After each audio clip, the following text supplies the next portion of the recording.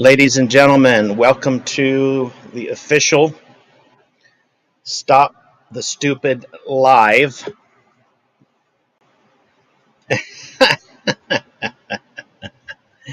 Uh, I'll let folks in just a minute here, but I like the Trick Shades 666. Oh, that's fantastic. Hopefully, my background fan is not too noisy. I'm just settling down here, as always, running late and still trying to gather all of my equipment. Since I do have my Mac in front of me tonight, things should go a lot smoother, should sound much better. And so I'm excited to get this campaign started. Of course, sub to our channel. It's the only way you can stop the stupid in the world. You have to join me. We have to join forces in order to stop the stupid that is prevalent on the YouTubes and the interwebs. And some of the individuals that I've talked to indirectly over the last few days, those that would frequent praise this channel and praise himself if he's interested in coming in and chatting tonight. I am stopping all of the individual fighting. I'm just not going to talk to people because it's not good for my blood pressure, not good for my mental health as well. So I refuse to engage the stupid at the level of stupid. But I will address what stupids have said, and I will allow stupids to come in and discuss it. But it has to be a discussion at this point. Thick Shades demonstrated that he is the first to go down in my stupid campaign. We do have our good friend Basement working on some videos, and I'm sure he'll possibly use some of the original audio that everybody's screaming, doctored, all the while screaming, legitimate, Smokey is such and such, this is his picture, we're going to slap a beard on his actual face that we know of in order to make our narrative fit. The dishonesty is disgusting, and anybody, Bruce, Rob Reed, any of you guys that want to defend that activity, come on in. But I'm going to deal with you at first very cordially, and you're going to have to answer questions honestly, and I'll answer questions that you have. But I want you to know I will not talk about people that I am pastor, that I'm friends with, or anything else. Many of you know I have your personal information. I've not once doxed anybody because Darth Smokey the Wise has kept me from being doxed and experiencing the big sad. And I don't want to put that on anybody else. And so Smokey's protecting you all from me doxing you, because I am a gray Jedi and I slip over to the dark side or the light side at many times at the same time, hence gray. Andrew, how you doing tonight, my friend? Hello, this is Trick Shades. The 666 with the extra 6 because I'm evil. There you go. I can't keep that one up for long. Yeah, I figured it would be a little difficult with the accent to pull off a thickie. We were watching a thing of the unit, which was a special forces series uh, in America from 2006 to 2009. It aired here in Australia.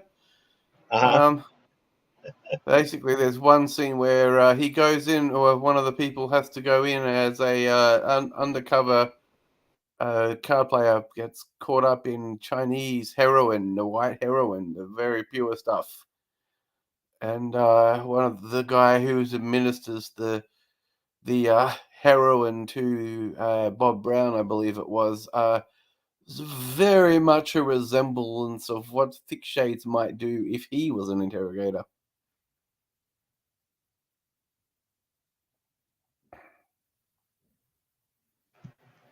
Speaking of interrogators, what about Kenobi? Obi-Wan. Yeah, what do you think of the new series there, Kenobi? I honestly, I haven't watched it. Um, that's what happens to people who don't watch Star Wars. I had to put I you back. love Star Wars. I'm a Wars, not a Trek.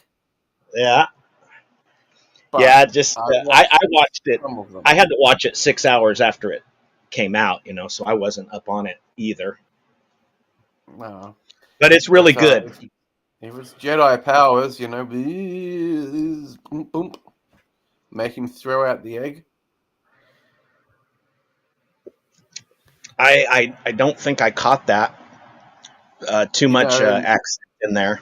there's the Jedi powers, how they lift him up. I think in one of the Oh, rip-offs, they actually make him when in the original video where Vader actually physically lifts him. oh, okay. There's one of the parodies where he actually throws up an egg. Oh, okay, okay, gotcha. I don't think I've seen that. I can't remember That would which one it is. There are many parodies of them. I mean, Family Guy did a parody of the originals. They're hilarious. If you've seen interesting. those. No, I haven't seen those either. And there's I've been in a another one that was closet. doing the rounds called Thumb Wars. Yeah, no, I haven't seen that either. That's just human being thumbs playing the characters. And Oh, okay. Oh, okay, okay. I've seen some things uh, that would be similar to that.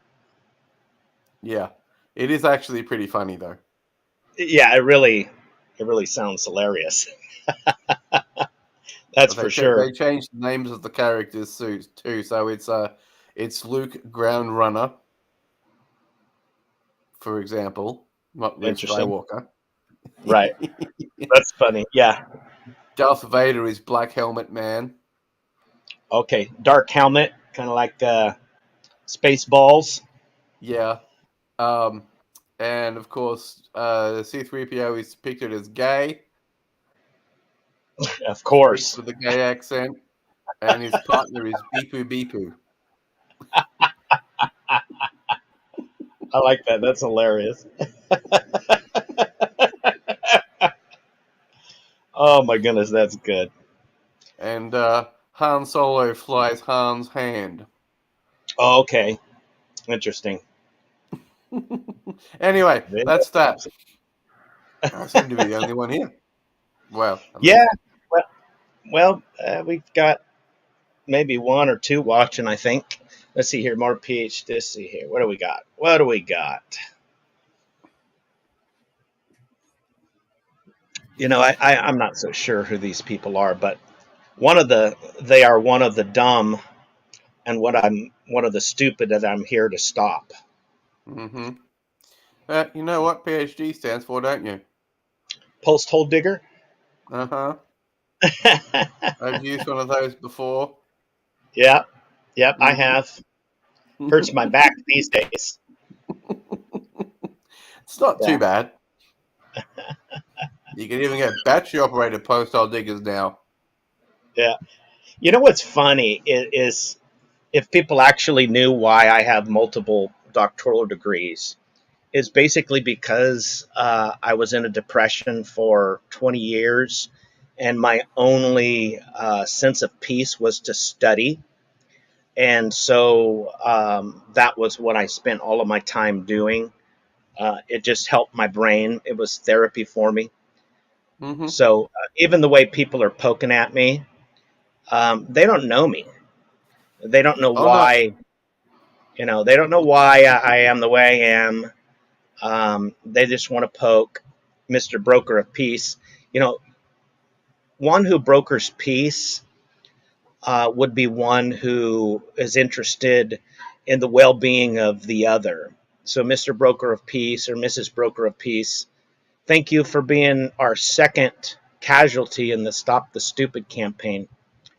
And what I simply want to do with these people is show that they don't stand up to their own standards, and they constantly violate the law of non contradiction by virtue of the fact um, that they engage in the very things that they are poking at with people.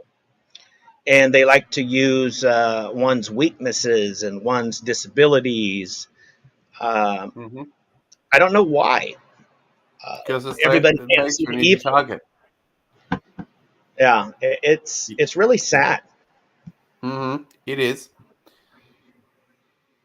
And if this is Bill, shame on him, because he should lead by example. If Smokey deeply hurt him, then lead by example and show that you're not going to go down to Smokey's level and poke at somebody else. And you have many times. Mm-hmm. So, Pastor Bill, why don't you go ahead and lead by example, and don't be angry at Smokey. He's only an ignorant fool, Mm-hmm. unless you have some guilt and you're projecting that guilt on others while thinking you're valid in using them as an object. But it's actually what you're doing is you're reversing. You're making them how you feel about yourself, and you're blasting yourself, and you're angry at yourself, but you can't quite inflict it on yourself. So it goes out to other people.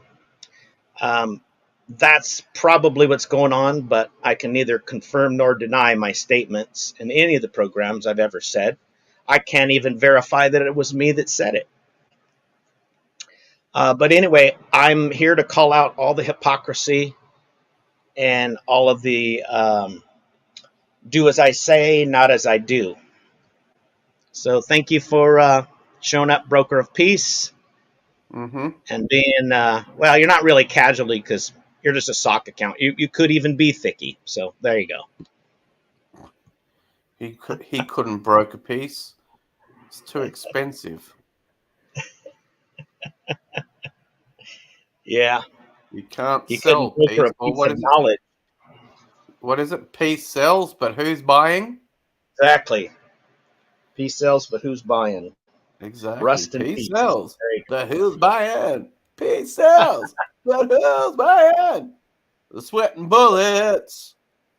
go. Man after my own heart there. Music. Just clinging on by the skin of my teeth. Love that tune too. Yeah, there's some really good tunes. So where is everybody Right? tonight? And I they're not thought, even necessarily religious. yeah, yeah. Although Dave and Dave are both Christians, supposedly. Oh, absolutely, yeah. They most definitely are. They're actually engaged in Christian ministry, Mm-hmm. I and knew Dave was a Lutheran pastor, right? yeah, Minister sort of thing. yeah, yeah, As for is sure. Alex Van Halen, actually, which is a bit of a shock. Yeah, yeah. But, even Blackie Lawless managed to convert back in 2009. Oh, that's fantastic. Yeah. I didn't know that. That's pretty cool. But Tim Lebethius, he lost his Christian status. Hmm. He used to be in As I Lie Dying. He was great when he was doing Austrian Death Machine, but after that, put out a hit on his wife and the 3 adopted kids, Oh, and wow. got sent to jail for it. Wow.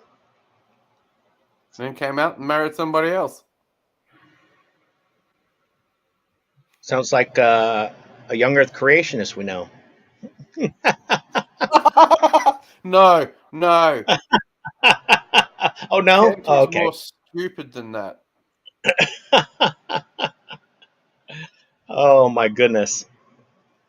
Yeah, Perhaps on the deceitful level, they're both the same because he was trying to pass himself off as a Christian. right. But that's the dangers of people who think they are Christians and go out and do other things. Yeah. I mean, Austrian Death Yeah. Machine is great. One of my favorite tunes remains Get to the Chopper. Uh-huh. Get to the chopper! Can't do it properly. Hang on. Whatever Get you to the do, don't grab the ukulele. chopper! Something like that. It Right. just takes a lot of Arnie's sayings and puts them out and puts them into a tune. Yeah. Yeah. So, you ever been to Disneyland? You ever been to America at all? Nope. Out of my country once in 1999 as a family holiday to Bali, and that was an absolute bore. Mm. Yeah. I'm. Do they have a Disneyland there in Australia? New Zealand, anything close? South Not to Africa? say. We have Dreamworld on the Gold Coast. Most of the theme parks are on the Gold Coast, actually. Mm-hmm. Dreamworld, Went Wild, SeaWorld's still down there. Okay. It's been a while since I've been anywhere near those. They used to have some of the awesome rides in Dreamworld, but nothing like Disneyland. No. Yeah. Yeah. I think they have a Disneyland in Europe somewhere. Yep. Uh, Tokyo too. okay. Yeah. Yeah. No doubt in Singapore, Singapore.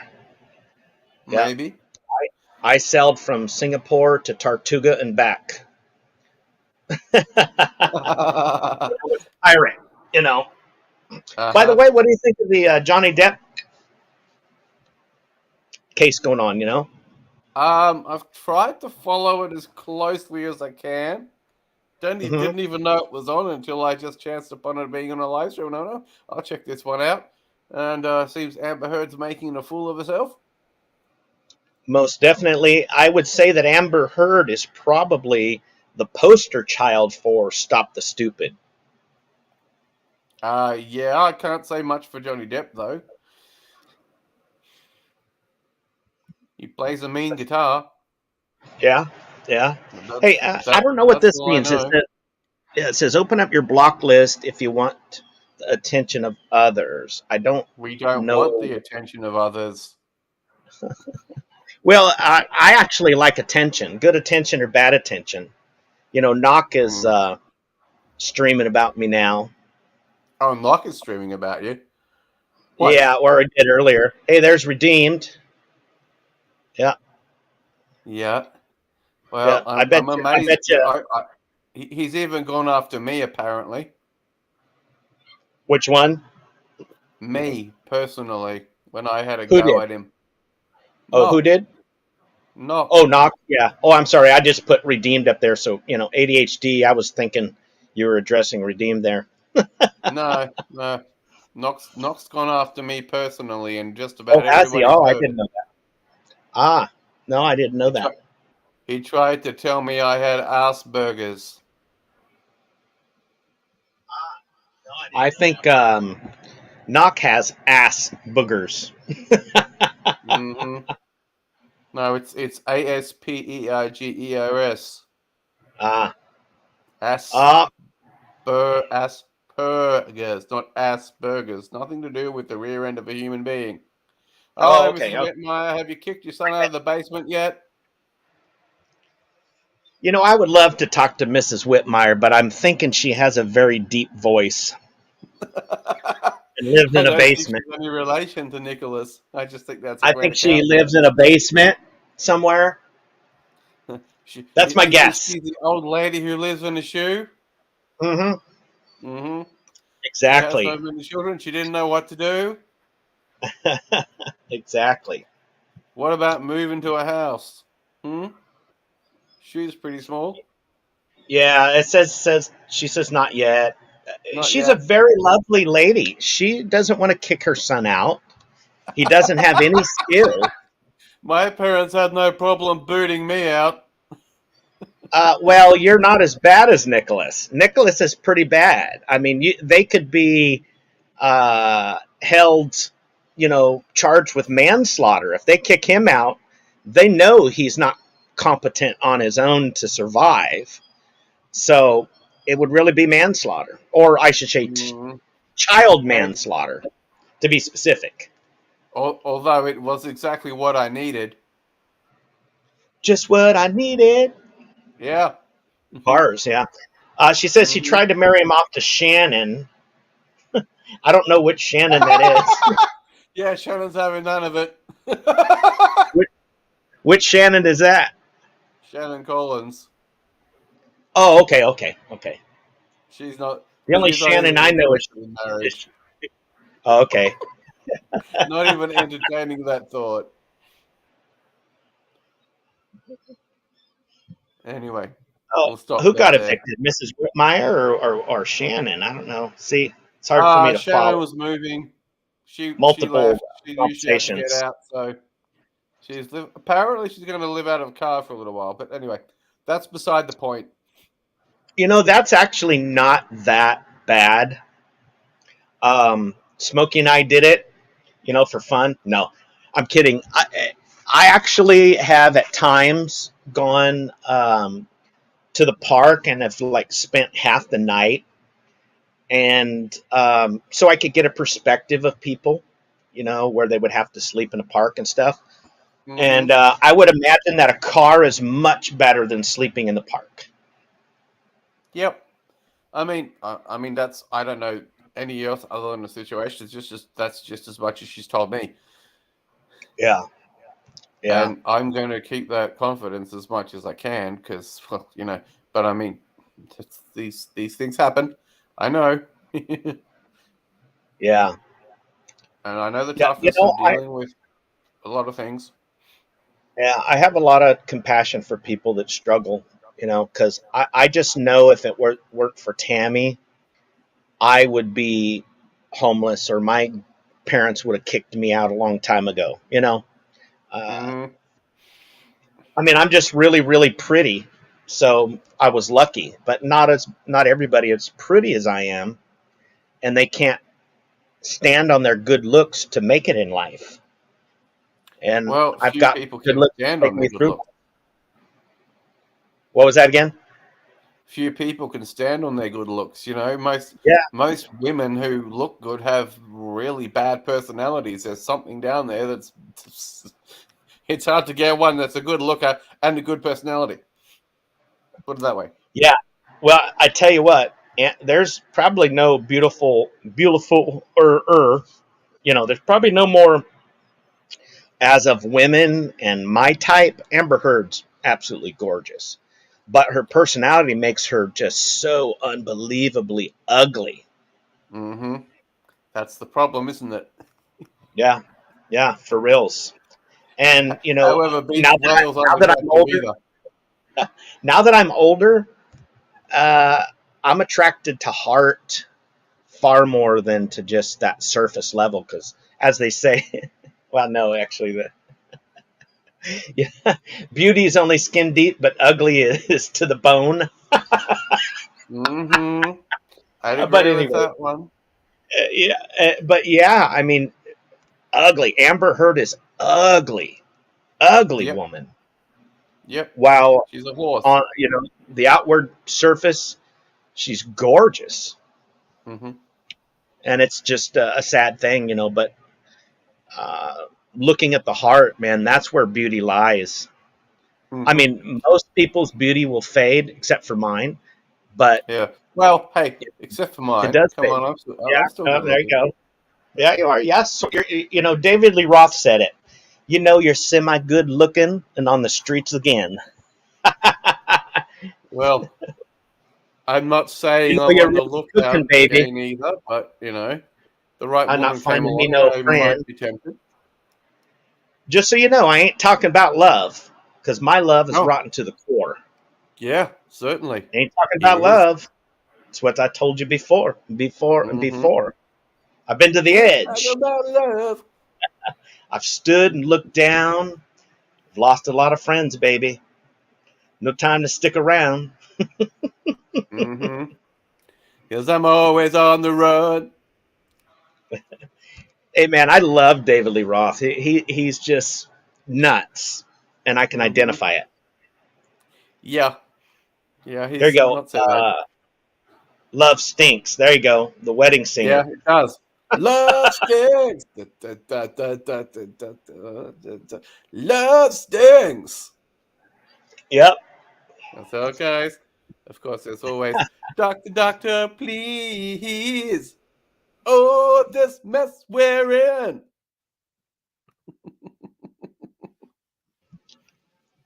So can everybody see the link to join?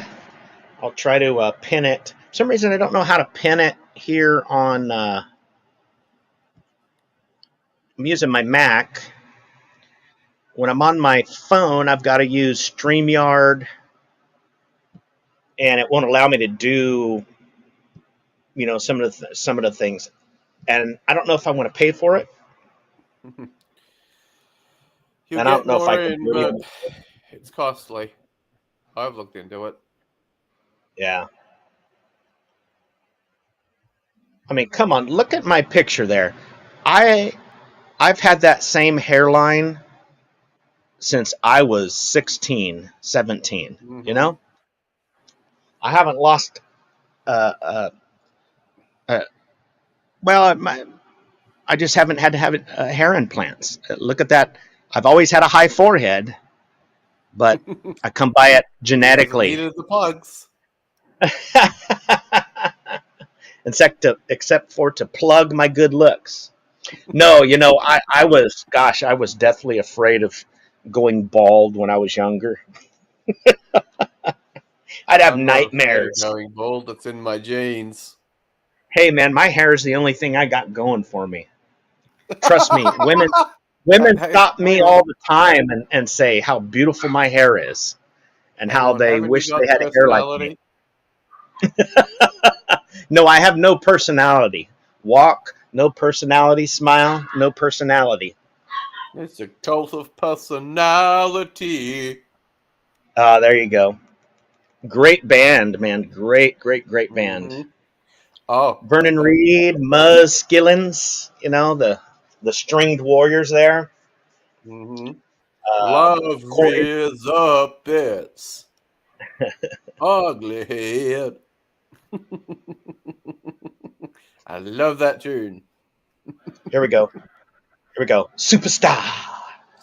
Is that a Superstar. SNL reference? Superstar.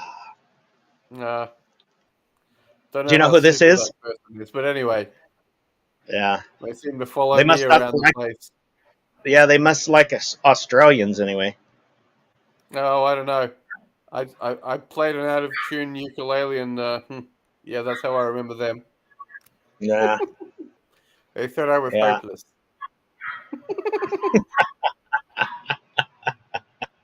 Anyway, Oh, he hangs around Dave's channel. Where is Dave? Where is everybody? Are they all hanging around Praise's talentless show? Third oh, week is in a he doing row. a third flop? No, That to be tune was honest, enough. to be totally honest, I have to tell you, I like the idea. But if it's a talent show, have judges and Yes, have some judges that would help give good, constructive advice to those involved. But yes, and Oscar the no, Sparrow. don't count as judges.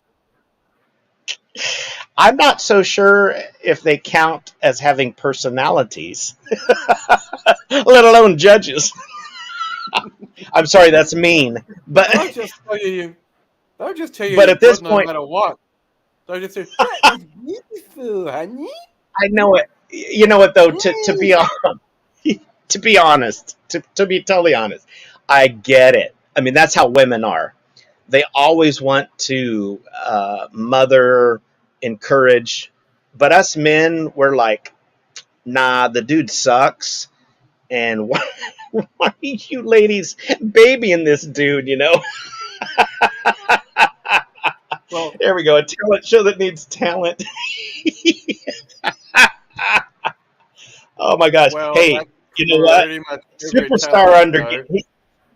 Yeah, Superstar gets it. I charge too much to perform a talent show. You better believe it, man. Yep. I put in my submissions through links of pre-recorded things, but they were too scared to really play it. Hmm. Yeah, that's funny. That's funny, Superstar. See, yeah, I mean, I'm not even going to say it, but it's so fun to troll everybody. They think I'm Oh, actually serious about with my of course it narcissist is. Of course it personality. is. Oh, I saw the drumming video. Excellent. Thank you. Appreciate that. You know, flattery gets you everywhere with me. So keep on coming, Superstar. We Uh, just might talk about his statement here all night long because he Flattery doesn't saw. go very far with me either. No, it goes very, very far with me. Trust me. It's Let me exegete this. mm, I saw. Okay, perceiving.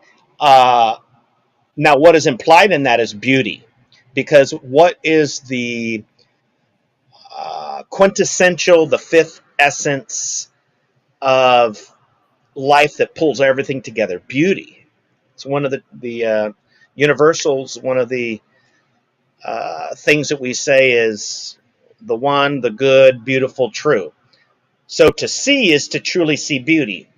And beauty was perceived through my drumming video. Now, that has to do with, again, seeing.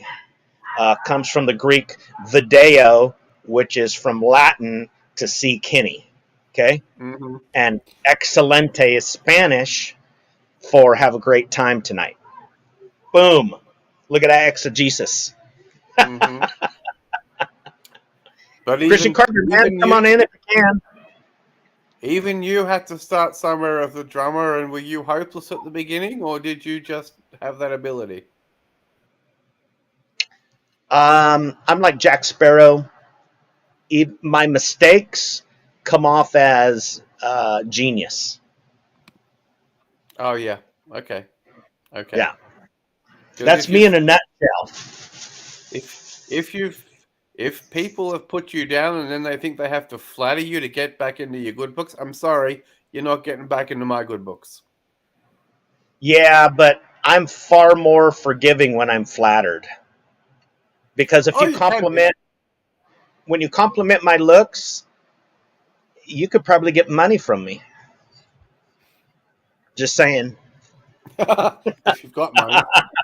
I no, Tammy's got the money. I have nothing. Yeah, you Trust me. haven't got the I have money. no, No. I have no idea what I have in the bank, and Tammy doesn't let me touch it. So there you Well, go. my ex got the money. You know, all my exes live in Texas. That's why I reside in Tennessee. Yeah, that's why I'm getting the hell out of there. I went from the south side of Brisbane to the north side of Brisbane. I ran. You know, this if you're looking at the screen there, Andrew, it says broker piece says appears you've won. Ryan closed his channel. I'm not about censorship. I am about people acting right. And since Ryan has some pretty good theology, I wish he would grow up and mature. But Mrs. Whitmire, the genius she is, she knows Ryan's coming back anyway. Just like Yep. Knock, I'm going to quit and I'm going to come back. A couple of weeks ago, I put out a few videos, making fun of everything, saying, okay, I quit. 2 minutes later, another one, no, I'm back. No, I quit. I mean, why not? It's how Because everybody you can quit flip and come flops back. around here. Praise flip flops about what he believes. Everybody else flip flops about whether they want to be YouTube stars. But let's face Yeah. it, my face is made for YouTube stardom. That's why I show it all Possibly. the time. Yeah, that's why my Possibly. camera is always on to show my face.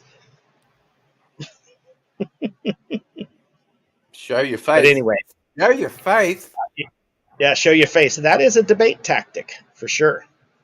No, it doesn't wash with me. No, it really doesn't. You want to have a look Yeah, at my face? Have a look at my avatar. That's my yeah, face. yeah, for sure. You can Smokey mock me, showed you his can face. take it, you can whack it on the head of anything you want, but you Yeah, will it's not funny, change my Smokey. personality.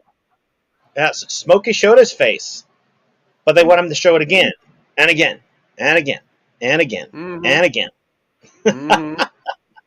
It's like they want to get the shot that they can Show your face somehow. so I can ridicule you. Yeah, I mean, not everybody's as good as looking as I am. Everybody can get ridiculed for their looks except for me, Mrs. Whitmire, Darth Hoar, you, Mm-hmm. Boki, Shep. Shep is a very attractive dude, I have to say. He's one of the prettiest blondes I've seen. In a He classic doesn't. kind of He way, doesn't. possibly. He doesn't. He doesn't have a backside, but he's cute. And Nikki agrees for sure. Of course, Dickie agrees. Of course. Hey, hey, hey, hey, hey. She doesn't have to. No, she Like doesn't Tammy have to. says. Yeah, like Tammy says, she goes, God made me marry you. I didn't have a choice. It's like, oh, thank you, honey. You did. You did. You could have said no. Oh That's a gosh, I'll choice. have to tell everybody. Yeah, I have to tell everybody the story of her dreams of when we first met, and how the Lord had showed her I was, the one she was going to marry, before we had fallen in love and stuff like that. For me, it Well, was just love at fall first in love. sight. Just stay in love. Yeah, Because yeah. my ex said to me, love is a choice, and I'm choosing to stop loving you. Gosh, that's tough And so I because it said, really is a okay, choice. Yeah. goodbye. I mean, I'm That's pretty, separated. We didn't get but back. I'm We not. tried to get back together. I got home. I went, this isn't home. I'm out of here. Good riddance. 1 o'clock that morning, I went straight back home. I knew it was over. Yeah, yeah. That sucks, man. I mean, I said I'm not coming back to this to be kicked out again in another 3-4 years to go back through separation. I just couldn't do it. Yeah. I knew she was going to get everything. I knew that because this is Australia and the man loses. Right, right. Well, to be honest with you, if anything ever happened between Tammy and I wouldn't fight a thing. I would walk away from everything, Mm-hmm. really would. Hey, there's Anyway, Bruce. Hey, come on, Hey, man. Bruce. We gotta fight some or something. This fighting just video back and forth is getting frustrating. Oh, yeah, yeah, yeah. I'm just actually kind of memeing everything. I know that's not the proper term, but I'm just trying to exaggerate and, really try to bring peace to everybody. So the stop the stupid, except for Thicky. He really, I would encourage you, Bruce. You're doing yourself no good thinking he's a Christian. You're Well, just he not. had invited me to Korea because he wanted to have some kind of relations or something. And I was like, boy, no, I can't be doing that. No. So I said no. And oh, come on. It's supposed to be fun. Oh, yeah. No, the problem is I thought it was real. Seriously. Come on, man. Come on. No, dude. I am telling you. Well, I'm actually not going to tell you. You thought I was. Okay, yeah, thanks. I thought you were serious. And anyway. Yeah. Well, come on. I mean, no, I don't know. So I can see where like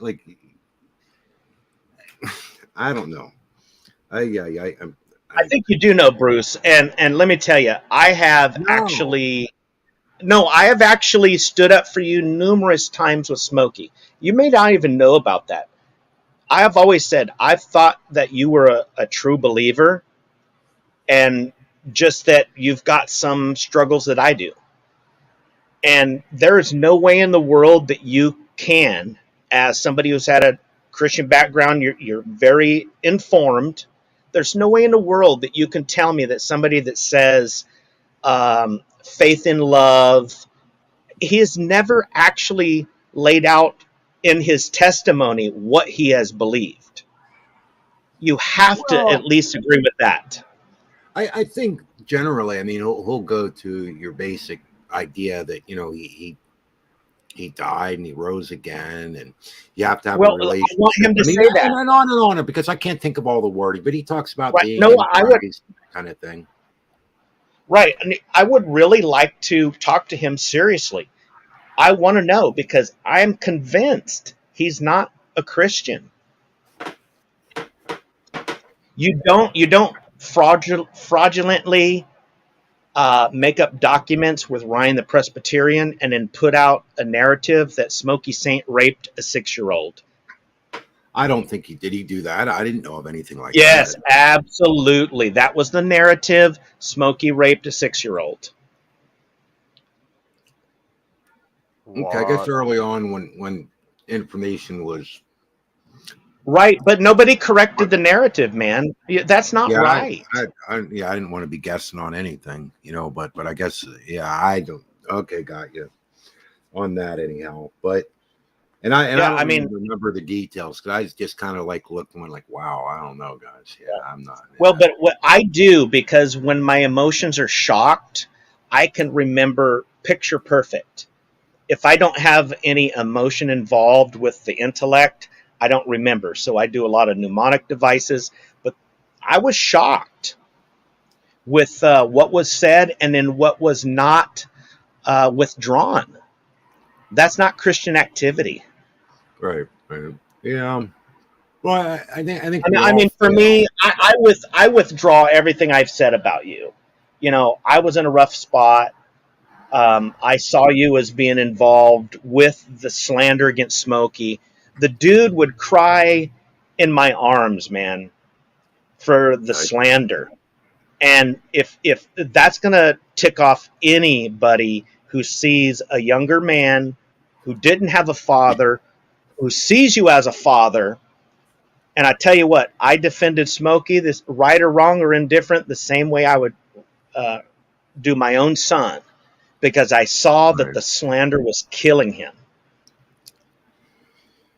Yeah, I mean, I feel bad it happened. I think that being on the receiving end of whatever anger, however it came out, I don't really understand it, you know, how that all happened. I mean, heck, I guess now I'm having a discussion with Graham about OSAS and free will and wherever it goes, you know, who knows? I guess the whole idea is that I'm a conditionalist, you know, so and you know what, to be honest, here's the thing.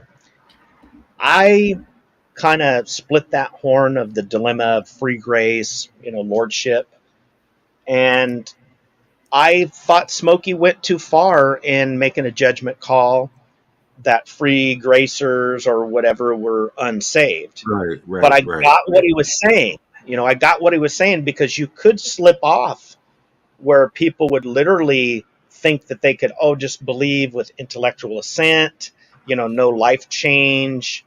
Sure. and I go mean, off you and could do do whatever that. you want. But you can Yeah. do that within some Calvinist circles too, and you can Oh, also. hey, I'm an equal opportunity offender of Calvinist too. But I'm you could Calvinistic. also, but you could be a conditionalist and walk around. Well, I mean, heck, I think some of my background, came from the charismatic movement in the sense that, are you really saved, kind of thing. And if you're not seeing this and you're not seeing that, then apparently you're not really right with God. I don't know if you can imagine, that was kind of I think it's always haunted me. Oh, I know it has. Yeah. I deal Yeah. with it. I think every day. I think I always will. I don't really think it'll just Well, go to be away. honest with you, Tammy has a Pentecostal background. Her great grandfather was literally one of the pioneers in Oklahoma for the Azusa Street revival that happened in California, was taken back to Oklahoma, which, Charismania started in Oklahoma. Well, I remember, yeah, So, you saying that, and I'm thinking for me it would have been in going from like mid like late 70s in that era. the Jesus movement, 77. maybe? Well, I went into a church that was put together by three guys that were from the Pentecostal movement, but it was an early charismatic church, and it grew to like 1,000, 1,500 people or so. Oh, that would It be was maybe pretty, Chuck Smith. Chuck Smith, maybe? no. Like Heck, Calvary you'd have Chapel? no. It was in a small area in PA. I mean, you would never Oh, think okay. that a church would grow that big. Um, Right. I, And actually, I never even knew what the term mega church meant. I didn't even know I was in a mega church, Oh, okay. but, Yeah, right. Yeah. but and I remember when some of the people from that church, including me, a good many broke away, and we started going to an Assemblies of God church, just because it got too far out. Right. Yeah. And that was, and actually that pastor within that Assemblies of God church was like, well, if they're speaking in tongues, he would expect it to be interpreted, that kind of thing. And so it Right. didn't Now that's happen much. where I am. Yeah. Yeah. Yeah, and I don't know that it was maybe. Yeah, and I'm not trying to fight about tongues or anything. It's just that when I go, it was a little more organized, let's say, and not so chaotic in the name it and claim it kind of. Not so much material things, but that if you tell God to do something, you're going to see this, and this, and if you're not seeing it, then you're not right with God, kind of thing. Right. It was more Yeah. tamed in that area, and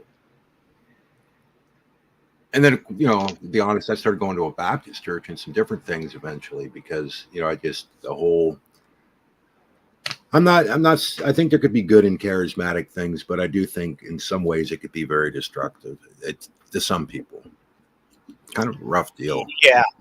Yeah. I would agree. Yeah. Yeah. My sister-in-law struggles really, really, really bad with she just can't be good enough for God to accept her. And it breaks my heart. Well, and that's where you can run into trouble with what people would call Wesleyan or works-based, I guess, or conditionalism. You could end up there possibly. And I don't know. Where do you?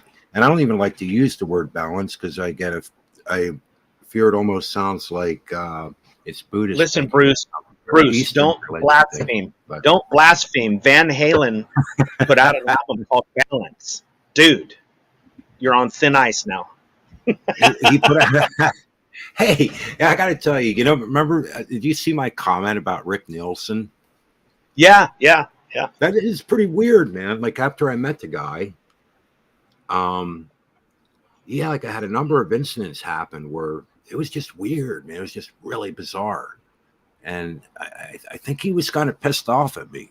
And I don't know. It's weird. It's like I think there was something spiritual going on. It was really odd.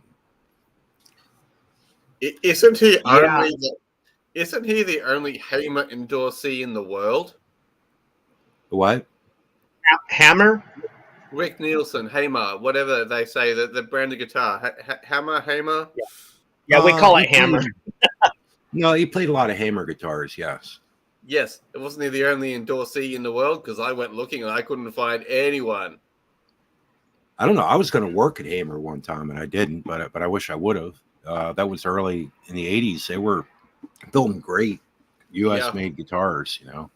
My favorite guitar of his is that 5-neck thing that he has or had. Yeah. That was just wicked. Yeah. And he pulls it out in the middle of the solo in the flame. It's the solo. Yeah. Yeah, he seemed like a nice guy. But it was you know the guy, or do you not, or do you? I know of Cheap Trick. I did actually see him getting interviewed by Sammy Hagar. Oh, yeah, on a YouTube clip. And I made that's a program on Axiom TV, I think. Sammy Hagar's Road. Do you know, Bruce? Do you remember? No. All I can just say is he wanted to buy a guitar, you know, and I just said no, not at that price, you know, and I don't think it was. So that's why I said it was just odd. Then that things went odd. It went weird. It was just kind of like, well, that's bizarre. Number, like I said, and you know, eventually burned a pickup and said a prayer, and I let the pick on fire, burned it up, said a prayer, and it all stopped.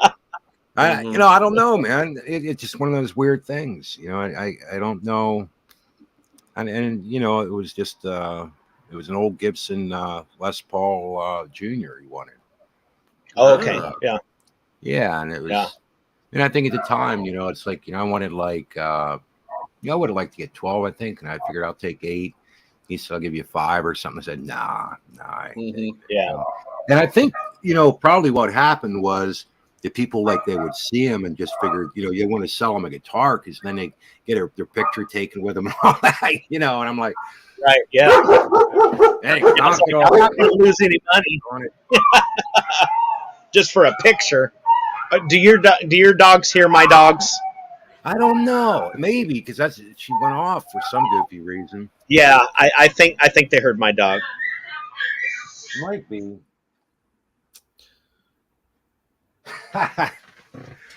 All right, Tammy came out and made her stop. But no, I don't know if do you believe stuff like that happens, or what do you think? Like with I'm things or.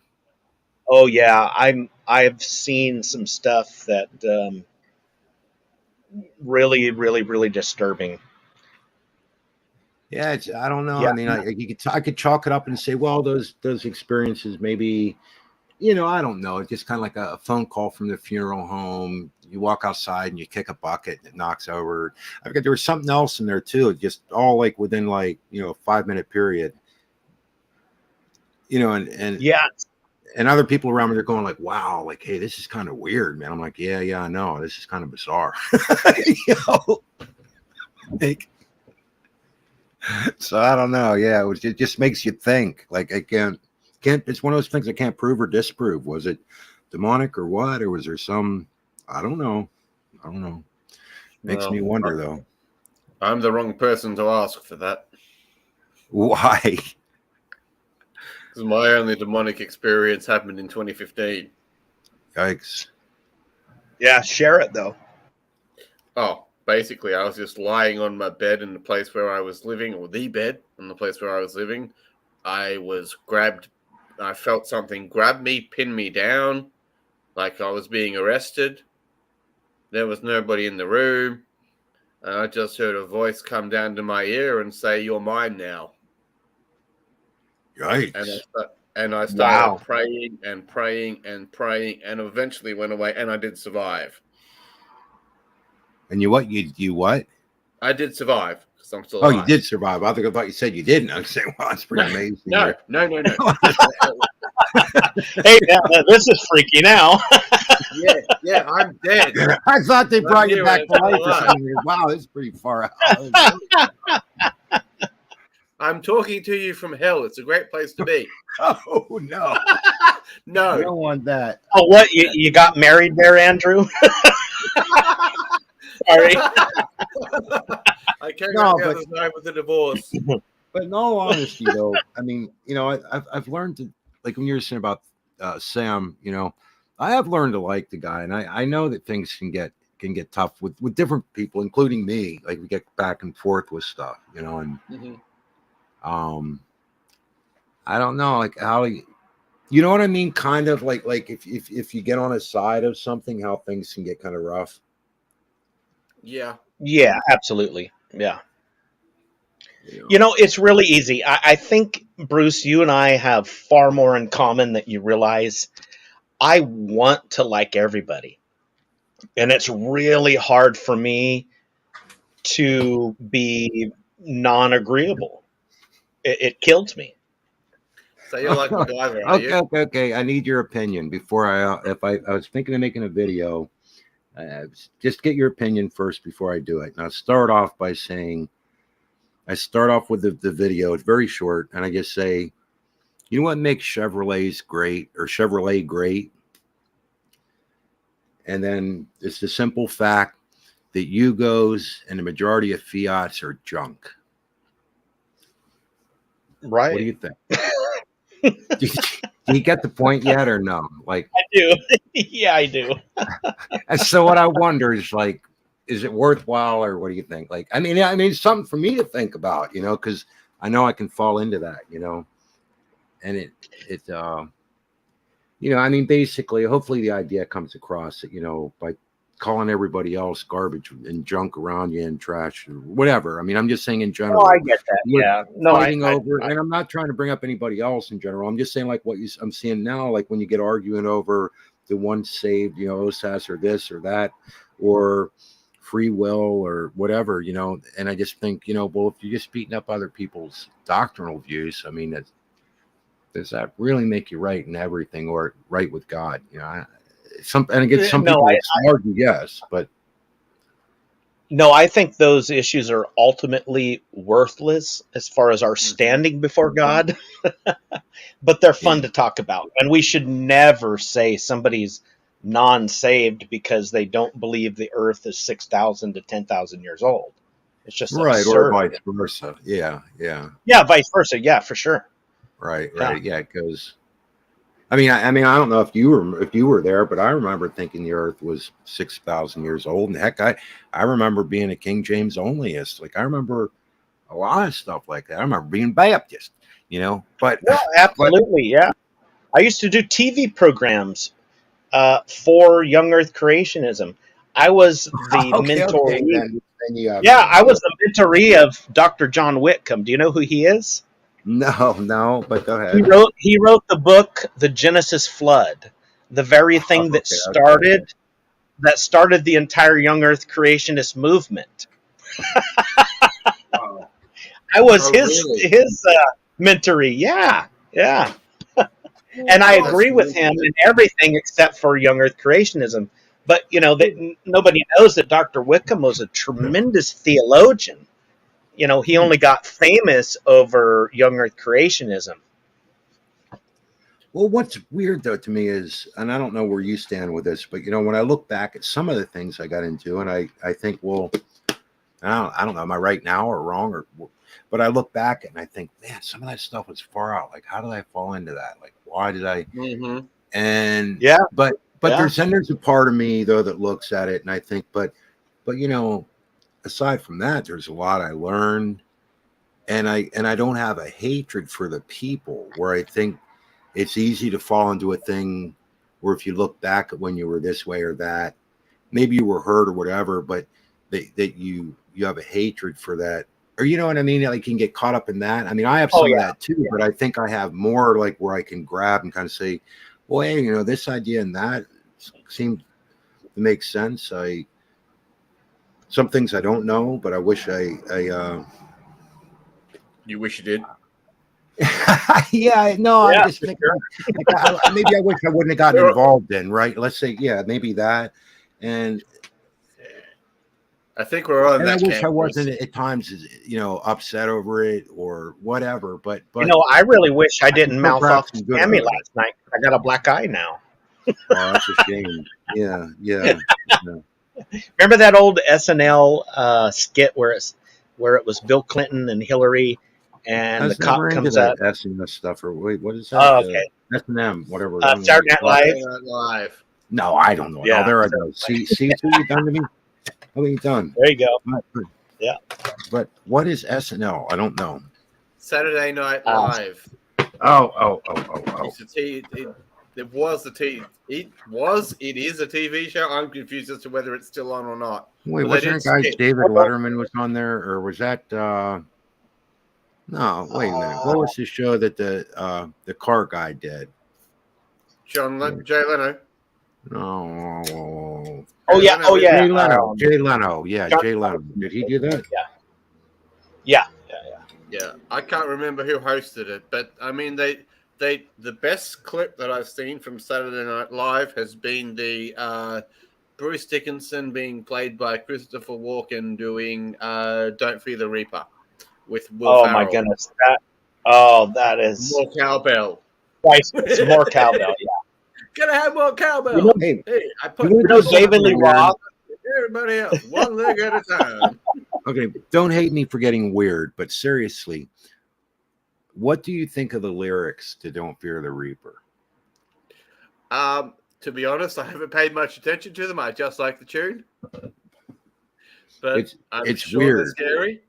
Yeah, it's really weird when you think about what it's saying.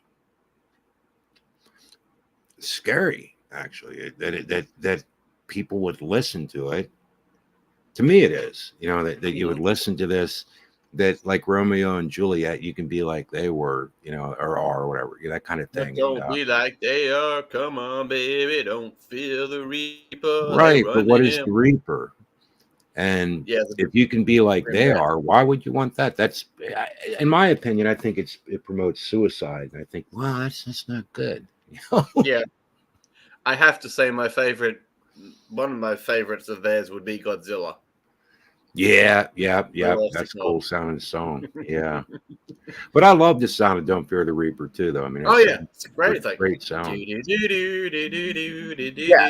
classic riff. Yeah, everything. Yeah. Come on, Gavin's here, y'all. Hey, Gavin. Burning for You too is another of the great ones.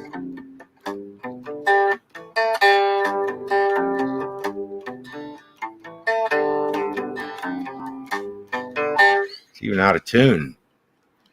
It's all right. Yeah, let's make what a tune it is, Bruce. I need distortion. More cowbell, more distortion. No, I need distortion. Oh, definitely more distortion. Yeah. You know what I found? Yeah, you got to have it. You know what I find interesting is that Michael Jackson, think about Black and White. One repeating guitar riff. And then I think about like Ain't Talking About Love and, you know, just these very simple. Black and White was. Really? Yeah, the whole song. You know what you should learn? You should learn that it's just A minor to G. Or just a part.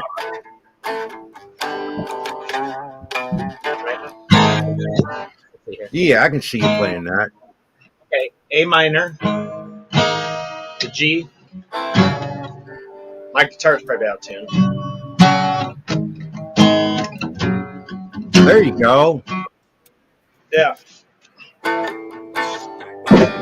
And then I love that chord progression. And then it just goes.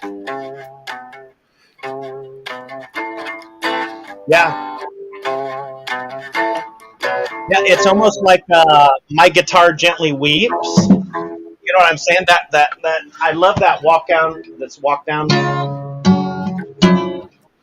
It's totally out of tune. But that, you know, the A to G, and then you got you know, G flat, F.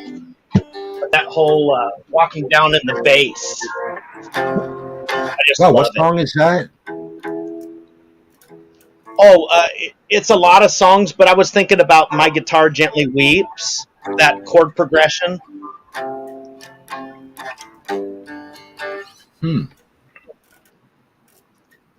Yeah, gosh, somebody bring up My Guitar Gently Weeps. Let's see. Actually, I probably might be able to bring it up. I'll bring up the Prince. What about Prince funk? version? Like, you like playing funk drums? Is that fun or no? Oh my goodness, I am a funk drummer. That's what I identify as. Really? Totally. I didn't know Yeah. that. Yeah. Yeah. James Brown, I played jazz fusion funk is what I am as a drummer. Yeah. Well, what would you put this something like?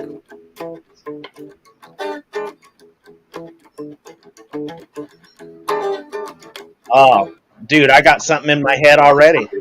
But you'd have to like, and then I would actually have to follow it to straighten it out. You know? No, I got it. Something I would do, kind of a real paradiddle, David Garibaldi, do that, do that, do, and then I'd lift up the hi hats, right with your guitar part. I wish I had my drums set up right here in my office. I'd play it. I can't get that. Hey, put that together in a tune with a click track, and I'll put a drum part to it. I like it. Yeah, it's just fun playing around with like Yeah. funky stuff. Oh yeah. Yeah. But yeah, if I And played then, with and the then I click can track, sing I the could drum probably parts, put it in. and then solo over it. Yeah, that'd be fun. We could put like lyrics and stuff how to be famous on YouTube or something, or Oh yeah, superhero yeah. or something. Yeah. Did you see the tracks I threw up of my jazz trio as of Yeah, I late? did. That was cool. Yeah, Yeah, it was neat. yeah. That's the instrumental stuff is where I shine the best. I don't like singers. You know, Uh, boy. Eddie Van Halen doesn't like singers either, but I'm No, biased. he breaks them out. Do you remember that band?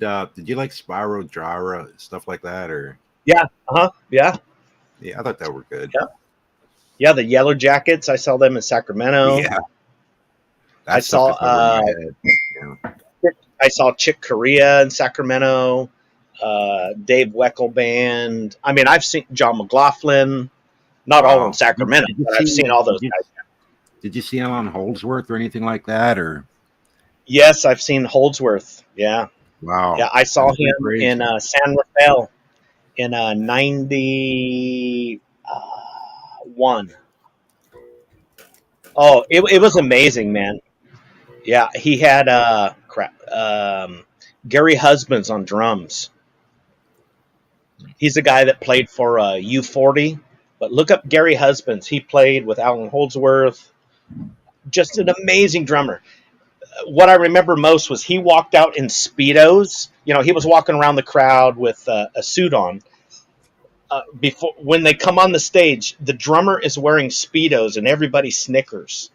And by the end of the night, everybody is in awe of Gary Husbands.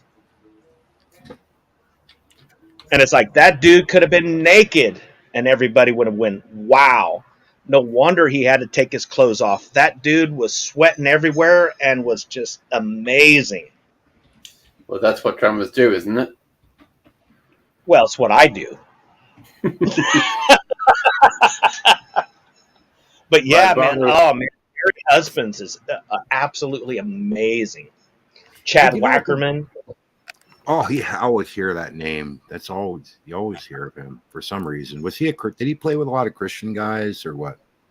No, that'd be Alex Acuna. But Chad Wackerman was Alan Holdsworth's drummer as well. Oh, okay. That's why the name. Yeah. What always blew my mind, I don't know if you were into the guy, but Jean-Luc Ponty, he was a violinist. Not too much, no. There was a thing where it was like electric violin, and anyhow, he played with Alan Holdsworth on this album called Enigmatic Ocean, and it was just wild. I wonder who the drummer was. Probably Wackerman. That's what I'm thinking. That was his main drummer, and I was surprised that Wackerman wasn't with him when I saw him. But I think he was busy with other projects.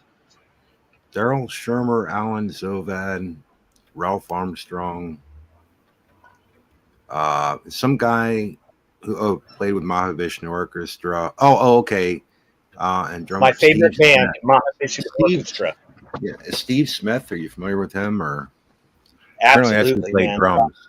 Okay. Oh, Steve Smith. Yeah, Steve Smith, drummer for Journey, but he's Oh, actually wow. actually a jazz great. Yeah. Huh. Eric Clapton too, wasn't he? Say that again. Wasn't he Eric Clapton's drummer for a time? Steve Smith? Uh, The Possibly. name's ringing bells. The But name's ringing bells. he played. He played with the band that was going to have us open up my jazz trio.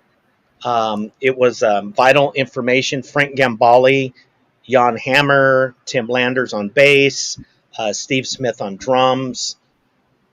I saw them at the NAMM show in '92, but yeah, it was really cool. Okay, but Journey, who was Journey's drummer? Steve Smith, the second. Steve Smith was the second drummer. Yeah, no, the first one. He's doing other things now. Well, speaking of Yeah, Rob go Reed, though, Rob told me recently that one of the guitarists that took Neil Sean's place or something for a period of time was this well-known Christian musician. I can't think who it is. Oh yeah, yeah. He lives in Modesto, where I'm at. Yeah, Who? and he's gosh, Okay, so you know who I Lincoln mean, Brewster. though. Yeah, Lincoln Brewster. Wow. Yeah, that's crazy. Yeah. Pretty wild. Yeah, he was the worship leader at what used to be Calvary Temple, which is now called the House. I drive by it every day. Well, I wonder how long he was with Journey. That's wild. Well, he was Steve Perry's guitar player. Oh, okay. He wasn't Wow. Journey's guitar player. He was Steve Perry's guitar player. Okay. So he played on No Sherry and stuff like that. Yeah, in the late '80s. Yeah. Yeah. There was a weird thing. I thought Kansas was an interesting band to follow, and the different musicians that hung around with them. I think two of the guys, I think it was Alex Lifeson and maybe the violinist, or was it, who was it? I forget, that were Christians. Maybe John could have been the bass player. I forget. No, it's a singer. He's also in he's the lawyer band. Jay. I'll be right back, guys. I gotta pee. Okay. Keep going. We can chat. The name is on the top of my head, Bruce, but I can't think where it is. It was Trump's lawyer's band. Jay Seculo. Yeah, Seculo band. John. Oh, Jeff Healy. Wow. Pretty wild. No. John. Starts with an E. Don't know. Can't think off the top of my head. Damn it. It's I been heard a while since I checked those bands out. Yeah, I heard you playing bass the other bit ago. I was playing before. Yeah, it sounded neat. Crap I've picked up over the years. Yeah, there's. I started when I was 11, so hopefully I got a bit of experience. Yikes. Since you were 11. Yeah, I got my first bass. Present from my dad. Broker of Peace says the drummer for Poison, my hero. Yeah, right. You're kidding. You're joking. I get it. Funny joke. I can't think of his name, though. It's John. Oh. I'll have to Google it. I can't think off the top of my head.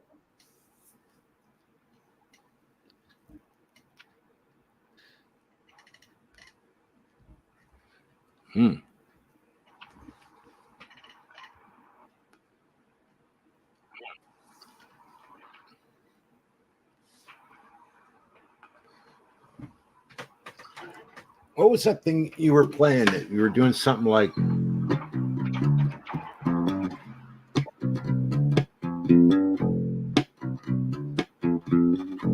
I can't remember what it was. Something that started on an E or something, and then they. I don't remember exactly. It was neat though. Is it this one? Because I don't have an amp, so I don't either though. Oh, it's an acoustic bass. Okay, that would explain it. yeah, this is an electric bass, but I don't have an amp. No, I'm saying that's why mine came through, because it's an acoustic bass.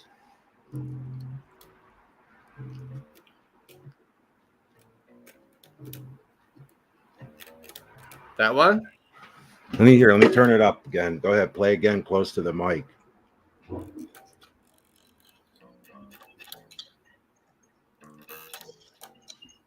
You're playing Godzilla. Yeah, it's Godzilla. What else was I doing? You're starting an E, I guess, right? This one?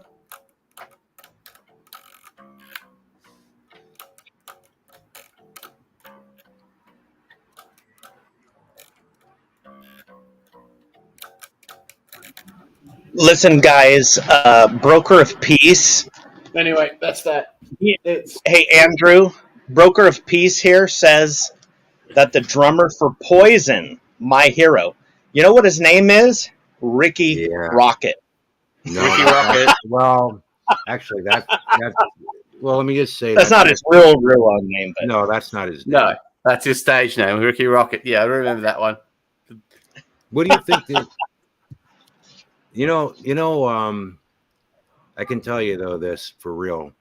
In English class, the teacher was asking what you were going to be when you grew up, and Rick said that he was going to be a rock star, and everybody was laughing.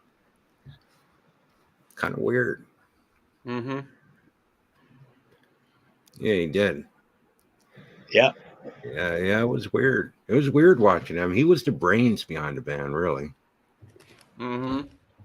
I mean, kind of sad though. I mean, like, he kicked out his best buddies and such, but he got Pretty Boys, and they wrote simple songs that had a hook, and they made it, and wore makeup.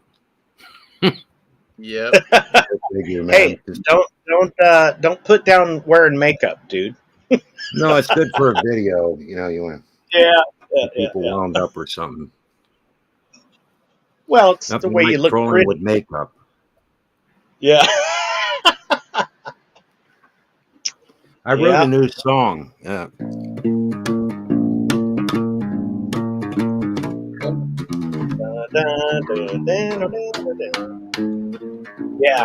Yeah, you didn't write that, dude. Oh, what a great riff, man. Yeah, it's cool. Manic depression. That's depressing. That's as bad as the Bluester Call song. No, I don't know. Well, one's expressing something, I guess. Yeah. It goes back to Michael Jackson. It's just a simple riff, and you got a hook, you got your bridge, chorus. I mean, you got a hit. Bridge, chorus, boy, that stuff there, all that stuff. Yeah, verse, bridge, chorus. Funny. I'm actually, I don't even know. It's like my knowledge of anything, nearly. But I just make noise and key, hopefully. Yeah. I don't know. There you go. It's a shit. And if you play enough notes out of key, you just call it jazz. I don't know. Sometimes there you go. Have to exactly. Here and there. Now and then you got to come back. But no, I kid you not. My teacher, I took a jazz course in college. My teacher was like a local, legend or whatever. And he said, what you do is you learn all of the rules and then you break them. And you got to know when you're breaking them and why you're breaking them. But when you break them, now you have jazz. Well, yeah, and I think, I remember I jammed with this one guy, and whenever I'd play notes like a half step out, then I'd go whole stepping back and stuff, he would like smile and stuff. And I just thought, like, unbelievable. Like, that's not right. It doesn't, I don't know. So I kind of, in a way, follow the old school jazz guys, some of them that I like the idea they had of I mean, going out's great, but they had to decide so far out you're in kind of thing. But a lot of those old guys that played like jazz standards and stuff, their chord knowledge and ability to choose beautiful sounding chords, I thought was really interesting. Yeah. Yeah, and you could play You it for know, anybody, and they liked it, because it sounded pretty. right. Kurt Hammett took lessons from Joe Satriani. And on the album And Justice for All, Kurt actually does his solo a half step above or below the actual Really? key of the tune. And he did it, and Hetfield didn't like it. And then Hammett had to explain to him that he was doing it for tension and playing out a key for that very purpose. And then once James understood it, and it's this I forget the name of the song, but it's on the record And Justice for All. That's But interesting. Kurt, Go ahead. yeah, I thought you would love it. Yeah, no, I thought you I would be remember very. I Yeah. remember Larry Carlton talking about doing it, but it seemed like he would talk about doing it just for a few notes here and there and come back. Like you kind of, but it does create tension. I would agree. Yeah. Yeah, I mean, he didn't do it for the whole solo, but I'm just thinking at that, and then I'll have to sing the song to myself to remember the name What of it. happens if But you do that? Wait, what happens if you do that in blues? isn't that actually the 9 or the 7 chord? Well, listen, like,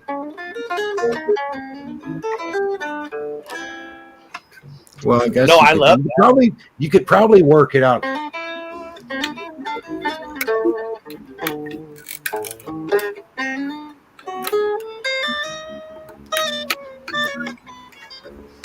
I don't know. I think you have to be careful in certain styles of music when you do that.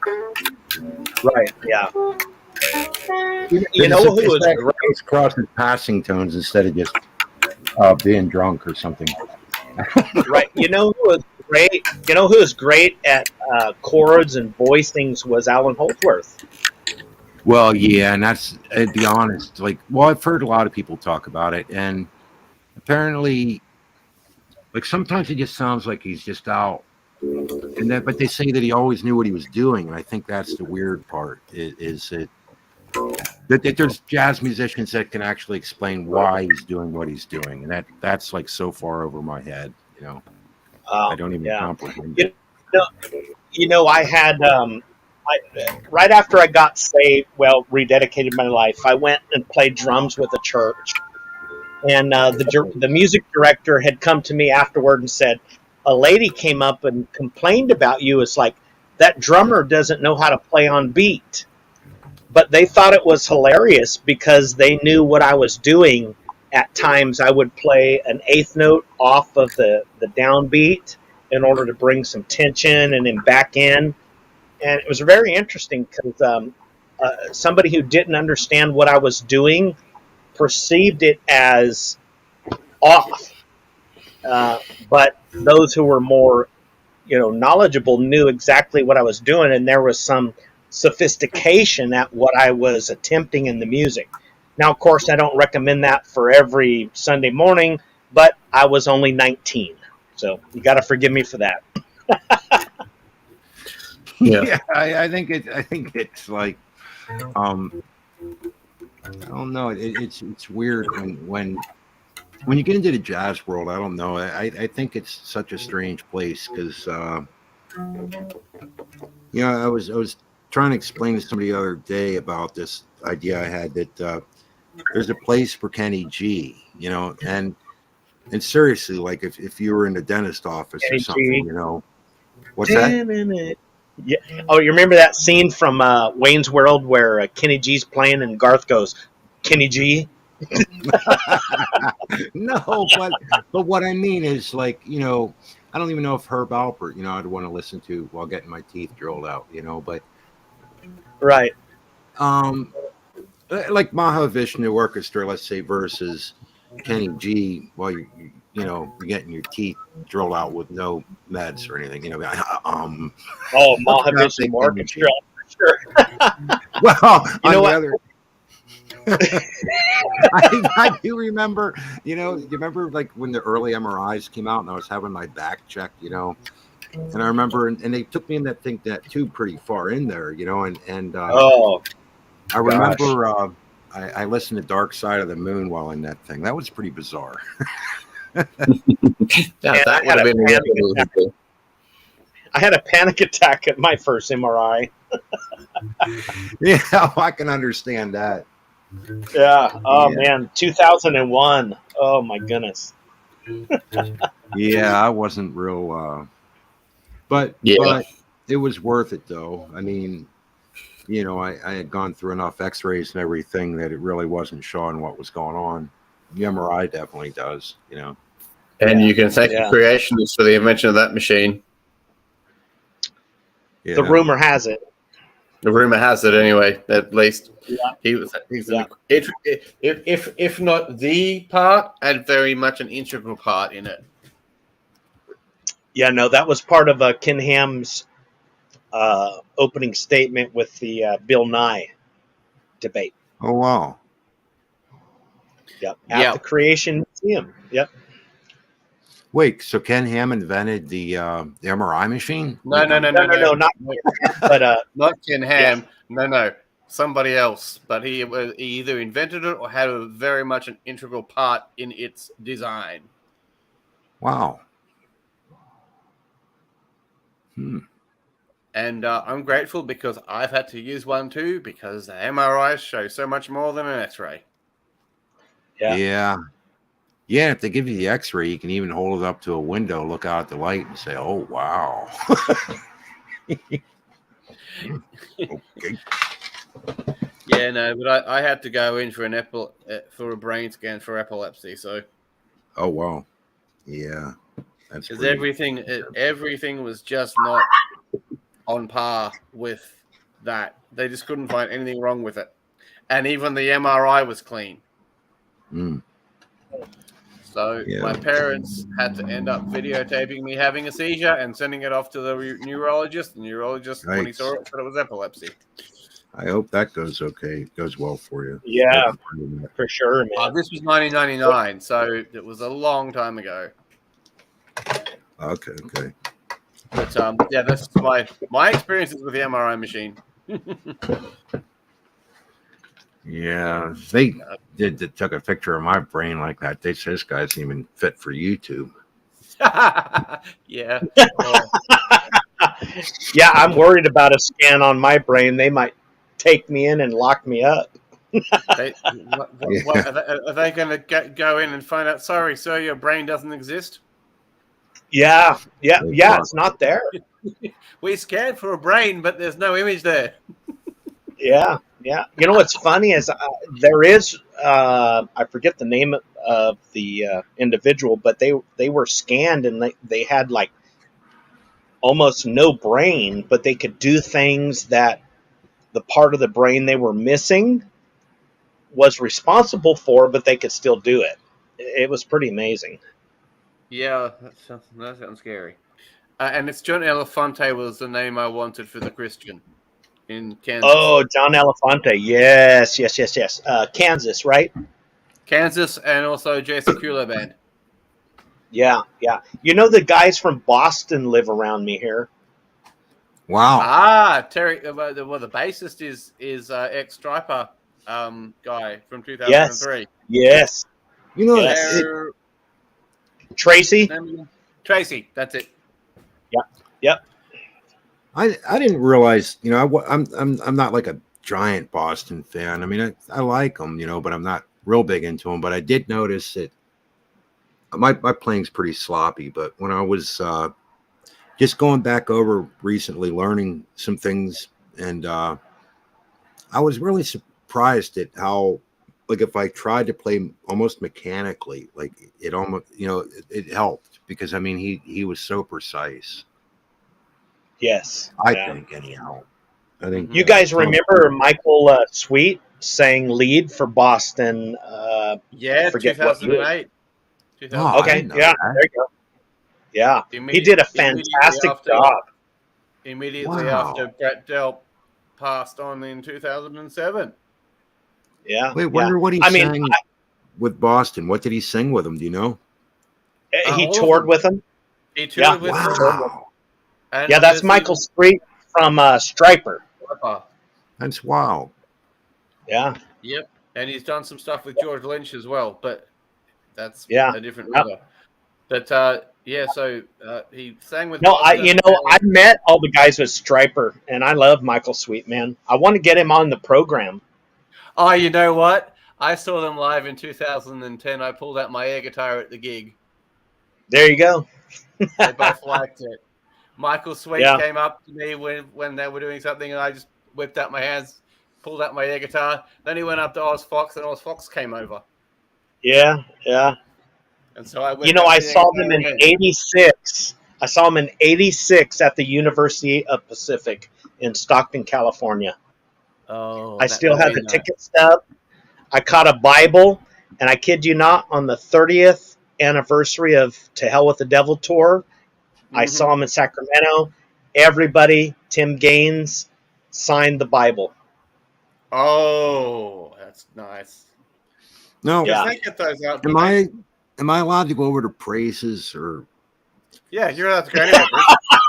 You're allowed to go anywhere, Bruce. Wait, don't be No, laughing Bruce. here, man. No, Bruce. You can't go anywhere else. You're stuck here. What are you trying to just figure out? Trying to You're get chained things here. figured out. Sorry. Here. You're in prison. Yeah. Sorry, that just was so funny, Bruce. I'm going to talk to Sam too. Then. Oh man, that's hilarious. Hey, Bruce, Yeah. before you go, can I ask you one question? Yes, Do I know my music? Yes, you do more than I do. Well, I mean, of course, you know your music more than I do, but even though my music. Well, yeah, but what I'm saying is this: I know my music as much as I know my theology. Yeah. And my problem is put yourself in my position. If you had a first-year guitar player trying to tell you what guitar playing was all about, wouldn't you find offense to that? Yeah. I think though, where I do find difficulties, like within, well, what do I call it? Christianity, Christendom, which I don't know which is I don't know the proper terminologies and what's best for this occasion. Christendom. Yeah. I think that sometimes though we do run into some really difficult areas, you know, as far as spiritually discernment, you know, what's, you know, I don't even know how to explain it. And like I was saying earlier, like the "Oh, Sasser, can you lose your salvation?" Like what? To me, that's very complicated. And yet I would just say, are sure they know, and I go, boy, are you? I'm just pointing out. For example, I said Sam is not a Christian because he can't tell me the gospel. What I'm saying, no, I do. What I'm saying, I think he's messing with you, and you're messing with him. That's my guess. That's my honest opinion. Okay, well, come on. You are messing with him, right? No, what? I believe he doesn't know the gospel. I believe he's very wicked. I think when you guys were talking, though, I think there's a certain amount of like playing back and forth a little. Oh, sure, yeah. There's a certain amount of bravado and masculine. Yeah, sure, yeah. No, I'll admit that. Yeah. And your alpha stomping on his alpha, and his alpha stomping. See, and you guys are. Yeah. Well, I can admit to that. Yeah. I think it's possible that that's part of what's going on. I would be more than happy to be wrong.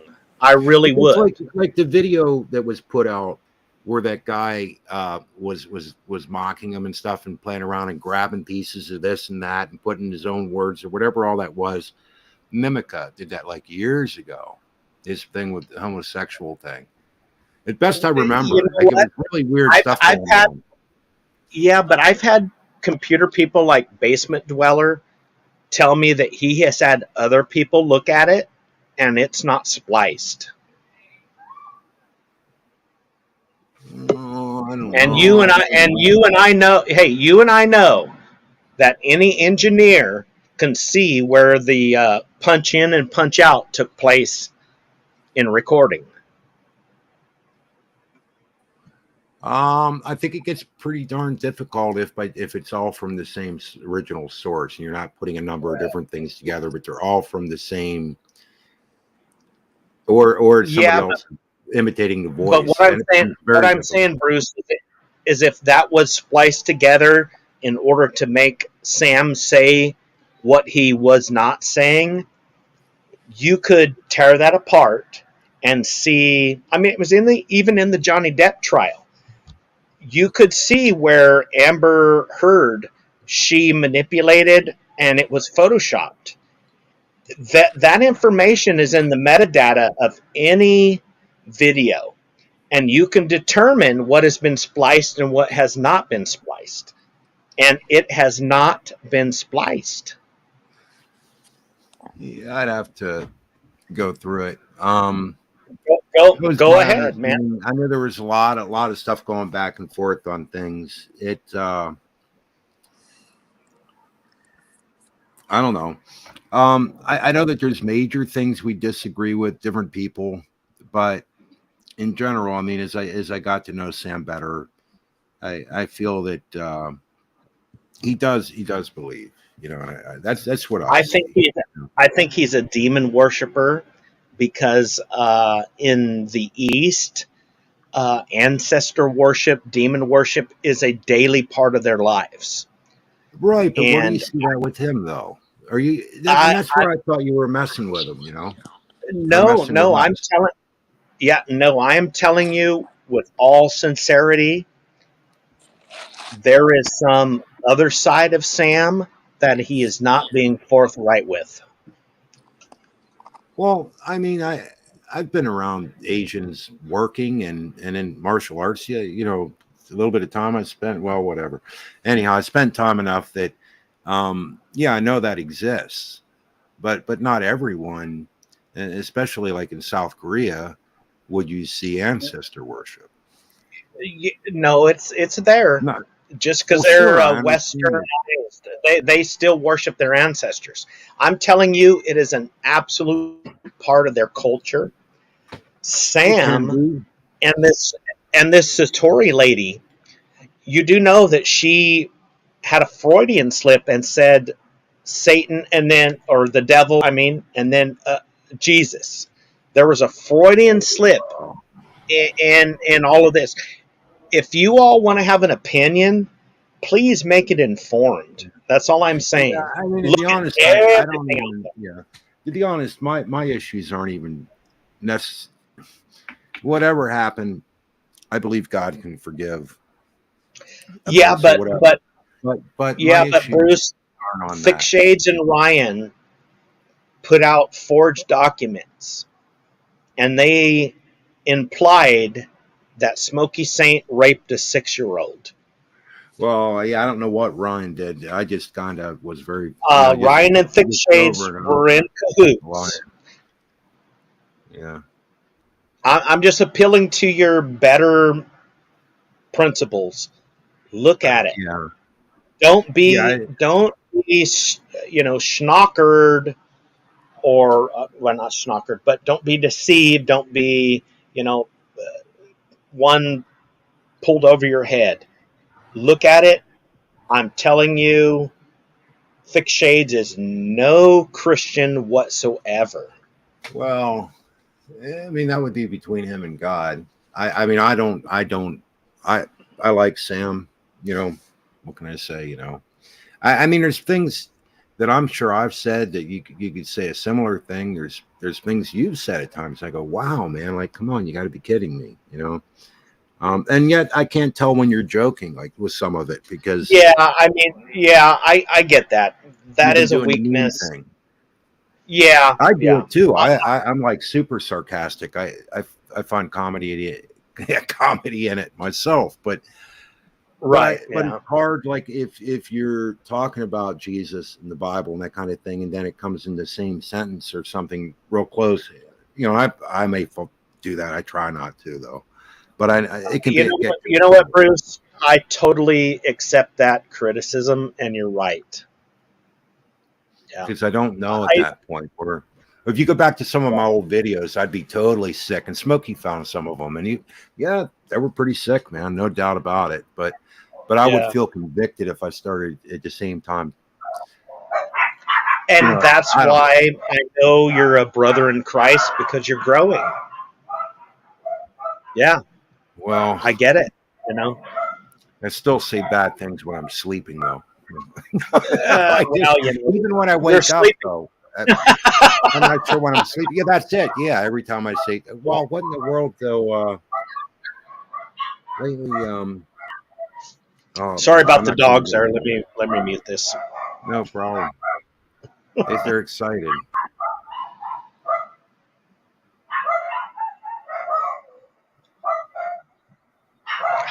Good grief. What's going on here? Dang it.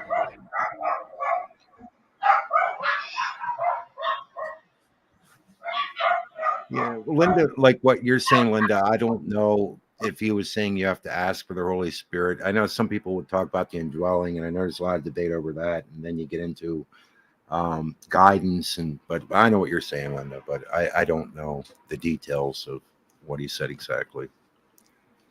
Who was there when I was talking to him and asking about righteousness? That was really weird what he was telling me. But maybe everybody, I would say that about everybody. Like, what? How do you guys define righteousness in the Bible? Wait, who were you talking about when you said about righteousness? Sam. I don't know. He just gave me it was like, I don't know if it was a communication or a use of language disagreement. Yeah, that can happen pretty easy, I think.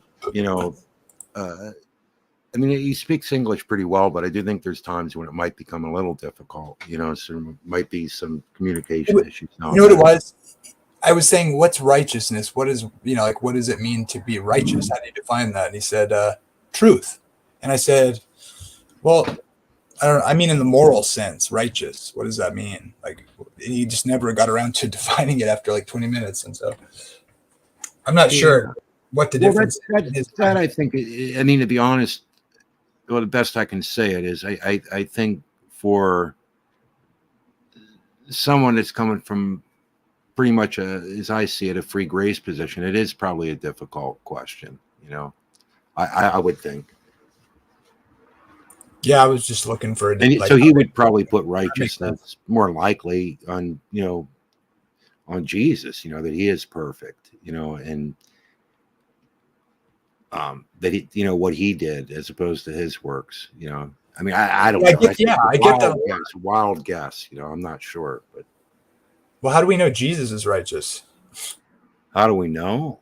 Well, I mean, do we just affirm it? I mean, is there a reason we say he is? He was without sin, right? Something like that. I don't know. What is the best way to define it, Kenny? There's only one perfect, and that is Jesus. Well, righteousness has two distinctions. The Old Testament says that righteousness is in accordance with that which is justice, legally right. In the New Testament, you have righteousness in the sense of being conformed to the righteous standards of God's will. I just wonder sometimes if, like, the way people say it, like, I agree there's a change in the new covenant and we're having imputed righteousness on some level.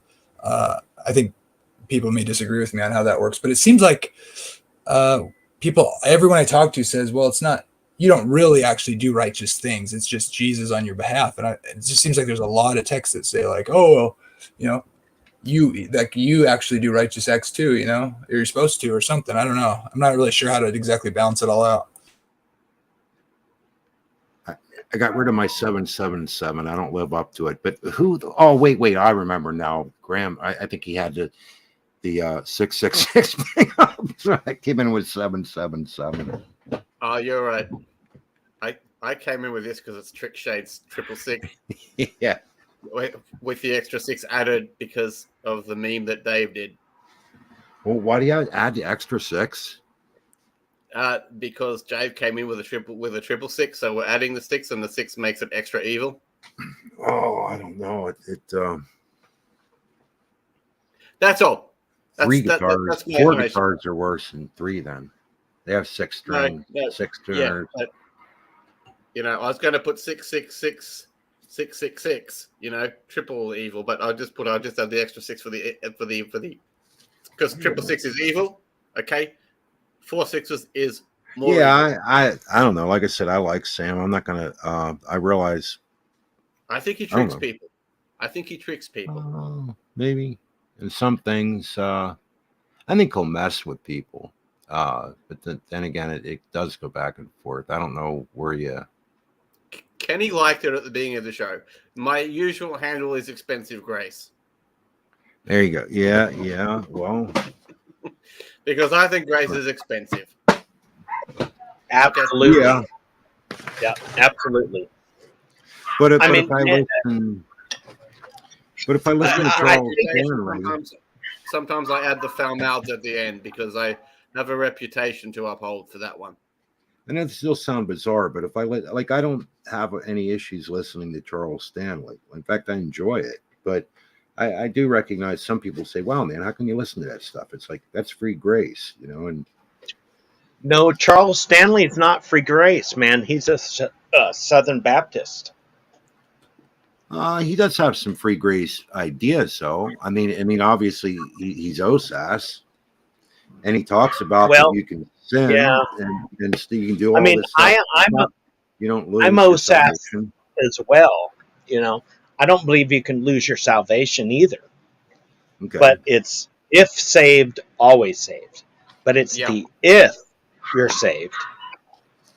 Actually, Dave came up with another one. OINO, which I say as oino. It's once in, never out. It's basically the same thing. I mean, there's probably passages to back that point of view. I know there are. And on the if save thing, how does a person know that they're saved? How does a person know they're saved? That's an empty question. That's like the answer is how long. No, according to Scripture, we have the Spirit of God within us that cries out, "Abba, Father." Yeah, something along those lines. But then, how far can you go in sin? And which sin? Yeah, I don't know. Like those are some of the things I think are difficult. You're not supposed to stop sinning because you just can't. You're born into a sinful world. Yeah, but okay. So let's say, and this would be an argument I think Sam often does bring up, is that you would be corrected. You would get chastised, or whatever. If you did something wrong. Yeah, as you should. Yeah, you should. I mean, even David got chastised to the point where it cost him the life of the offspring of the union with Bathsheba, so to speak.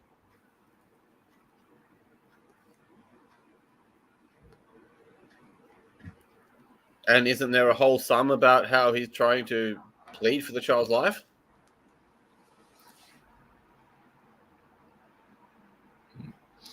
I apologize because I was looking at the comment section. I missed the last part of what you were saying. I'm sorry. Right.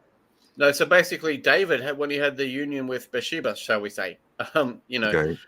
and the baby died, despite of everything. And didn't God say that the baby was going to die somehow?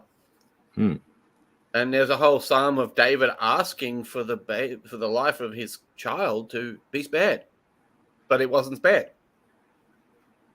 And I don't remember the exact psalm. Kenny might know it.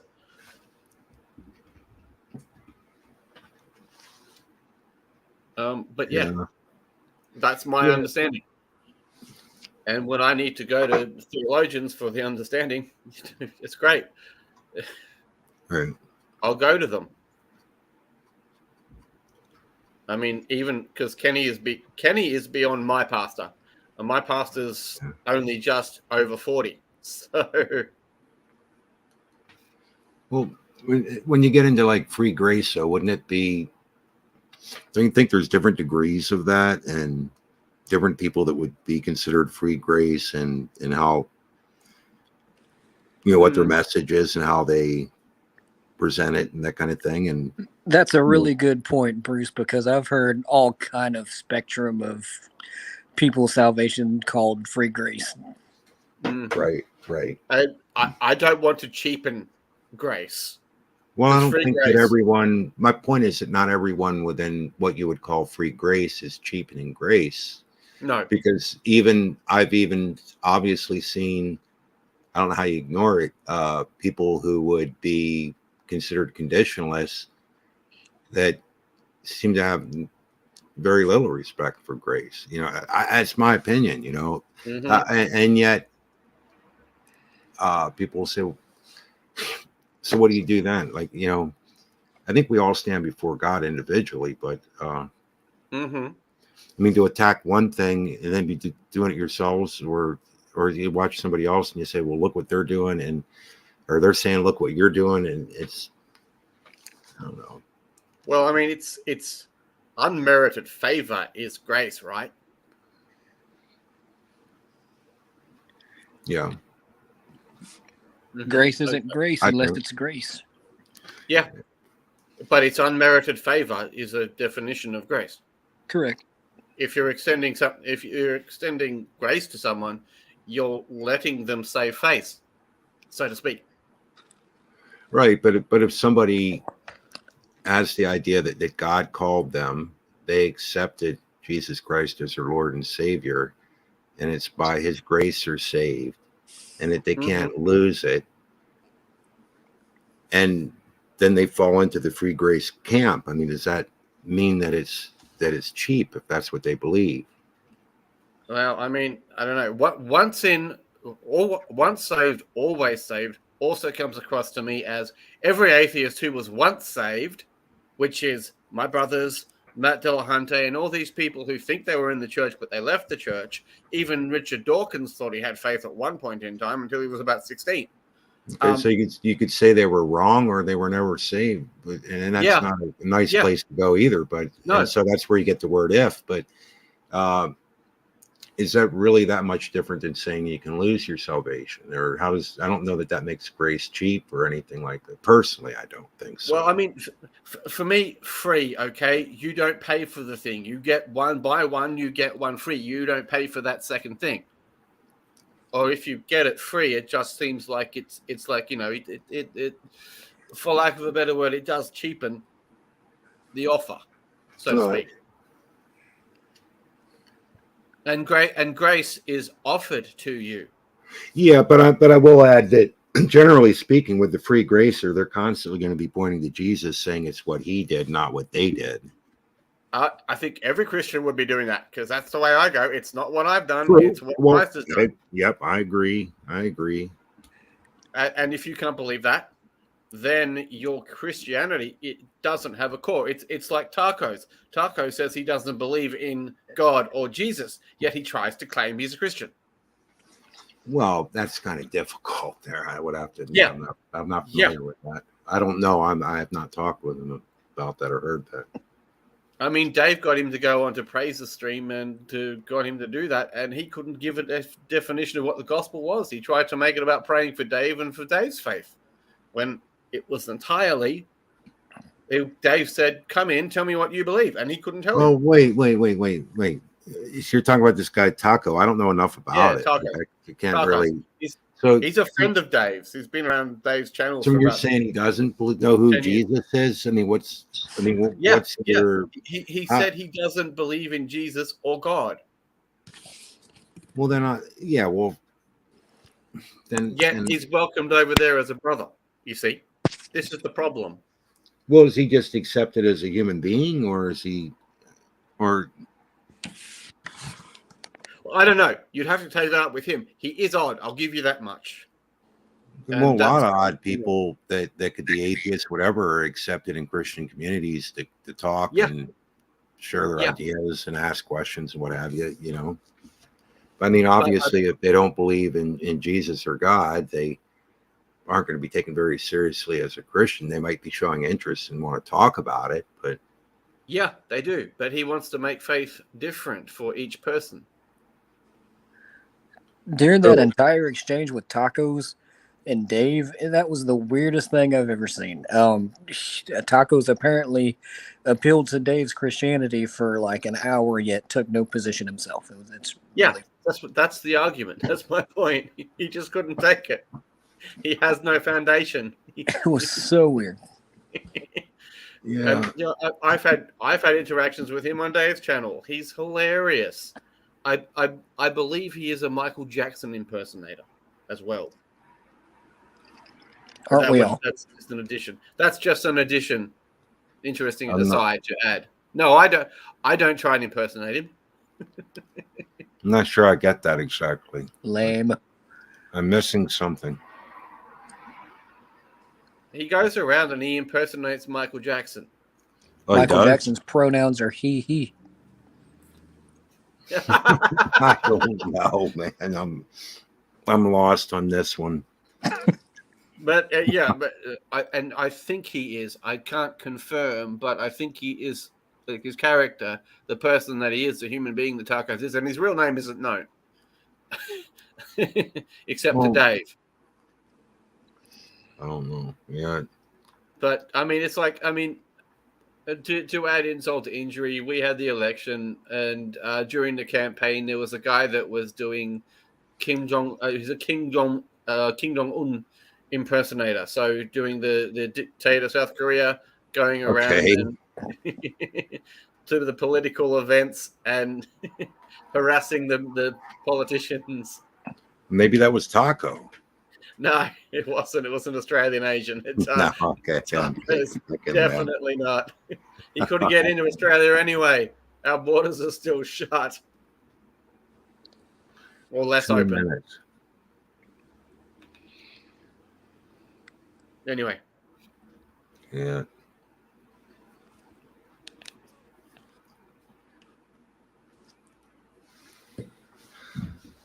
Oh, where's Kenny? He's quiet. He's around somewhere.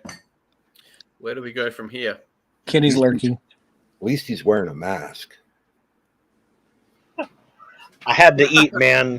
My wife ordered fried chicken and watermelon. Oh, so Veckel and Jill will be here soon. That's messed up, man. Oh, dude. I'm a hillbilly. I love my watermelon and my fried chicken. It's not racist. It's just hillbilly. Wait, how do you throw that together with?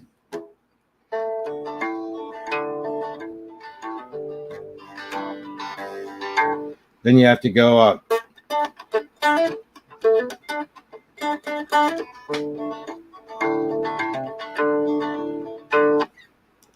How do you throw? Wait, you'd end up like the Dixie Dregs or something if you could do it right. Ah, the Dixie Dregs.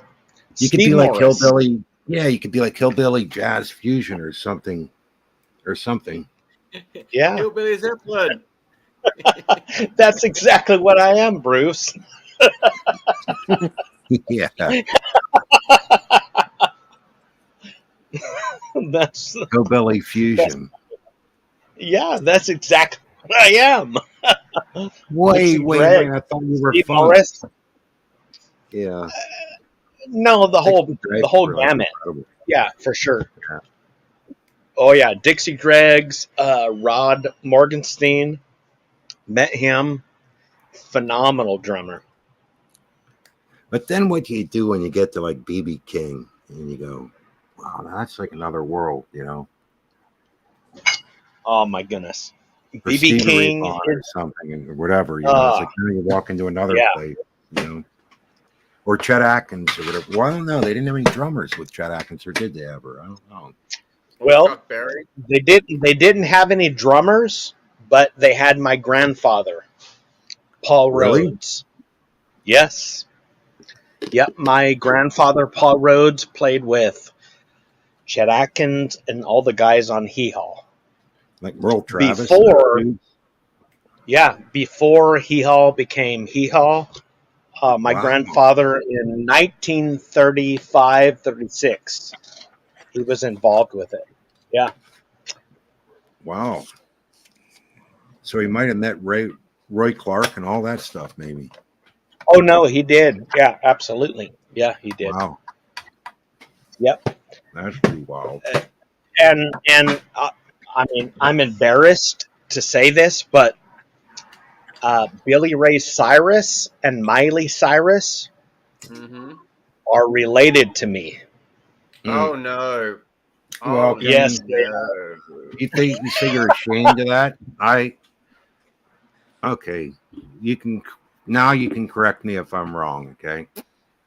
A lot of times I look at that song, Achy Breaky Heart, and I just wonder, like, I listen to it and I listen to the musicians. It sucks. No. There's more. There's more. What you can do I it. know there is. No, but I listen to that stuff and I just think, what the heck made this? Like, what? And you listen to the musicians in it and you think, wow, like they all know what they're doing. They never walk over the guy. There's a simple melody line, but it is strong. And there is genius, I swear, behind it. Like, they darn well knew it was a hit before it ever came out. They Right. did. Yeah, Oh, right. of course. Yeah. And as much as I hate it, and like I hate it, I have to look at it and say, but what did they give that people wanted? And it probably goes back to that Poison thing, again, too. Well, even worse, maybe, but it's simple with a hook. I don't even know if the simplicity is the hook. I don't even know. Those few years were such a dead era in country, though. I mean, it seems like anybody kind of made it. Nah, I think there's more to it. I think it's just basic, simple rock and roll with some pretty boys singing and great musicians, and maybe right. That was some freaking genius. No, the pretty boy is me. Everybody else, we're musical geniuses. Pretty boy genius. Yeah, that's you. Pretty boy. Is it pretty boy? Hey, trust me, Miley Cyrus has zero talent. And I know nothing of it. She's a little bit cute. That's but it. Look at this. If you just go like, and I hope I do it right because I don't remember.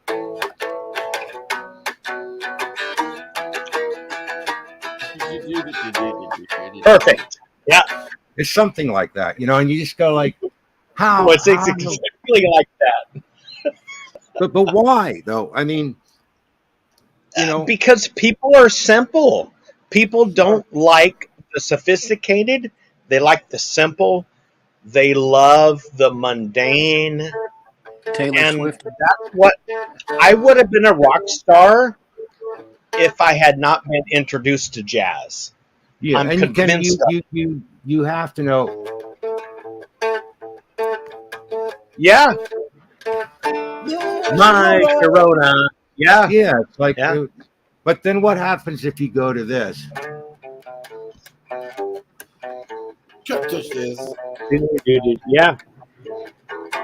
Can't touch this. But see, I think that actually, I do believe that steps into a little further into, well, to me, something hopefully more interesting musically, but maybe I'm wrong,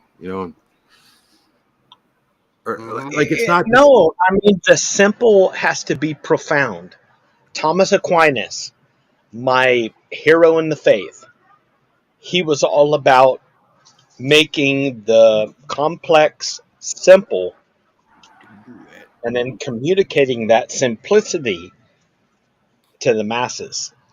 But do you think, though, that when you go into Rick James, so it does become at least more interesting to you than Achy Breaky Heart and whatever? Oh, absolutely. I kid you not, Rick James. I mean, it surely yeah, does. Rick James. And in first grade, I literally, so embarrassing, but I literally sang with a friend who was black, Rick James, who introduced me to that whole genre, and I identified with it right away and did it in second grade, first grade. And you had to like listen. Did you listen to the Brothers Johnson and stuff like that? Yeah. Yeah, they were good. I thought, Parliament. There you go. Parliament. Now Parliament. Oh, that's great. I mean, my second level drummer, Dennis Chambers, played with Parliament at 18. Really? Yeah. Dennis Chambers is my hero. And his hero was Billy Cobham from Mahavishnu Orchestra. Yeah, Funkadelic. There you go. Yeah. Mm-hmm. Yeah, P-Funk. That was cool stuff. Yeah. Yep. And the Australian guy P-Funk. who looked up to him was Grant Collins, Dennis Chambers, that is. Wow. Yeah. P-Funk. I'm trying to have the funk. Yeah. And I did actually get to see Grant Collins live on the thing, and I met him briefly afterwards. He was a great human being. But he was also my brother's hero. Yeah.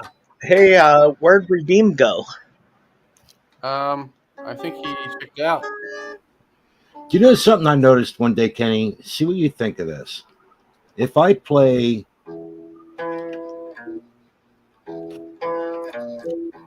Oh, that's the devil's chord. Okay, but watch this though. Here's something I find very odd about this. If I move it up a few octaves, okay, that in itself doesn't sound as dark and ominous, and yet it's the same three notes. And now watch here's one day I was playing around and I fooled around with this rhythm and I came up with this thing and I throw it in there. And I swear it doesn't sound dark to me. I just want to get your thoughts. Like if I go,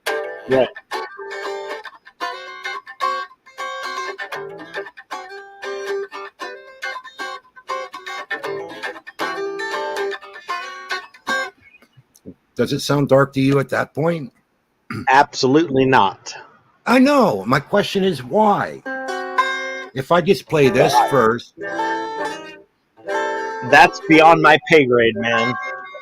I just find it odd that I can throw that funk thing in there and somehow it no longer sounds demonic, and I don't get it. Mm-hmm. I don't know. I don't get it either. But I think it sounds cool. Yeah, absolutely. I don't know. And that's the weird things with chords, I guess. It's part of it. Yeah. What sounds dark and ominous? You move it up a few octaves, you throw it in there with those chords, and all of a sudden it loses that feel. Yeah. That's because it's up an octave. It does change it. More debate says it's because I'm diluting the tritone. Well, that's probably true. You're thinking of the chords that came first. That could be. I don't know. I mean, if you use that chord and you put Christian lyrics to it, would that change it?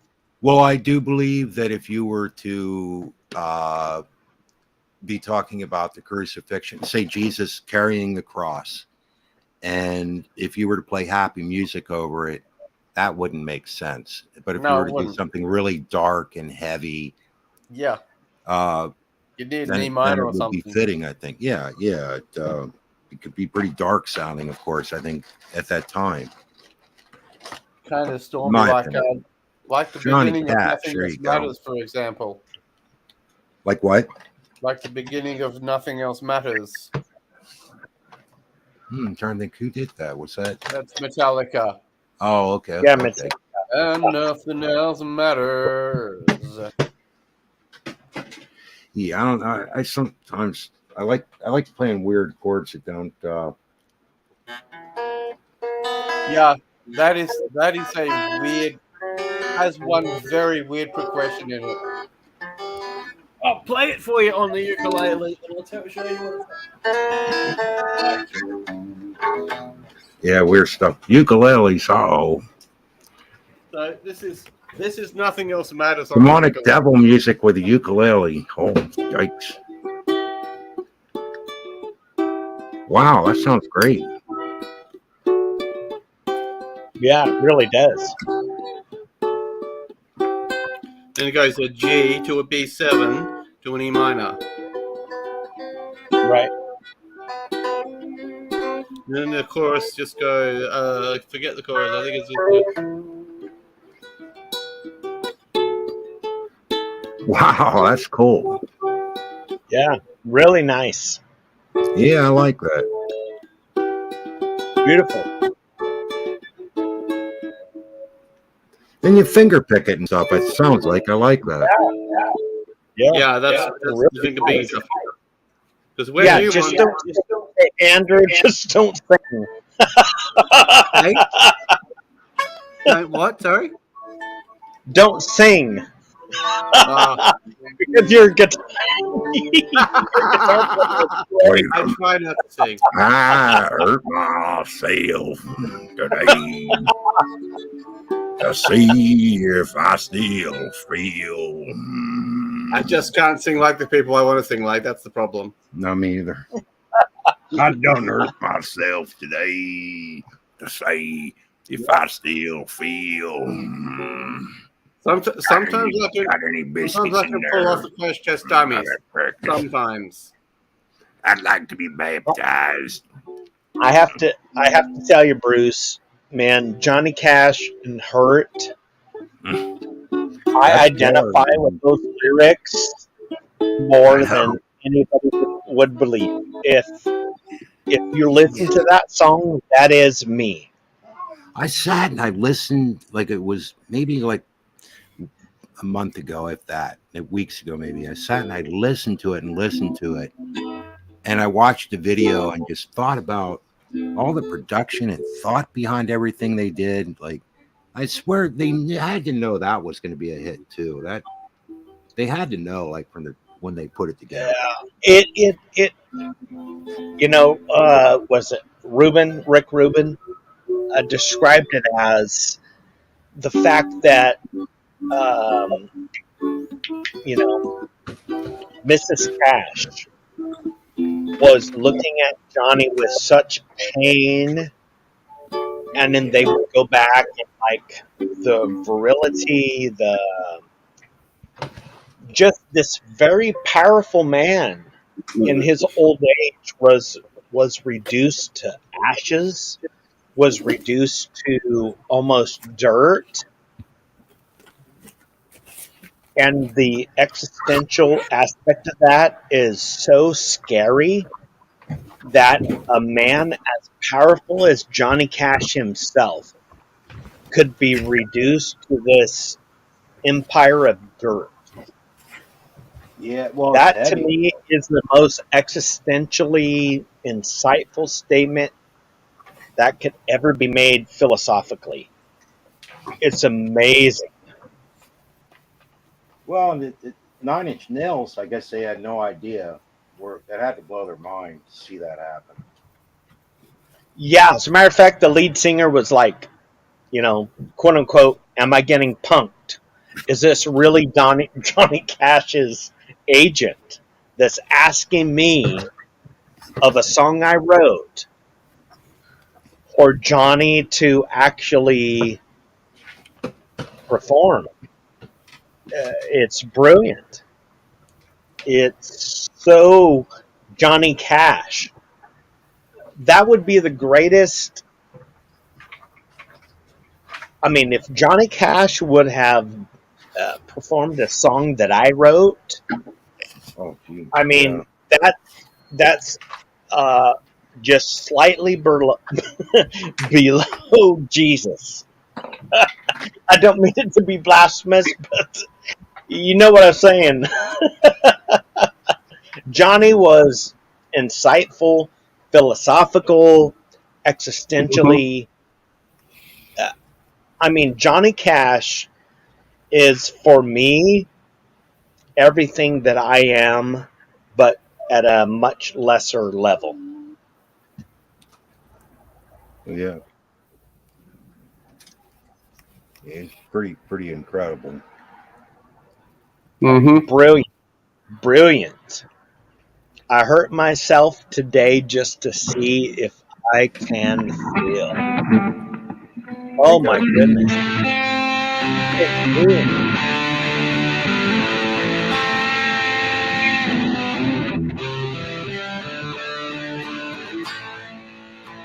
Yeah.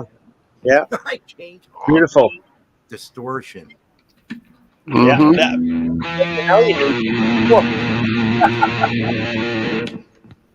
I'm a child of the 80s. You have to have distortion. Mm-hmm. I know. You have to have distortion, of course. Then you add chorus over it. Yeah, Oh, for sure. I Or don't have flanger. chorus. Wait, I don't have chorus, but I can bend the neck around. There you go.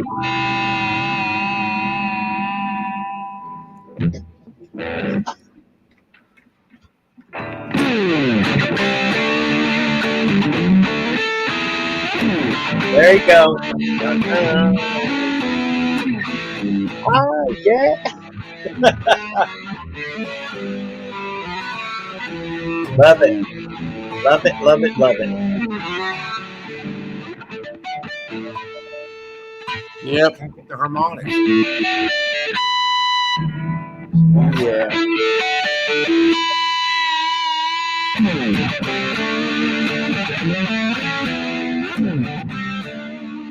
I can't get Mm-hmm.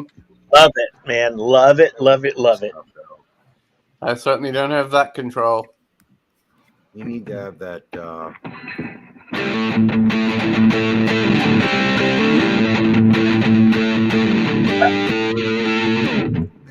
That's like a lot of distortion, I think, isn't it?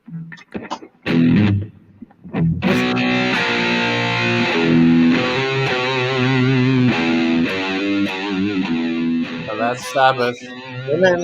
Yeah. There you go. Tony Iommi. Happy music. Yeah, Black Sabbath or Heaven and Hell, either one. Yeah. Oh my goodness. Yeah.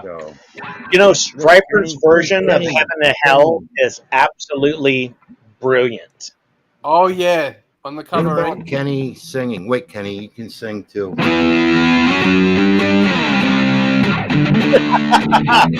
Yeah, right. Ronnie James. I've got to remember the words.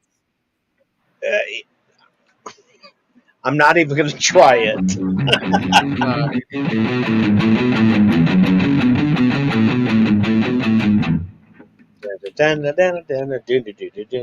Yeah, okay, Crazy Train, huh? Wait, here's another way to do it. I'll do it Kenny style. There you go. Swing it. There you go. Swing it, man. Terrible. That's terrible. Yeah, all eighth notes have to be swung. Oh, man. You have to stop. There you go.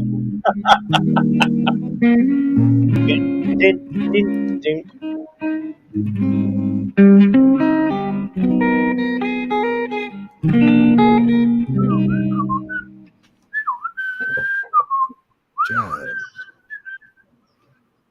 It should be more relaxing.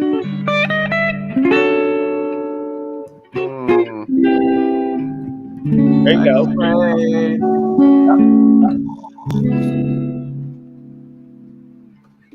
Just kicking back.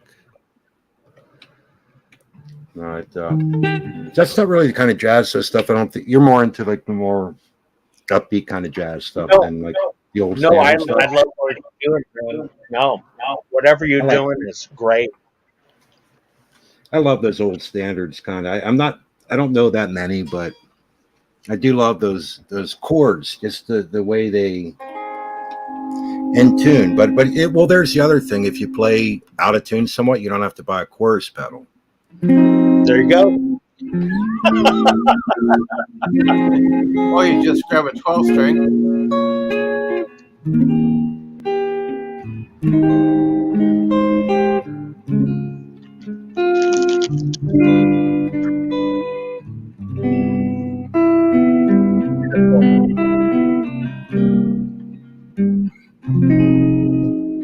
I don't know, just pretty chords. No, that's nice, man. I really like it. Makes me angry when I play like that. You almost put me to sleep. What? Oh, that's Doobie Brothers. Actually, it's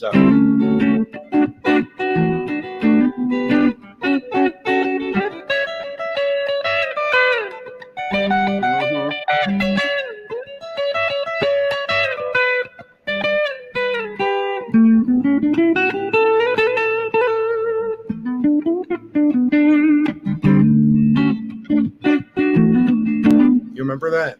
I can't play it. Yeah, nice. It's been Beautiful. a long time, but it was Yeah. supposed to be George Benson's Breathing. Yeah, George Benson.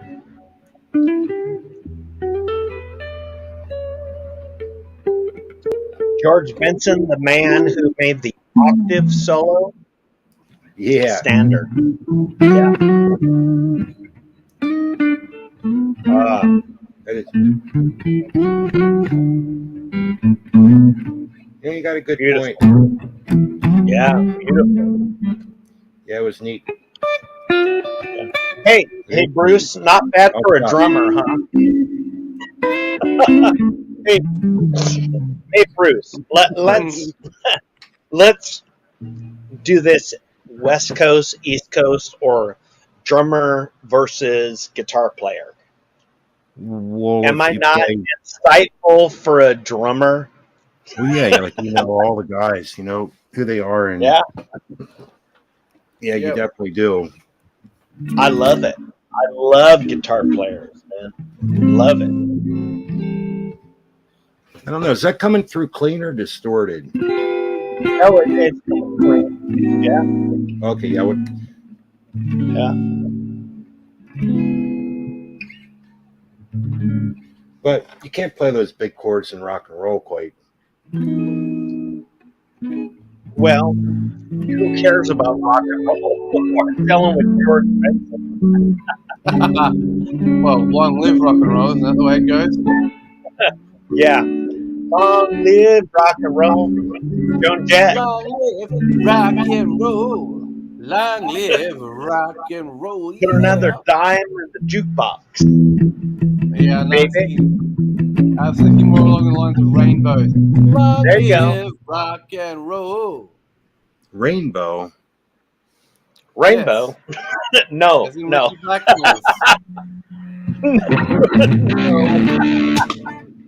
Wait, how did it go?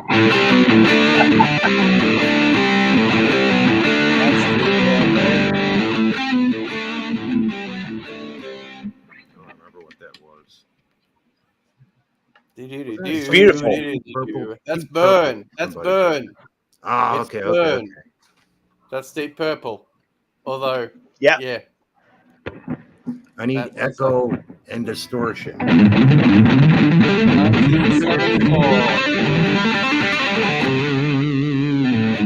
Ah, Bruce, I love that. I love that.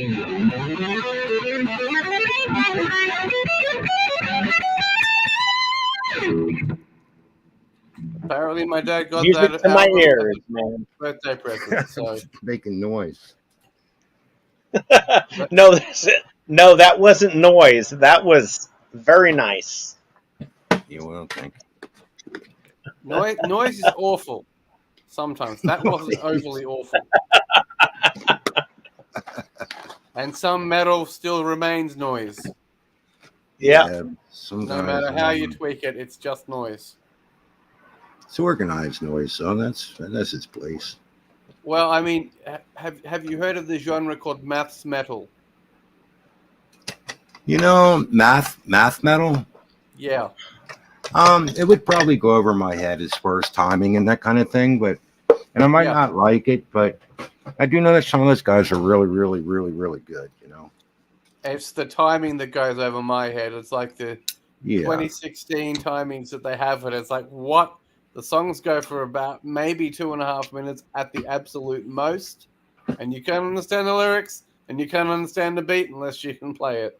Yeah, I'm trying to think what it was. I was listening to this flamenco stuff one time, and I could never get it. It was some type of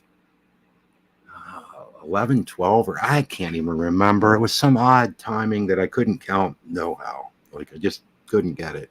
Mm-hmm. And It doesn't take much for me to stumble on timing, though. I mean, seriously. But for some reason, I do like funky stuff. Like I somehow almost fall into that without even knowing it. I don't really know how to explain. At least it seems that way. But to be able to understand something versus being able to intuit it are two different things. If you can intuit it, that is far beyond being able to explain it. Yeah. But I think what is it, 5/8? It's commonly like take 5, that kind of thing. Am I right with that, or? I don't know. I think that song "Take 5." I'm trying to think that. I think it's in 5/8. By who? I don't know. It's Take just an 5. old popular song. I'm trying to think who did it originally. Right. I think who. I mean, you have 5/8. So... Okay, it's by Dave Brubeck. Did the song? Take okay. 5. Oh, yeah. Or the music, and yeah, right. I think that's in 5/8, and for some reason, and that probably for many people, you can just hear it and feel it somehow. Yeah, I mean 5/8 is 10/16, and 10 and 16 are within even numbers. So if you fill it within the 2 versus 3, that'll help you distinguish. But maybe, okay, with ADD, you'll probably follow this idea. So if I have a 12 millimeter wrench and it's too big, and I have a 10 and 11 sitting there, I can probably easily enough figure out which one I need. And looking at the numbers is pretty easy, right?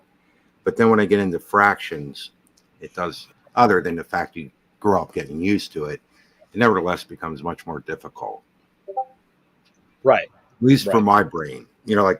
But music isn't like that. I mean, you definitely do need to learn your fractions. You really do. Yeah, and I realize they're relatively simple, I guess, but still, then you throw all the combinations of things, and you go, wow. Like triplets, I get. If you have at least I suspect that if you have 4/4 timing, you could easily throw throw them in between. And even though they're odd numbers, you can throw them in there. Right, it's and 2/3. Could you or 3/2?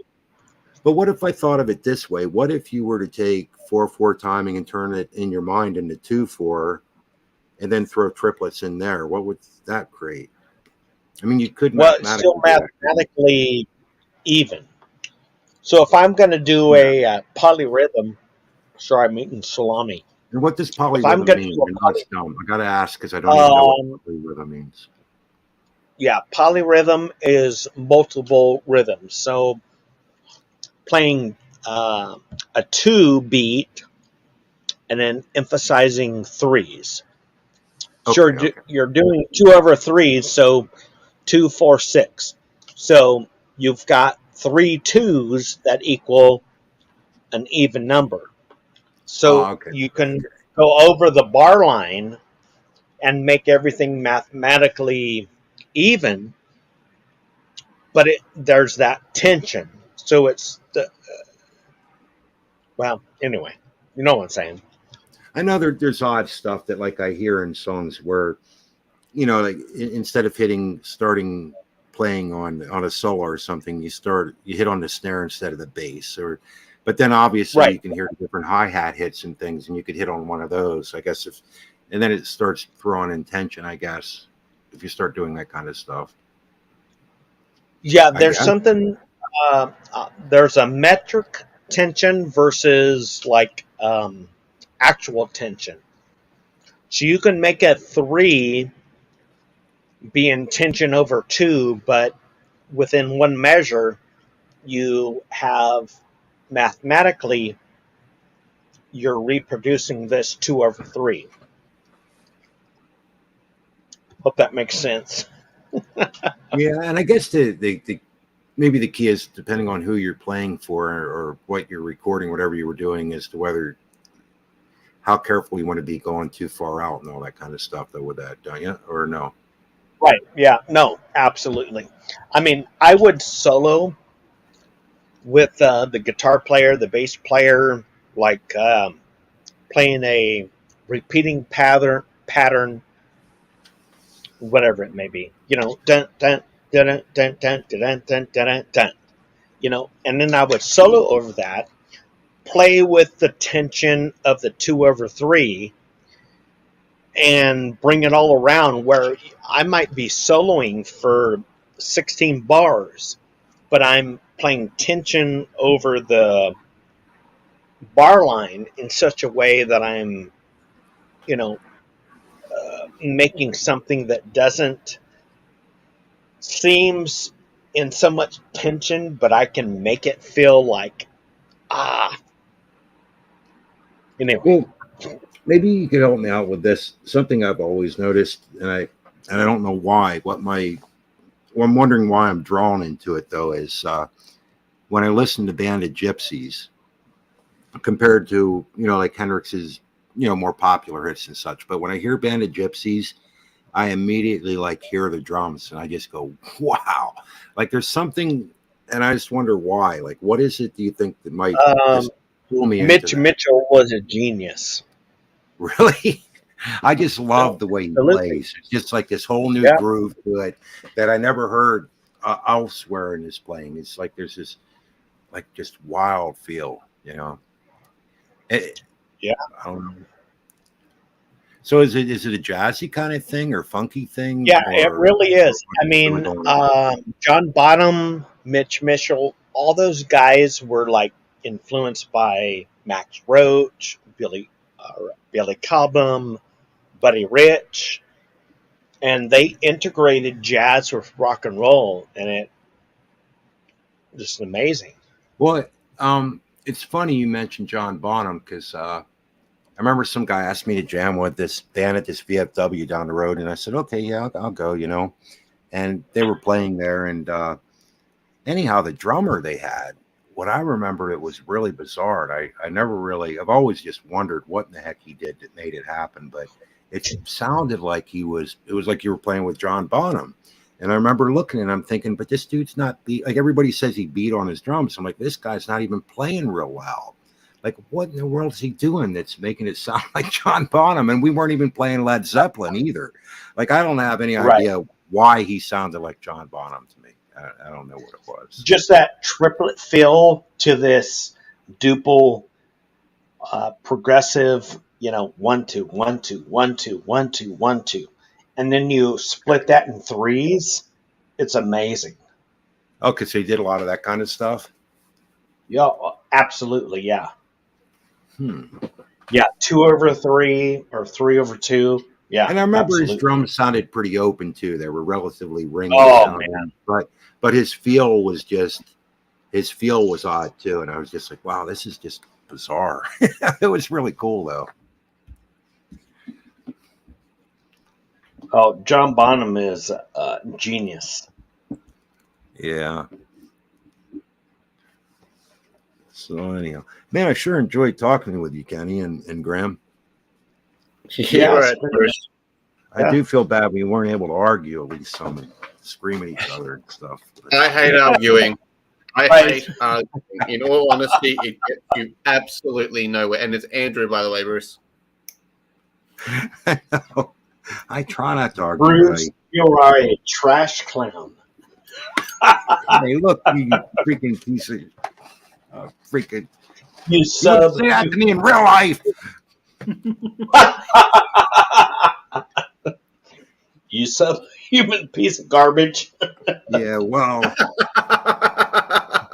Yeah, that would get me. I don't think it bothered me as much when it was said to me as some other people. I really think that bothered me the most. I mean, I would feel more directly when it was said to me, but it bothered me more when it was said to somebody else. Especially somebody who was it bothers me It bothers me when they go after character, when they've got nothing else to go after. They go after the character, the personality, the disability, and even the sexuality sometimes. Yeah, there's a lot of Because world there's so much crap in this woke world, and that's what the church doesn't talk about. What do you mean? You know, the trans if you don't agree with gay people, for example, you're homophobic. You hate them. If you don't agree with the trans people, you're transphobic. No, I don't. Well, you're saying that you're seeing that in the church, in a lot of the mainline churches, is that you're flying rainbow flags and all this stuff, or is that what you mean? Or? Yeah, well, I forget why I heard it. I forget where I heard it. Yeah, I don't particularly like it either. I just don't go to a church like that. I wouldn't do that. Matt Slick said that if a church changes its, it starts to change its stance on whether homosexuals are Christians or not, then it's a sign that it's a dangerous church. Pretty complicated area for me, only in that I don't really understand. Man, I don't mean it. I could probably end up in an argument now, though. No, I don't want to end up in an argument. I'm just saying in that I don't really understand the genetics, and I don't even really understand a person's upbringing and how that affects. I mean, I can have my own personal views on it, but I definitely don't understand it. Well, suddenly there's so many things that you can identify as. You can be a man, you can be a woman, you can be a trans woman, you can be a trans man, you can be this, you can be that. True. But I mean, the one thing I recognize is that throughout history, you can see where some people obviously chose what they wanted to do. Mm-hmm. Like what in military, certain different countries going way back in history where people, when they were away, they would spend time with other guys. And you go, well, that's obviously what appears to be a decision. But when it's someone that a guy that just acts very feminine, or a woman that seems to have a lot more hair than most women, and they seem kind of masculine, like I don't know what to think. I have a real hard time with that. Like I don't know. And that would probably be what I was telling Kenny one day, where I think we live in a fallen world. We have issues that I can't quite comprehend.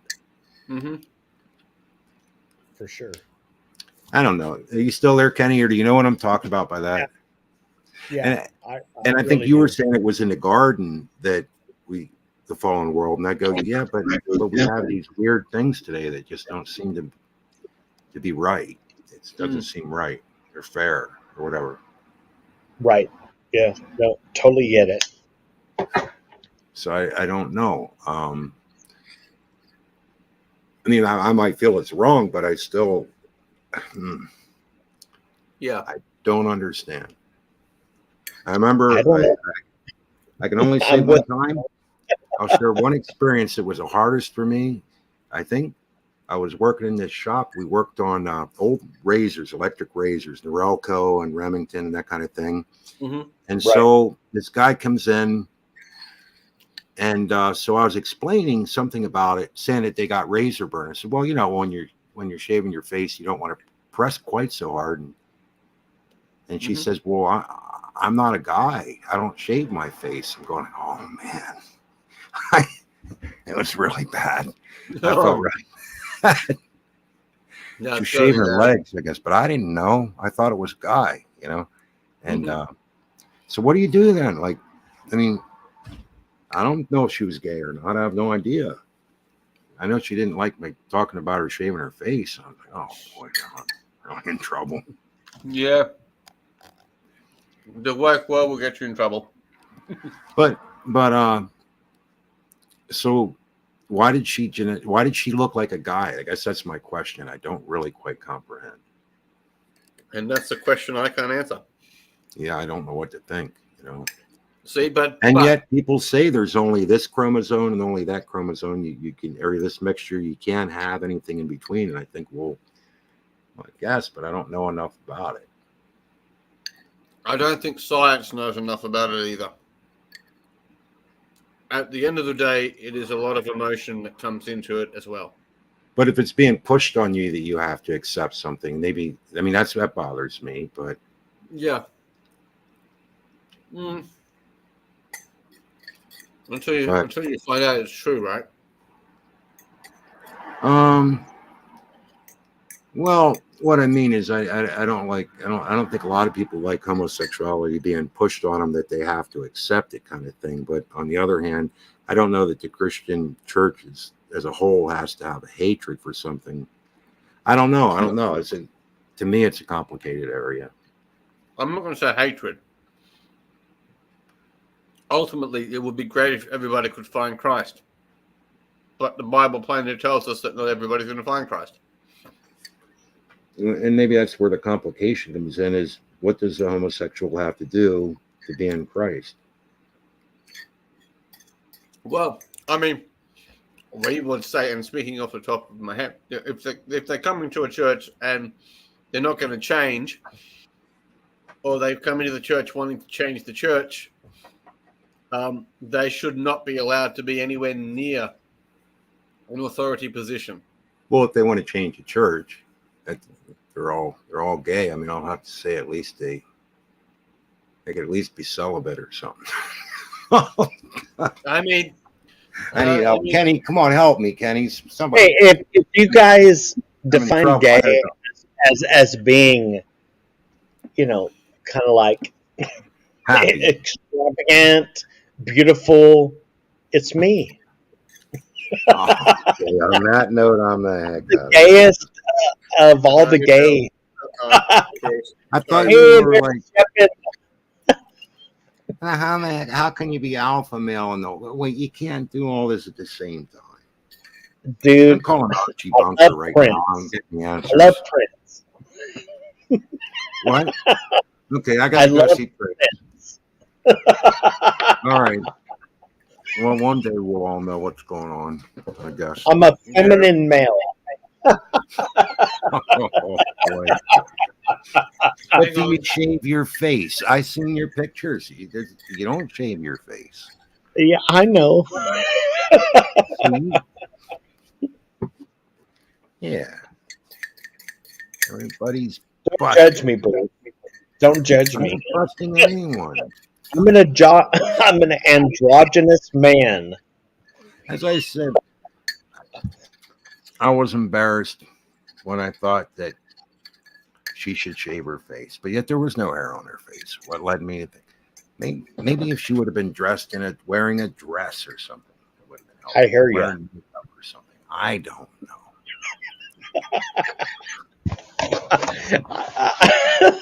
I mean, I've always liked Bruce. I've always loved you, man. But you're as nutty as I am. But that's why I like guitars. I mean, I don't worry about whether the guitar is male or female or anything. I don't worry about that. Right. All right. We musicians are transcendent of everybody else. Good night. God bless you, man. It was good talking. God bless you. Yeah, see you guys. For sure.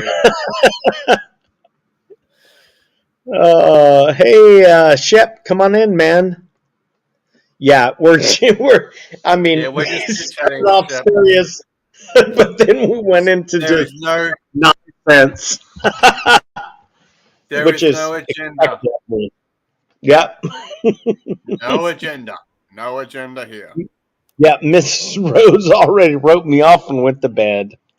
Good night, Tammy. There you go. Come on in, Shep. I'll be right back, guys. You're right, Kenny. You're right.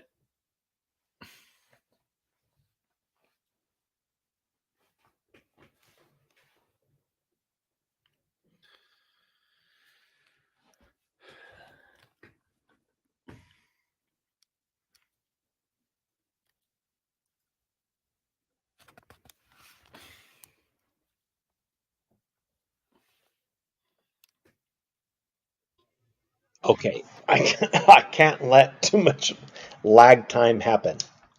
That's all right. I don't know Yep. where I'm going either. There you go. But Yep. I sure know where I've been. There you go. Yep. Sorry, that one just came off the top of my head. Must have been all this talk about music that gets music to the top of my head.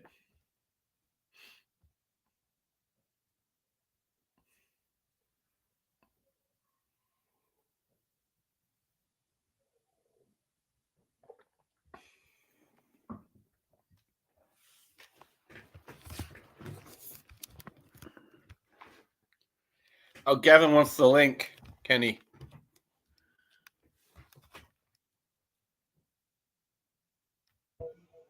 Yeah, I thought I pinned it, so let me do it here. I can't see it. Yep. Give me a Sometimes minute. I struggle.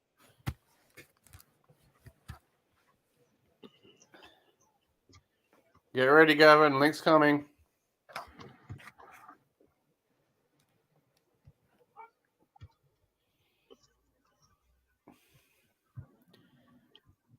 I only have StreamYard open, Kenny.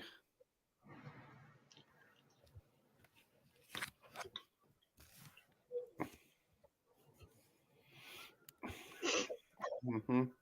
Come on. Uh-huh. What was that?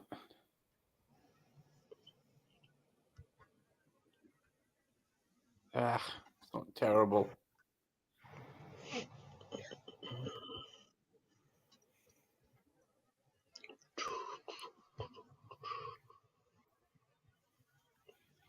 And John Schlitt's the other one I couldn't remember. Okay, there you go. There's a link. Come on, Gavin.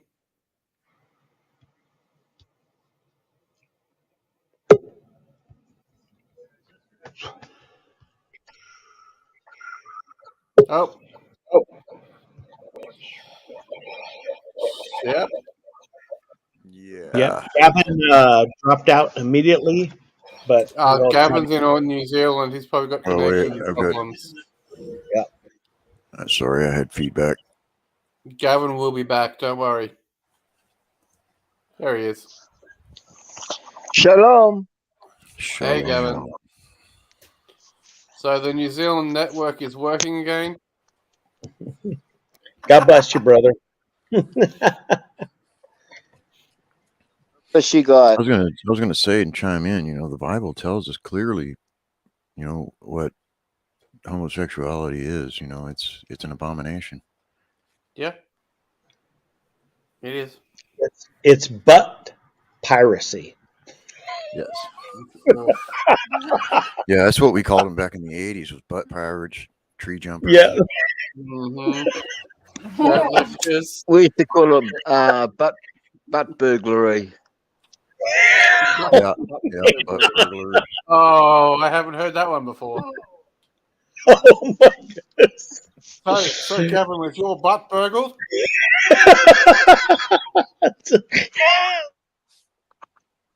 But I know it's hard to deal with when it comes to family, you know, because you know I've got family members that are homosexual, and I just kind of leave them to God, is what I do. You know, when they ask me questions, you know, I try to be honest. Can you hear me? Can you hear me, guys? Yeah, we got you, Gavin. You're good, brother. I'm just cracking up right here. I'm sorry. No, you're good. I'm sorry. I'm making sure Gavin knows we hear him. I mean, Yeah. Nikki. Can you guys hear me okay? Yeah. Nikki's laughter. Hello. Because Nikki and I are like total doppelgangers. Reflex laughs, yeah. Yeah. Sorry. Hold on. Kenny, I love you, brother, but you're sounding extremely gay at the moment. In a good way. In a good way. I'm very gay. I'm sorry.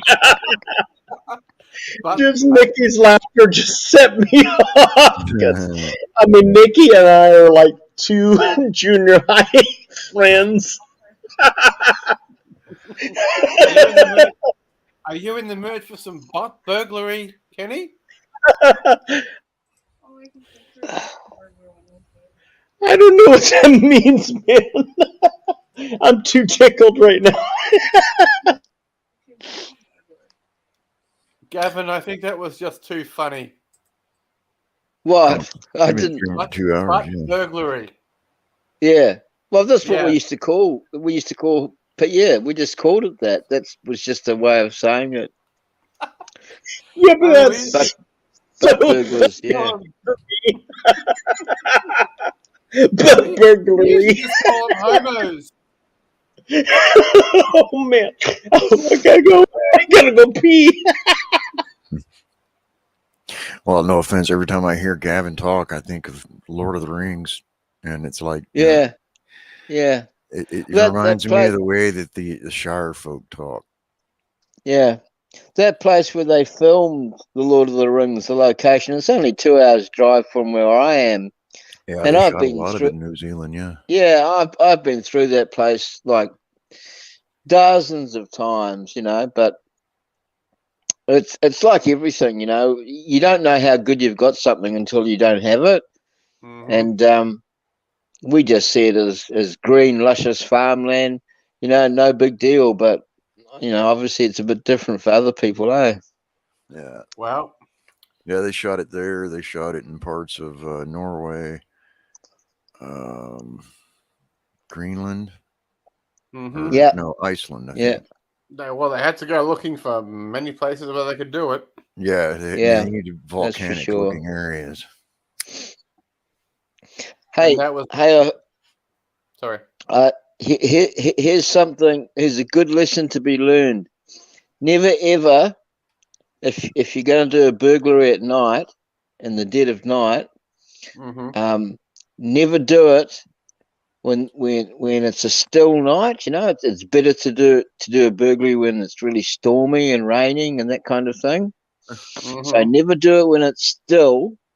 And never have as your burglary partner somebody who's got Tourette's syndrome. Never do that. Because I saw this drama on TV. It was called Shameless. The drama was called Shameless, and it was about a family. It was about a family. It was a British production. That was such. And it was funny, but it was a terrible show. If you really get down to the. Oh yeah, I mean it was tragic. It was tragic. Their lives were tragic. But I can remember one scene where I think it was the two brothers that they were burglarizing a house in the dead of the night, and one of them had Tourette's syndrome. Yeah. And they're sneaking around, and all of a sudden one of them yells out, "Ah, bugger bloody shit!" Yeah. Yeah. And they're trying to be sneaky. Yeah. They're trying to be sneaky. Never have a burglar partner with someone who's got Tourette's. Should have talked about it.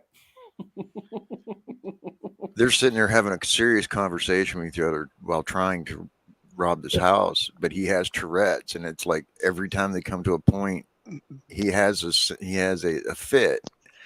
And oh Lord, yeah, it was funny.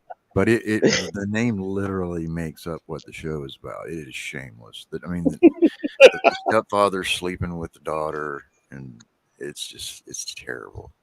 Oh no, that's just gross. You guys got me so tickled. Well, the mother's dead, I believe.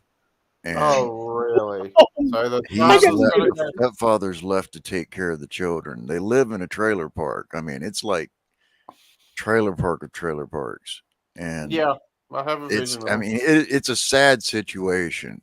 I mean, they really didn't ask for what they got into. It just like one bad scenario after another happened to them. They're just dumb people. Mm-hmm. Yeah. Stupid is as stupid does. Yeah. Lieutenant Dan. Stupid is as stupid does, Lieutenant Dan. All right. It's good to see you, Shep. It's good to hear your voice. Yeah, good to see you. Good to see all of you. Yep, we've got Bird on a Lamp. How you doing? A parrot has more IQ than Ficky. Okay, come on now. That's almost a compliment. I mean, Because at least a parrot has about what, 76 IQ? Well, a parrot can only have a functional conversation if he's speaking to other parrots. So if we apply that logic to Thicky, if you step out of his parroting or insanely overly repetitive narratives, then he just starts to have emotional conniptions, just like what I saw in Basement's highlights. Oh, did Basement put it out? I haven't seen it yet. Yeah, the guy is a moron. And second of all, he has another video of Jill and Thicky himself, and that's gonna be like the second time he spanks him on that one. Because the guy you ask the guy a question and he just replies to you with another question. That's not how it works. No, that's right. No. And then It's either he doesn't know the gospel to give an answer to said question. It's either he doesn't know it or he knows what it is but has no clue on what it speaks about. Mm-hmm. I'm giving him that level of charity right there. And I know what he's gonna say. He's gonna make fun of me. He's gonna put up my picture, blah blah blah. Fucking 12-year-old. So yeah. Yeah. Bokeh, Mm-hmm. you send him to Modesto, California. I will deal with him in a way that you will find very pleasing. Awesome sauce. Are you going to turn him into a snare drum? Send him over here, and I will beat him thoroughly amongst the head and shoulders.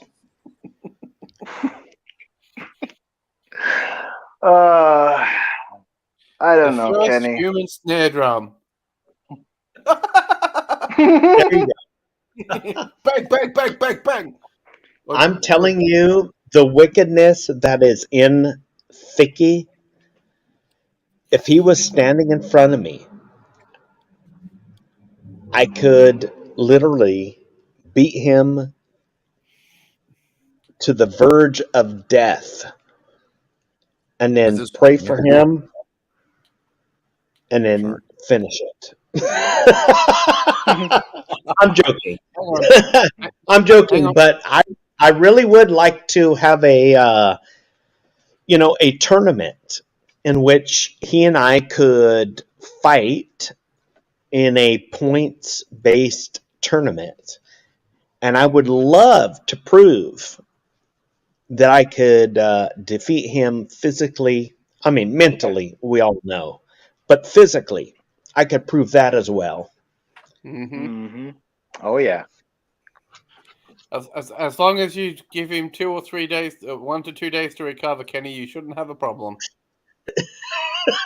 There you go. We'll on the slides and we'll use the Bible to get it done.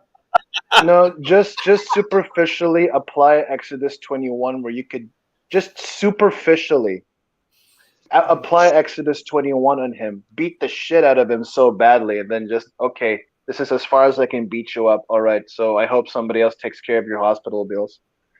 Exactly. Yeah. Find a good Samaritan somewhere.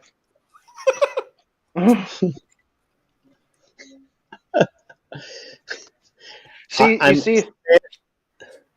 see, Thick Shades, this is why we don't give you respect.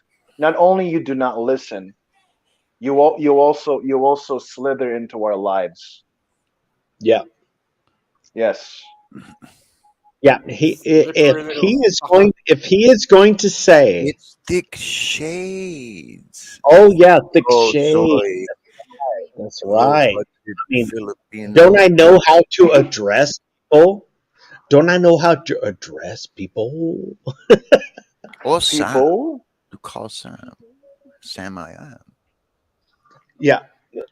I think it's ironic that he named himself after a murderer. I'm just going to pull a John Cena on him. when he says Boki, it's thick shades. Oh, I'm sorry, ladies and gentlemen. Here in my room today, it's yeah, You but know, I do know his real name, and I have not released it. I know his I do dream know name too. that he is a graduate of UCLA in computer science. So, Mr. Thicky, I do know who you are. I haven't released it. Shades. Yeah, Thicky. You can say it. Say thick shades. Yeah, a graduate of UCLA. And that's where Rob Reed actually resides. Interesting, huh? Ooh. I thought I homosexual. told a puritad. There you go. Ooh, I thought a puritad. I thought I told a puritad. Oh. You want Polly Waffle Boy? Oh, why You do you not You do not disrespect my degree. I made degree for my family. Your kung fu is weak. But my karate is still sharp. I don't know karate, but I do know crazy. Karate is good for fishermen. Crazy. Oh yeah. Well, kung fu is good for acting like insect. Where did the Russian come from? Oh, that was Russian, man. Which Russian? I didn't hear a Russian. I heard. No, I go in and out of accents all the time, man. Natasha. For the British, and I end up with an Indian. I am Filipino. Little man running in the woods acting like insect. It does not make sense to me. I am Filipino Russian wannabe. He's dead. He's gone. You don't have to fight. No effort. In Russia, you do not buy AK-47. AK-47 by you, by you. Tavarish. AK-47 by you, Tavarish. You don't know who I am. Well, I'm Boki Ken's other persona. Other than that Japanese Filipino wannabe, I am the legit 12-star general in Soviet Union. My name. You're Borikin. I'm Borikin. AK-47. My name is my Russian name is Bokinov Kensky Kovidzovich Jisinwebe Yo. But you can call me Boki for short. Actually, Kensky would be more Polish than Russian. Really? Mm-hmm. Ski is Polish. Bokikov Kensky. And I learned this one the other day. Mm-hmm. Ski is actually, I forget the country. It's one of those. Oh, which country is it? Norway or one of those countries, and it's wood. Ski means wood. Mm-hmm. Bukikensky. So it's really Ken's. My name is Bokikov Kensky Kovidzovich Jisinwebe Yo. But you can call me Boki for short. You know what I did? You know what I did there? Black Widow already taken. You see what I did there? Kovidzovich. Kovidzovich.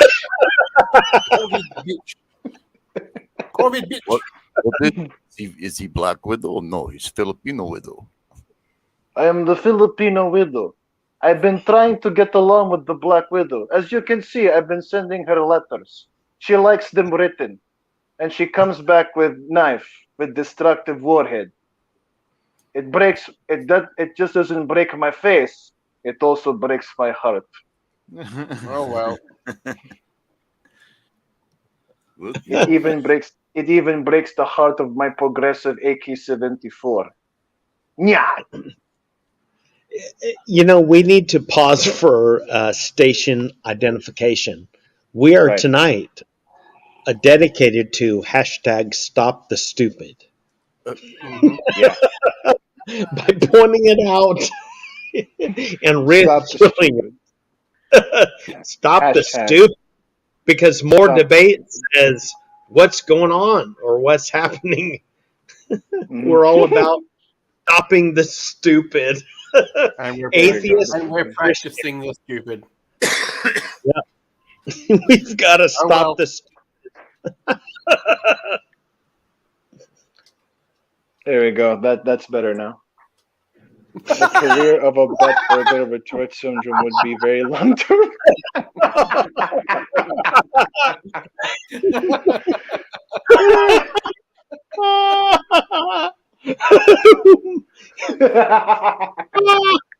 It gets funnier the more I try and parse it out.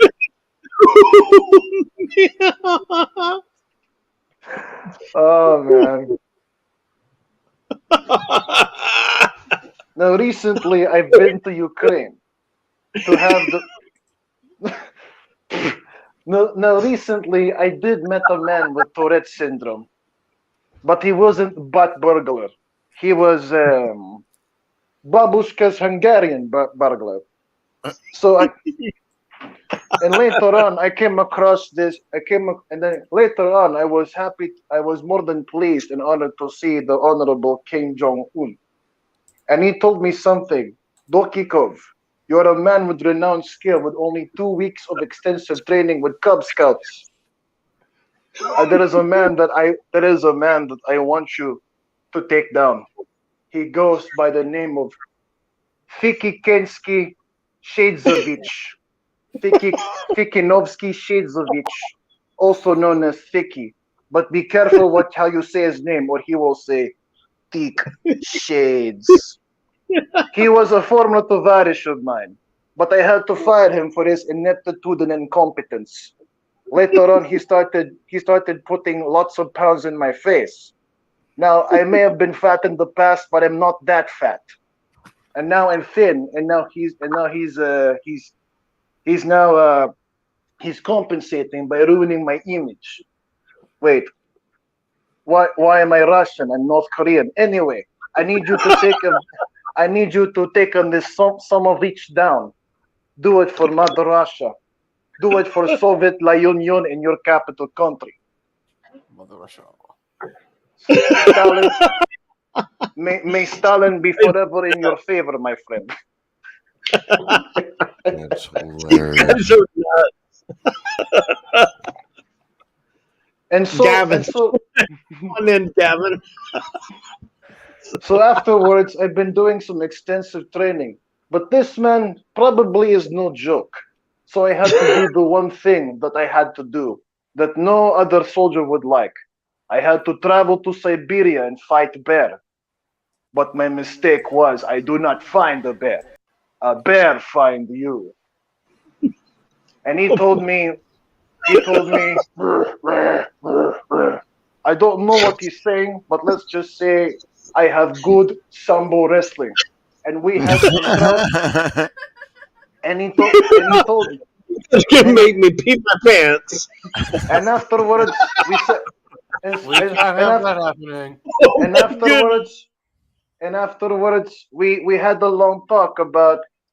We had a long talk with some trout and some vodka. And he told me, and I told him the story of Black Widow. And you know what he told me? He told me that Vich got what she deserved. You're better than that. In fact, you need a real woman from Lithuania. Cook you sausage all day, and we'll, give you the business. If you know what I mean. Oh my gosh. And so here I am now talking with you guys. I would fight. Bokikev, we have questions from audience. Yes, Shipovsky, what is it? They would like to know, did you finish vodka? I finished vodka, but later on I had really wild dreams about rainbow waterfalls. Okay, but I was the rainbow. Much applause. Turn on the sign. Much applause. Thank you. And here I am, trapped here in the Philippines for a bit. But I ain't got no money because I am poor as fuck. So now I leave it now to Dr. Kenny to kick that son of Vich's ass. Okay, I'm done. I'm done in my diatribe. Mm-hmm. Wow. Wait, Kenny's on mute. I think he's Kenny, you with us? Sorry, I'm gasping for air.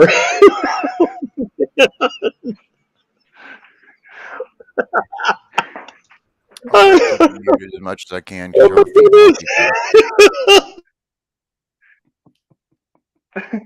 my you're Sorry. So bad. I'm sorry, guys. His real name is Fikovsky Shadzovich. You know? Oh my goodness. Man, I'm so glad I'm able to give him a laugh. And guess what, guys? I'm Filipino, but my accent just travels around the world. Yeah. Dang it. Let's use My your home stomach's accent. hurting. Hold on, guys. My stomach is killing me. Oh my gosh, Andrew. What? Trick chase. It hurts. It hurts so bad. Oh, my head hurts. What, You want to know why? Because it's fatigue from all the. Well, Tammy's gonna wake up from going so bad. Yeah, you better come down or Tammy will send you to bed. Oh, I've also met your wife, Tammy. He was second lieutenant in the squad. She goes by the word of Tamina Boykov. Sasha Taminov Badasturikov. Okay, that's enough. That's enough Russian for one day. Oof. Yeah. Mm-hmm. You guys are nuts. Of course we are. Yeah, we are. Allowed to be. I'm gonna get in trouble. It's only my son. I'm sorry. It's my son. It's not my wife. Oh, thank God. Thank God. Yeah, thank God it's not Tammy. I'm having too much fun. Okay, I need to go back to my original persona because I think I might give Kenny a,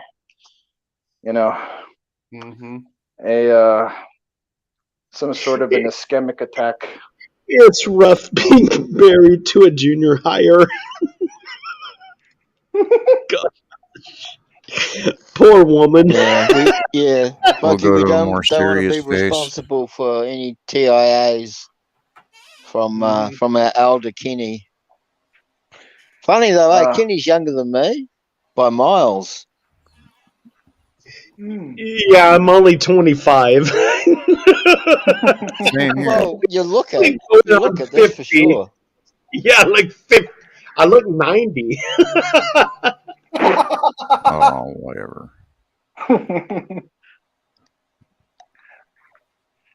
Oh man, I mean, I'm so tempted to do more Russian. I'm so tempted to do more Russian, but I don't want to I don't want to increase the possibilities of just Kenny losing his breath. So I just gonna. Oh my goodness. My head hurts so bad from laughing so hard. That's gonna be my new skit now. Every time I just see somebody, like if there's a favorite idiot of mine for the time being, I'll just speak in Russian and tell them, by of course making fun of myself most often because I don't know, people get it. Finally, YouTube gave me the 3 heads up, only 3 hours late. Ooh, I got a heart from Basement. What did he say? This is like talking to a. Yeah, you're right. You're right, Basement. It's like talking to a parrot. What's the gospel? What's the gospel? Uh-oh. What's the gospel? What's the gospel? That was 2 hours for us. We didn't even get a notification for like 2 hours. Y'all been streaming. I really gotta stop now, man. So, Kenny, serious question. And yes, sir. it's one that has been, I'm still studying on, and I've seen a lot of people talk about it, like Chris LaSala, and don't get me wrong, I know he's pretty smart, but I know also that I know what to believe from him and I know what not to believe. I'm pretty good at discerning what's truth and what's not. But I watch a lot of different people talk about demonology and demons and what they really are and how they interact with Christians. What's your take on what demons are and how they interact specifically with Christians? And are they able to? It's a good question, Shep. Go ahead, Kenny. You can tell where it comes from. Yeah. Gavin, would you like to start? Well, look, I don't know that much about them, but I know they exist. There is a spiritual realm, and fortunately for us, Dr. David Falk is going to do some streams on demonology, so that'll be something to look forward to. Awesome. Yeah, I think that'll be great. Perfect timing, hey, Shep? Yeah. Shep, would you restate that question so I can answer it? My question was what are your thoughts on demons and how they are able to interact with Christians, saved people, or if they're able to? Yeah. I have to tell you, my biggest issue right now, presently, because I can hear the spiritual realm, my desperate prayer to the Lord is help me hear what is truth. Because I can hear both sides, and sometimes I don't have the wherewithal to discern it, so I have to put it aside. So it's really really something that I'm still dealing with. It's like, Lord, help me discern, because there's so much noise in the spiritual realm that I'm trying to make sense. Right. So yeah, I don't have all the answers. I'm totally like everybody else. God told me. Here's my thoughts on it, because and it's just my opinion. Okay, it's my perspective, and I like hearing other people's perspectives on it because it helps me decide whether I'm aligned with truth or not. So what you're saying, and I pray every night and every morning, and I thank God for everything He's given me and Amen. where He's brought me and where I'm at. And I don't know where I'm going because only God knows the future. But I pray for, understanding and wisdom. I ask for, Him to take away my fear and give me His courage, things like that. And I've noticed that for as long as I can remember, since I've come to the knowledge of God, that even before that, I've had this ability to discern what's truthful and what's not. Right. And it's allowed me to see both sides of everything. Now that can be a curse too. Absolutely. But when it comes to whether or not demons are real and whether or not they can interact with us as Christians, I look at the Bible and I see what Jesus did and said, and He's dealt with demons Himself, and He sent out His apostles to deal with demons, and they cast them out. Now, it was in His name and with His power that they did it. I wonder also because, we fight not a war that's flesh and blood. The devil uses that against us to fight against each other so that we're not busy fighting him in a spiritual sense. Because if we unified in a spiritual way that Jesus wants us to, not only would he already be defeated as he is, he would be defeated even more so by our cooperation with, God's plan. Does that make any sense at all to anybody? Yeah, absolutely. Okay. Yeah. I just want to know I'm not crazy. Yeah, we do need to be united. We are actually currently more than divided. But I think parts of what, like Chris LaSala, he'll talk about, demons, interacting with Christians. And one of his beliefs that he said is that he believes that Paul's thorn in the flesh was a demon. Now, I don't necessarily believe that. I believe that it was the influence possibly of a demon. I consider the flesh under the control of demons. There's nothing that we can do about that. It's the spirit that we need to protect and build and grow. The flesh is doomed. Period. Right. None of us are going to survive that. That's why everybody dies a first death. It's the second death that we need to worry about.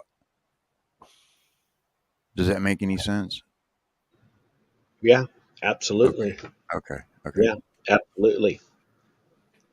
Because that's just how I think of it. I try to think of the Bible as a spiritual manual, not just a how your manners should be, how you should treat others, and those things are important because those are the tools that get you where you want to go.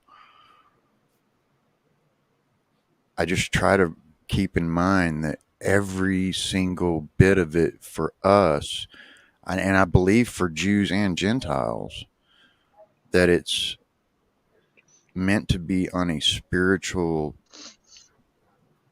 plateau. We're supposed to be thinking spiritually all the time, all day long. I asked that question because I wanted clarification on stuff I've been praying about, and right, yeah. That helps. Well, trust in your own discernment and your relationship with the Lord. I mean, at the very gut feeling, trust your intuition because it is the Holy Spirit. Right on. Amen. Yeah. Right on. Yeah. Amen to that. And they are given doorways into this world. Now, a lot of people are like, "Oh, you don't want to believe in no hippie Jesus." Well, I mean, in a way, I kind of believe Jesus was kind of a hippie. I mean, look at the lifestyle he lived. He lived on the streets. He had no job. He had no home, no possessions. All he did was go around and help people. But he wasn't a hippie that took shit either. No, definitely right. not. Yeah. I've known a lot of hippies that were pretty tough. So they've got the wrong, conception of who Jesus was if they think he, was some sort of, peace, love, and flower in your hair and have sex with everybody you want. That's the wrong kind of hippie. Definitely not that kind of Jesus. I mean, let's face it. Jesus was pretty like me, right? Come on now. Okay. Well, of course, but you made in these Kenny, you're made in Kenny, don't make me spank you. Yeah. You're bordering on blasphemy, Kenny. We'll put you one notch below Mary. I'm gonna take away one stripe from your black belt. There you go. Muay Thai style. Oh, speaking of which, I want to get on a schedule with you, Boki, because I want to start doing some katas again. I'll be right back, guys. Gotta go to the rest of these books if you're interested. I know you said something about you're interested in Tai Chi. No, I'm not interested in Tai Chi. I just do forms. I just do kata forms and some Shaolin forms too, like No, but Bongo didn't we for talk practice. about if I got I was talking about because I want to do Tai Chi, but I was talking about if I got it that some people were interested in it. I thought you were one of the ones. If I got it, you would be interested in learning the katas. The kata of Tai Chi. Yeah, Oh yeah, the Taolo.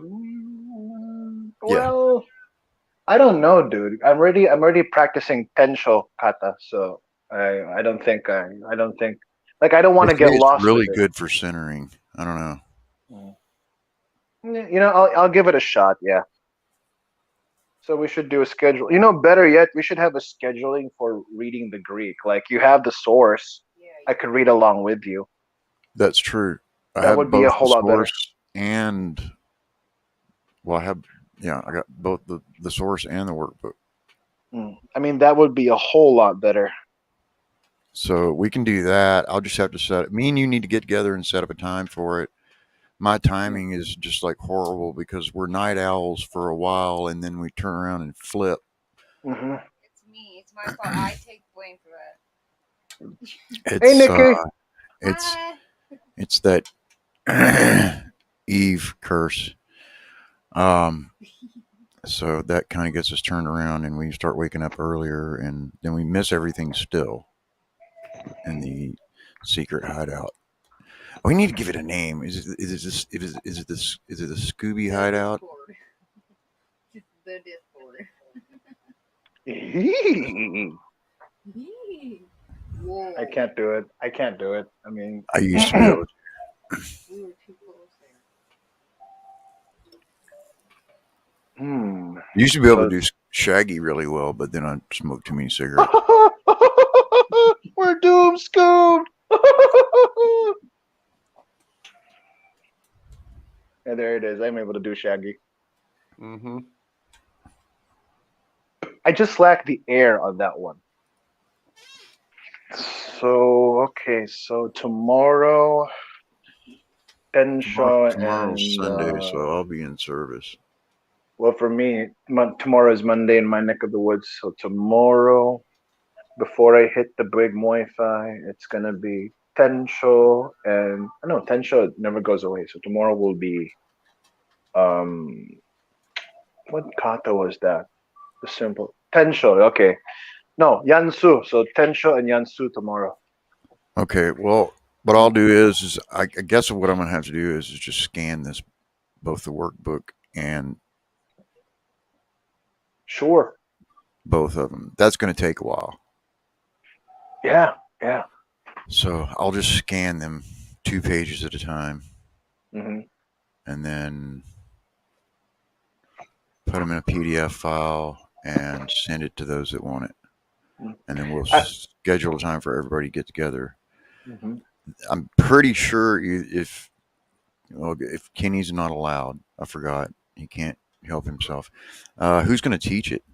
That's why I don't talk very much. Basement. Someone give Bookie some Scooby snacks. All right, what are you guys talking about? We were talking about having a schedule where we read the Greek, and then we thought we could use someone of your genius, but apparently, I heard you were not allowed. Yeah. Oh, well, I could also buy I'll be right back, guys. I could also buy the digital version and now why am I not allowed? OBS. I could run OBS and do it that way. It's the ADHD, bro. That's all. Am I too pretty for everybody? Or is it the ADHD? I'm going to stick with the too pretty.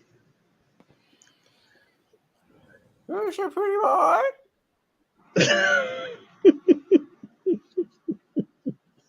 Anyway, I did get my iPhone unlocked, so I can do Discord now. Oh, okay. Yeah. So please resend the link, and I'll be able to join. Okay, you'll have to get it from Will. Oh, the Jew? Yeah, Will you the have to go through the gatekeeper. That's the not key. That's the key master of the all super right. secret. All right. Zool, Will Kincaid Zool. Yeah. If that's what you want it to be. Yeah. I mean, Listen, in the same way that you don't trust Nikki because she's so naive, Will doesn't trust me to not say something in innocence. that's all it is. That's all it is. That's why I don't speak much for it at all. Well, I'm naive as well because I give everybody the first chance, Yeah, for and sure. then they screw that up, and then my heart bleeds for them, and I give them another chance, and then Yeah. I'm like, okay, that's it. That's got to be it. But Right. I've But decided you to know make that him the Nikki key and I, master. He knows we everybody go better. beyond that. Yeah, true. Yeah. Yeah. Nikki and I mean, we give benefit of the doubt after benefit of the doubt after benefit of the doubt. Yeah. Right, Nikki? Yep. Pound it. 100%. Yep. 1000%. Yep. I mean, even after we have been carjacked, hands behind, hands tied behind our back, but it's Yeah. all good. Malibu's most wanted. We still hoping people, even though they destroyed us, like cut us, and we still Yeah. hope. It's that I'm the childlike. same way. Yeah, I know. I'm the same way. I'm just a little No, bit it's more ADHD, but yeah, hardened yeah, over it because of my right, street time. right. You're older. You and I mean, I'm hardened. But I think that growing up and despising who my dad was has Same. allowed me to be softer for a little bit longer. Yeah. Yeah. Well, I despised my father, although I looked up to him because he was my father, because that's what the Bible told me to do. And then Exactly. my mother, I didn't I didn't get to spend as much time as I wanted to with her at critical points in my life. And then by the time I did, it was too late. And now we've got this relationship that's good, but it's not great. I mean, Right. Yeah. it's where I forgive her and she doesn't need to worry. Right. Yeah. To be I'm just totally I'm transparent. more hardened. I give you 2 chances. That's it. Yeah. Yeah. Like my father-in-law. But Fool me once, don't get shame it against. don't get it twisted. You know, I it still breaks my heart Right. to have to No. cut people Exactly. off. Yeah. Yeah. I hear you. You know, to be totally transparent, man, I had the biggest fight with my dad about 3 weeks ago, 4 weeks ago, that I've ever had in my life. Hmm. Because I tried to reconcile and I assumed that he changed, but he didn't. And he violated all of my principles of who I am now. And my dad almost got up. I mean, he did get up, but my mom stopped him to physically challenge me. So I'm still a broken person, and my dad is still the greatest obstacle for me in my life. And I don't know why I'm sharing it right now, but it is extremely painful. I mean, let me tell you, I'm going to go to, Can I give you something that's come to me? yeah, Don't let it be an obstacle. Just forgive him. brother, Let it I'm having go. such a hard time forgiving him, and I'll tell you You why. said your piece to him, right? Um, I don't know that I have or not. Back in December, he and I told him, Dad, I said, You and I are alike. How could I ever hate you? You're like me and I'm like you. We cried together and I thought it was done. But then I got back from, the tour across the United States, and my dad actually repeated the very same things that all of my enemies repeated, which told me that, man, my dad has been the devil's advocate in my life, all my life. And all I want is my dad to say, I'm proud of you. But when he says, I'm proud of you, son, it is always in the guise and in this like box of, I want to control you. I'm still seeing you as this, failure in life. I mean, even when the school system, when I was a kindergartner, went to my dad and said, hey, your son has problems, he goes, no son of mine is going to take medicine. And so he proceeded to discipline my neurodivergence. And he did the same thing to me 3 weeks ago. And it was like, no, Dad, no longer. And Tammy had to stand between me and my dad, and my mother had to stand between me and my dad, because my dad was getting ready to come after me, and there was no way that I was going to allow him to even get up out of the couch. He's a bigger man than I am. He's 6 foot, but he's about 250. I'm 180. But I'm a martial artist, and I'm way faster than anybody can imagine. And I was ready to put my foot in my father's chest to keep him from hurting me. And that kind of scared me. But the fact that my father was going to come after me physically hurt me so deep. And the other day, I told my mother, I said, Mom, I'm ready to fist fight this out, man to man, between my dad. And then I said, yeah, not really. But then I said, do you remember when Dad challenged me to a fist fight when I was 6 years old? And she goes, he did not.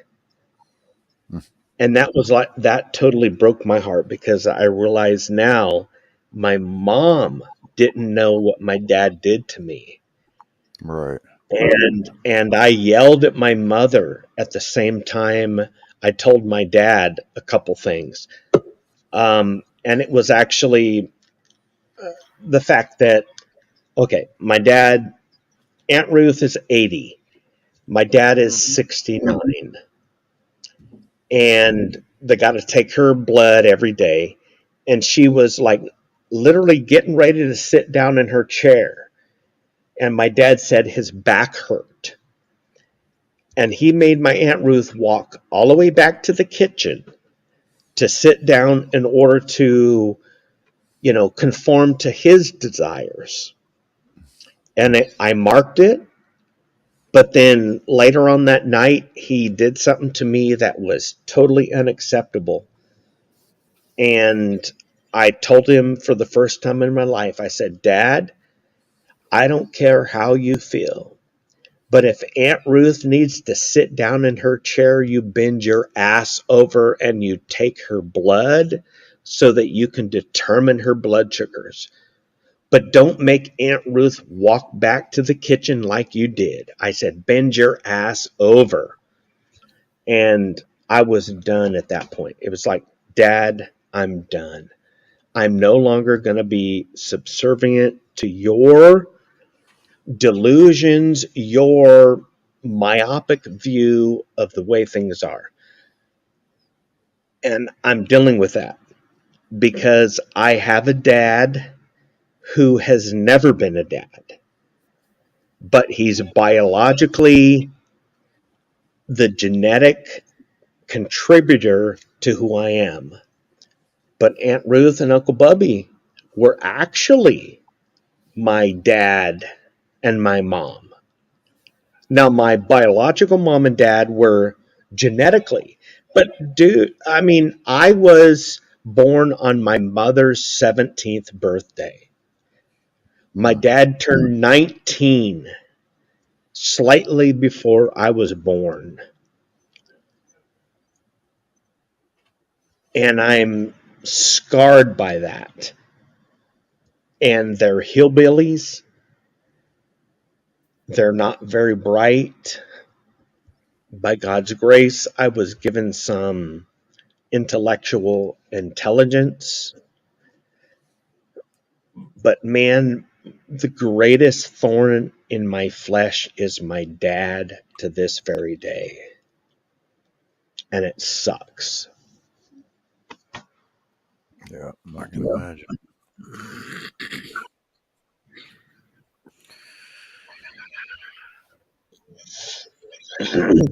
Hold on, guys. I gotta compose myself here.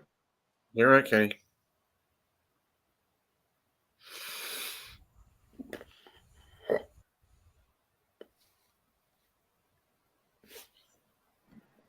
Hey, Dave.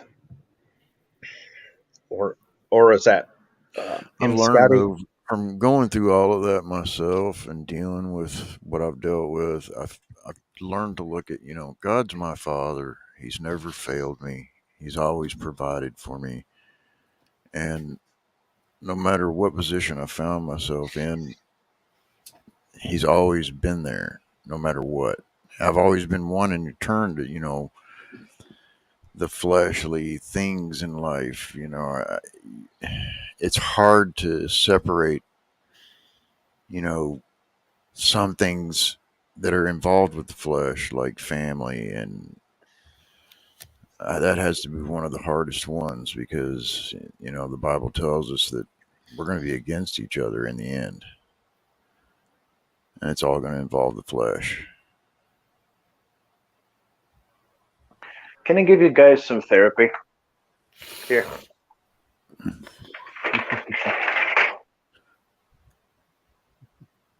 Hey, it's a nice fence.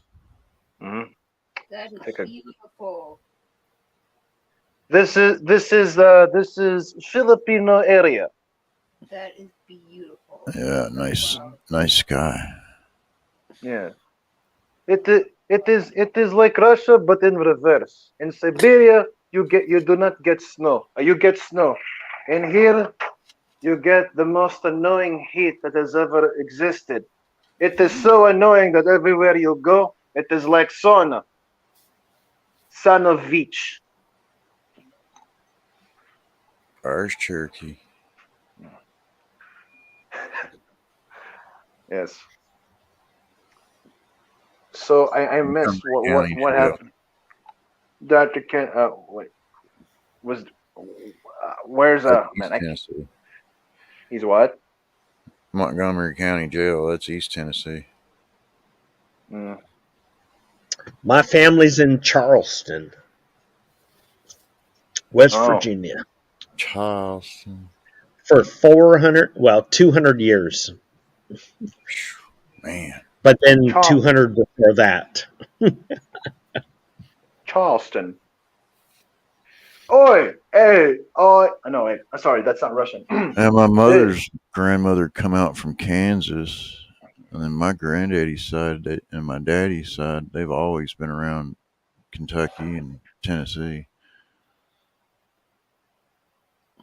I don't know how far back it goes. I mean, at least on my mother's side, I've traced back on her daddy's side to what 1700s, I believe, in the States, and then somewhere around the 1400s in England.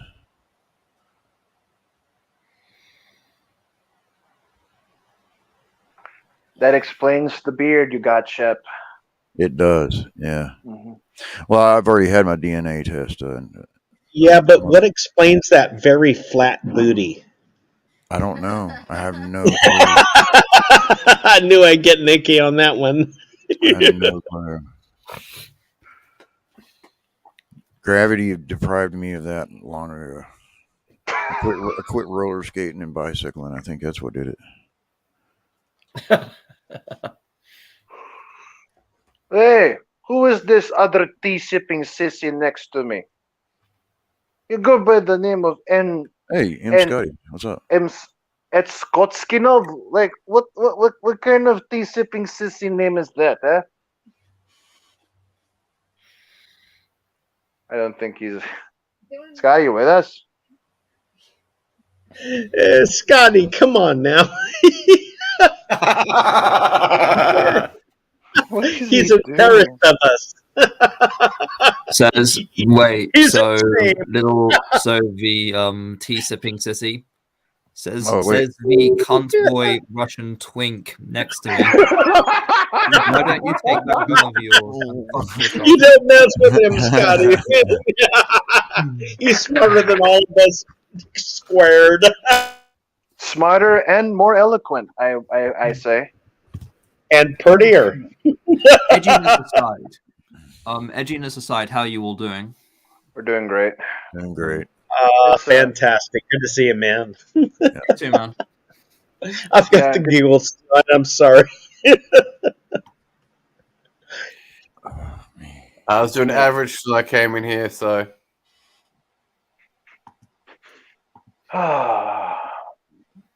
Well, I am trying to hook up a new stream, but it's gonna take a long time for me to get to it because because it's basically a comparison of the events that happened in 1 Samuel chapter 15 versus the events that took place in the hedonistic culture of the Japanese during World War II and how they relate to each other, to the Amalekites.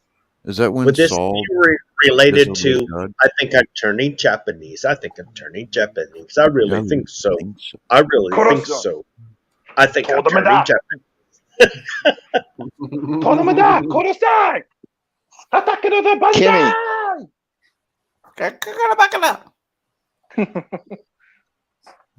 Dr. Kenny.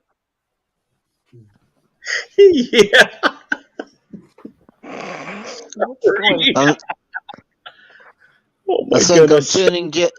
think I'm turning Japanese. It was sung by English punk band The Vapors. And I saw them live in Surfers Paradise, Australia, many years ago. And was covered by San Diego band Sprung Monkey on the first album, I think. There you go. What a small world, eh? Yeah. Yeah, that was a good album. So going on. Hey, you want to hear something small world related? You know, my grandfather played guitar for Hank Williams Jr. Wow. Yep. My stepfather played bass for Dr. Hook. Really? Yeah. Wow. In studio. No, not on stage, but in studio. Right. Hey, you know, my family's highest acclaim is that we're related to Richard Simmons, exercise guru. Oh, my goodness. No joke. I'm actually related to him on my mom's side. Yeah. Kenny, on my other side, we are related to Martha Washington. Wow. I mean, Paul Rhodes knew Johnny Cash, Hank Williams, all of those. And on my mom's side, they're related to Richard Simmons. Horrible. That's a pretty odd cocktail, isn't it? Yeah, no doubt. God has a sense of humor. Most people, though, don't realize that people from the East are going to be related to a lot of the original people of the colonies. Yeah, because that's true. Married brothers marry sisters. I kid you not. No, I'm not lying, guys. I kid you not. I'm related to Martha Washington, George Washington's wife. No, Wow. man, I'm telling you, I was told a cousin I went to school with, she was my second and my fourth cousin. And I asked my dad, how does that figure out? And it's because my family has married family. No joke. And I found out that my grandmother said, if you can't trust family, who can you trust to marry? Yeah. That's amazing, eh? And it proves the point you can never choose your family. You can never choose your family. Yeah, you can marry your family. Yeah. What it is what it is. It is what it is. I'm telling you, I found out that I'm related to half the population of Charleston, West Virginia. Exaggerating. They're all my cousins. In some shape or form. I'm not kidding you guys. I've got 2,000 second and fourth cousins.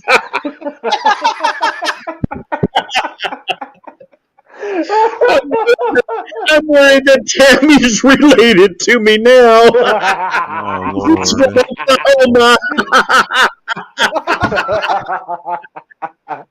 At some point in time, we are related to somebody. Since we all came from Adam. There's that.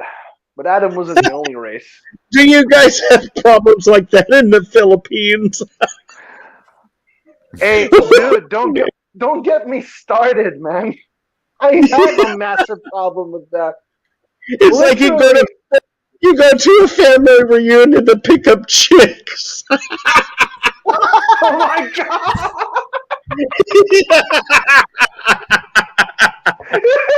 And where do you go pick up chicks in the next room? How can you trust anybody that's not your family? You gotta go to a family reunion to pick up chicks. Like, you know, man. Like, guess what? I never knew this person, but they say, "Oh, that's your fifth cousin." Like, what the? But hey, it's actually not that bad because that's your fifth cousin. We've been married for 5 years, and now you tell me. Yeah, well. Well, I'll tell you what. I am loosely related to the. I don't know. I think his term is about to end, but I'm loosely related to Duterte.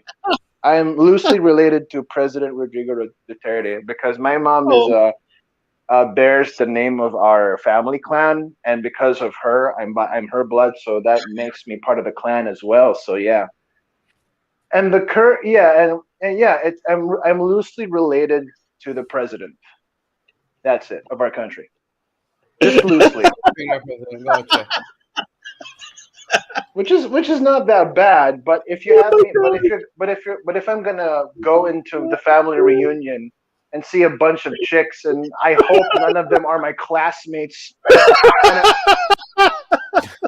Because if they were, I've been crushing on the wrong dipstick, you know.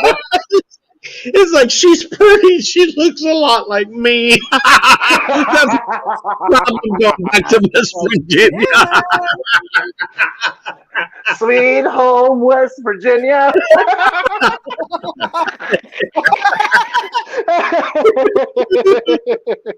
Oh, man.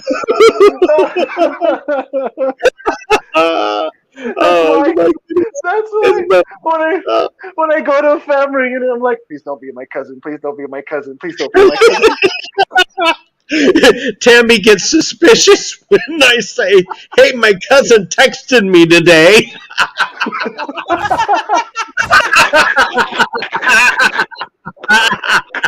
She texted me a picture today.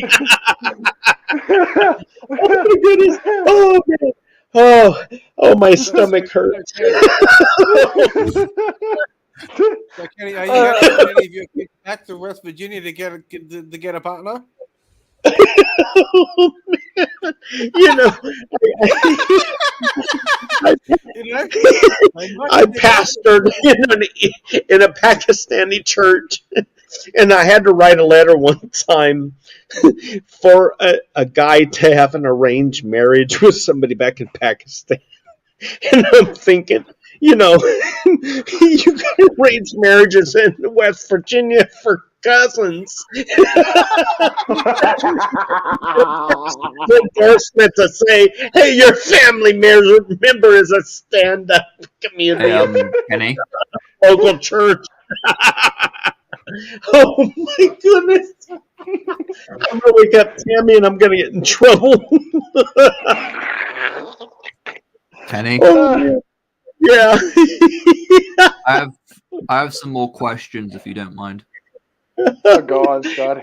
Oh my goodness. Let me catch my breath. Hold on.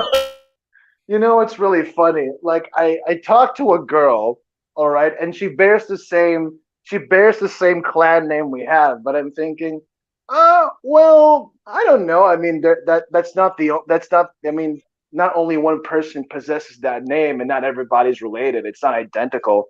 So I talked to her and said, hey, you want to go grab an ice cream a little bit? And like, okay, she says yes and all that stuff. So I talked to her and said, oh, so you're from this clan member? I said, yeah, why'd you ask? And I'm like, I'm doing that mantra again. Please don't say we're related. Please don't say that we're related. Please don't say we're related.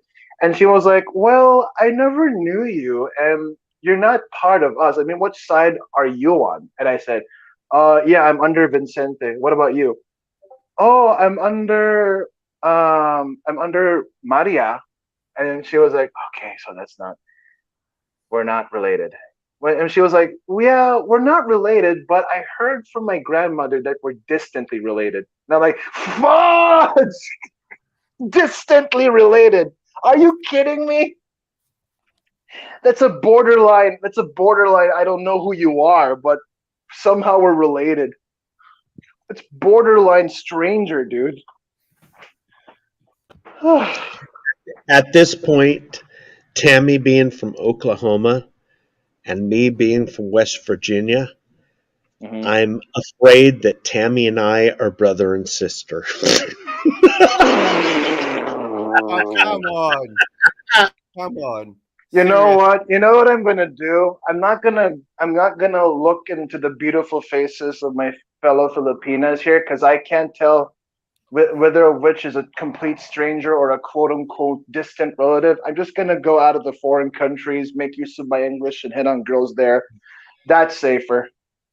Yeah, go somewhere else. Yeah, either, and you know there are plenty of lonely women in Lithuania. I'm gonna fly there. I hear Slavic women are looking I'm for so sorry, guys. I'm a junior hire. All you gotta do is do a fart joke. I'm gone for an hour.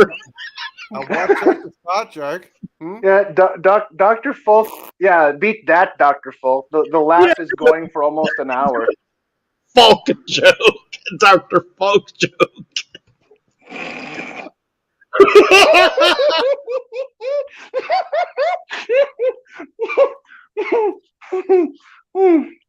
Yeah, I mean, I'm not the only one in my house too. I'm so so I gotta sorry, stop guys. laughing. I don't want the ambulance coming in that white jacket put on me again. So we gotta settle down. Oh man. Tammy has to get up in the morning. You know who's taking to the psych hospital. Oh goodness. Oh my. Oh my. Is she glaring at you yet?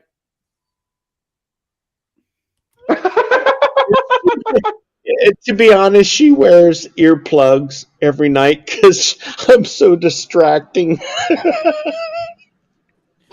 Well, I'm sure She wears an eye mask and earplugs because her husband does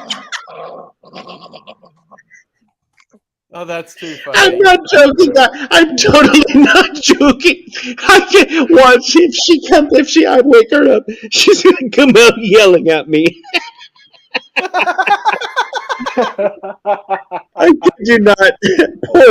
Poor woman married a 12-year-old boy who's never grown up.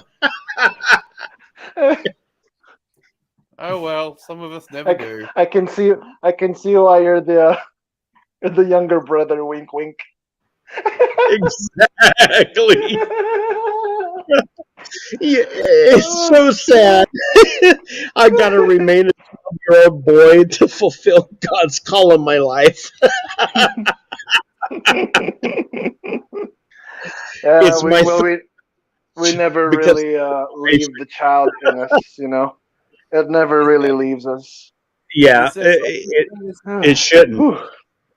That's so good for us to laugh, though. Man, adults forget to laugh. Yeah. Yeah, nowadays. Oh man, my head hurts. Man, me too. My head hurts from laughing. For sure. All right, we better entertain Scotty's question. Yeah, now. I'm sorry. Yeah.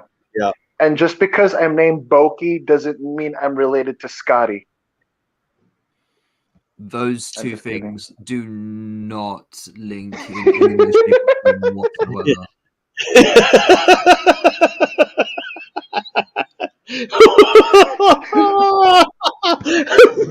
I mean, is that why when I drink tea, I let the pinky out?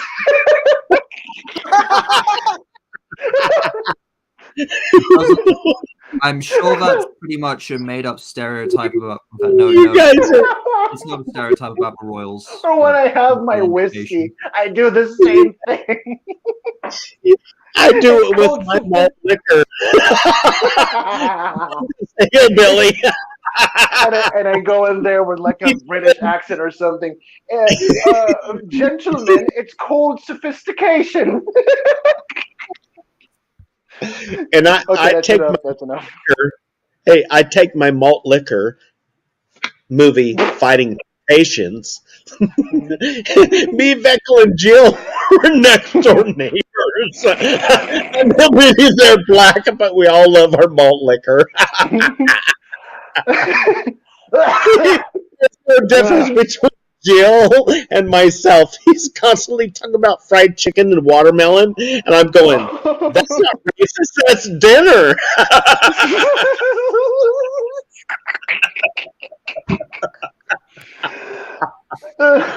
Oh my God. I'm so glad Tammy's not there right now. Oh my God. She's got earplugs in. I'm safe.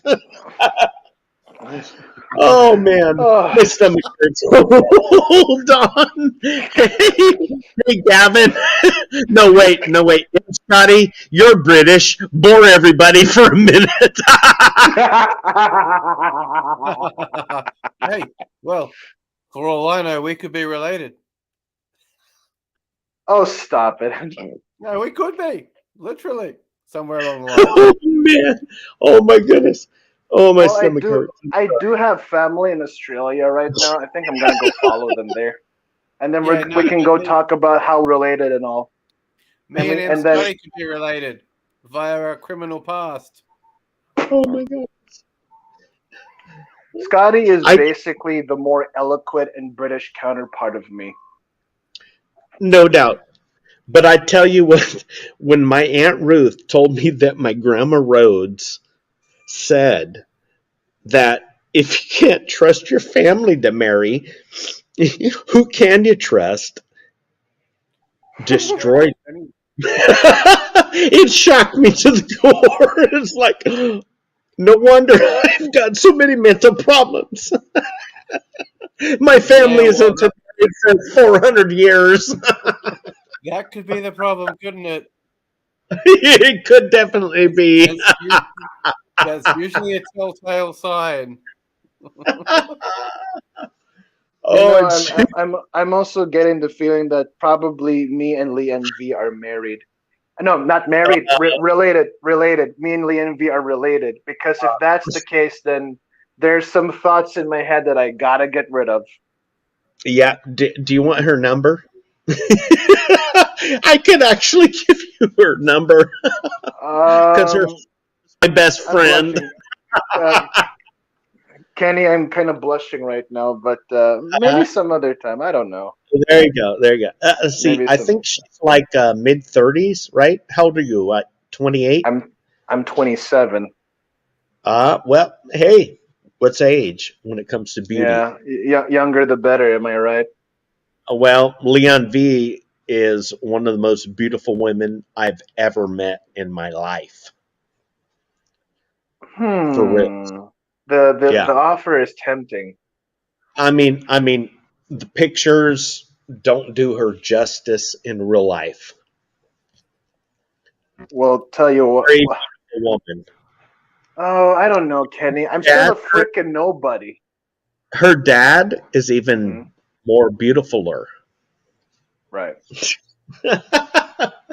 I'm sorry her about dad. the wrong word. Mm-hmm. No, her dad is funnier. He's the funniest man you'll ever meet. Right. He's nuts, man. I have a song that he and I did. I think I put it out, but it's called My Bonnet. And that was Wally V and myself. And it was about a hat that you bought at Walmart. I put it out like last week. Listen to it. That's Leon V's dad. No lie, man. What's the name of the song again? Wally V. No, the name of the song is just My Bonnet. My Bonnet. All right. Yeah, My Bonnet. As if, and you gotta listen to it. It's kind of Elvis / you gotta listen to it. Well, you know what? Now that I think about it, yeah, I wanna meet this Leon V digitally first. But you got to set it up, Kenny, because I don't know, like taking giving a number to a freaking stranger. I don't know, dude. She's not stranger. She is beautiful. I know. I'm the stranger right here. Oh yeah, you are very strange. I'm stranger. Yes. Yeah, you're a stranger than most. Thanks for the compliment. Yeah, there you go. You know, I didn't know that my laugh. When I get tickled, I pee my pants, and I'm lost from there. All right, oh my God. all right. Enough funny Nikki, business. We are two kindergartners trapped in adult bodies. We totally get each other. Anyway, I'm so sorry to be guys of a stranger. I beat this horse that I really am a junior I high. didn't know if you want to hear my guitar or not. I was just messing around. Yeah. We can hear your guitar. Raise my ass and stir.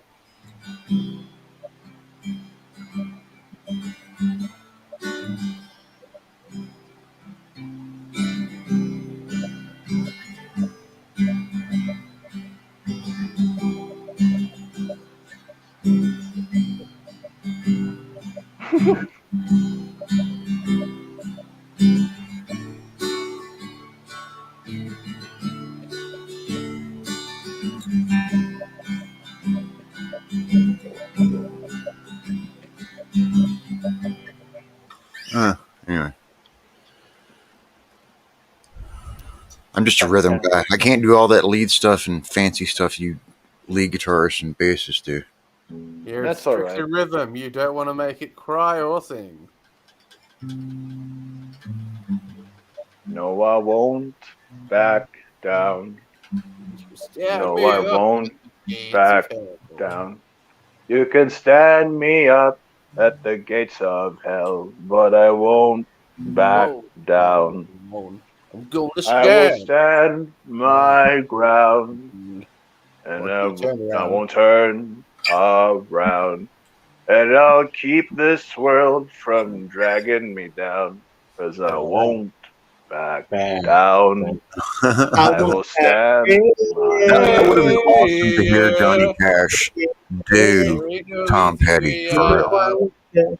Beautiful song, man. Amazing. I want back pay, baby. I won't. There ain't no easy way out. Oh, Hey, I won't. no, that's it. My favorite one is like, there ain't no grave can hold my body down. There ain't no grave can hold my body down. When I hear that trumpet sound, I'm gonna rise well out of the ground. There ain't no grave can hold my body down. Ain't no grave can hold my body down. I love that, dude. Hey, baby. There ain't no easy way out. There you go.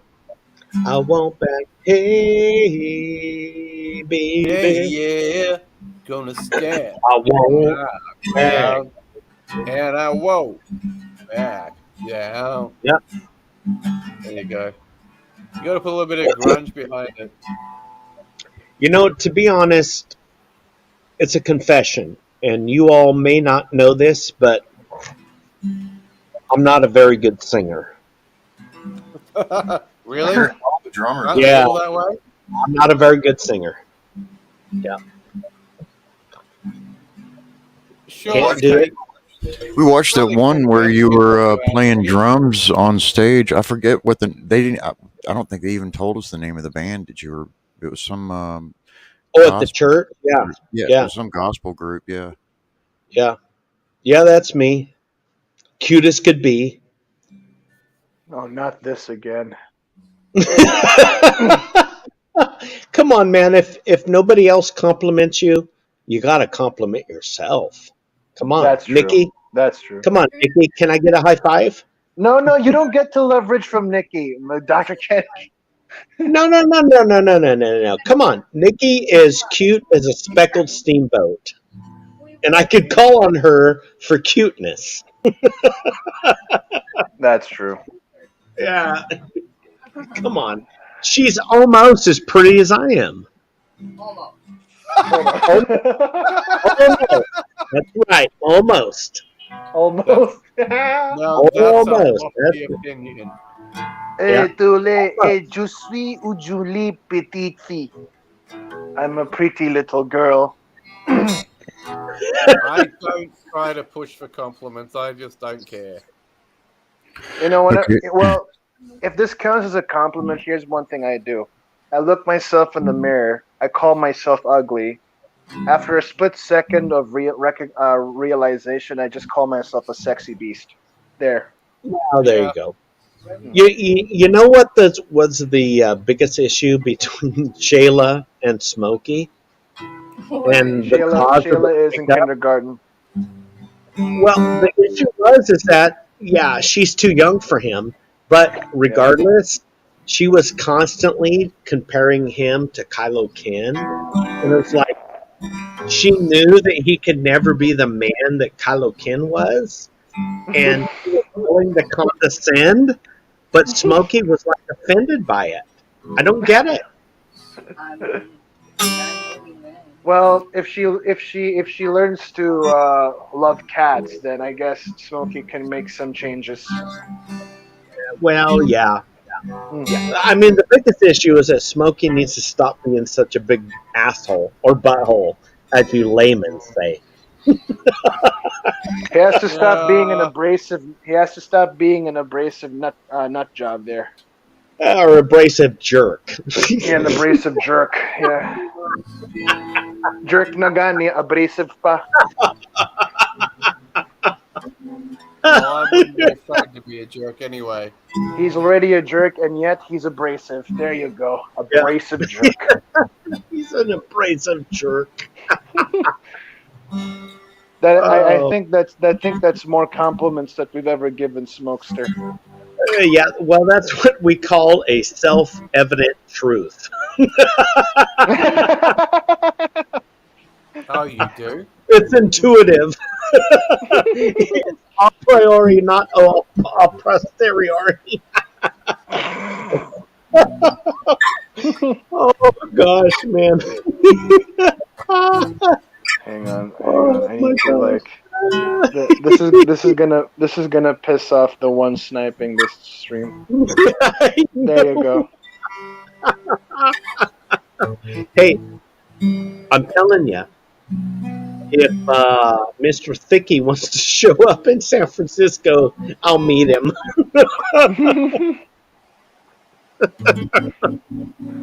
Oh no, man. Jerk is Oh more my of goodness. a. Jerk is more of a. There you go. Problem is, I'm not gay, so I don't, travel in his, crowd, so to speak.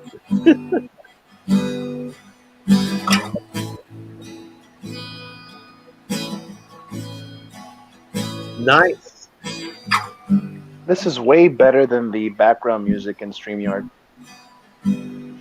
For sure.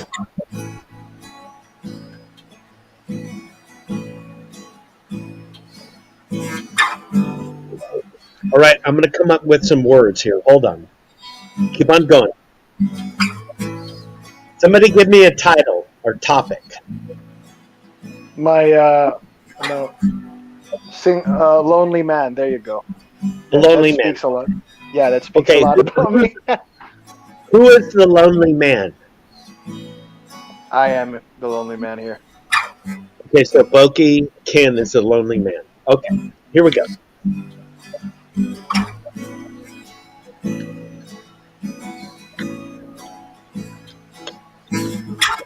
Lonely man on the streets, feeling low. Okay, we gotta start again. Start again.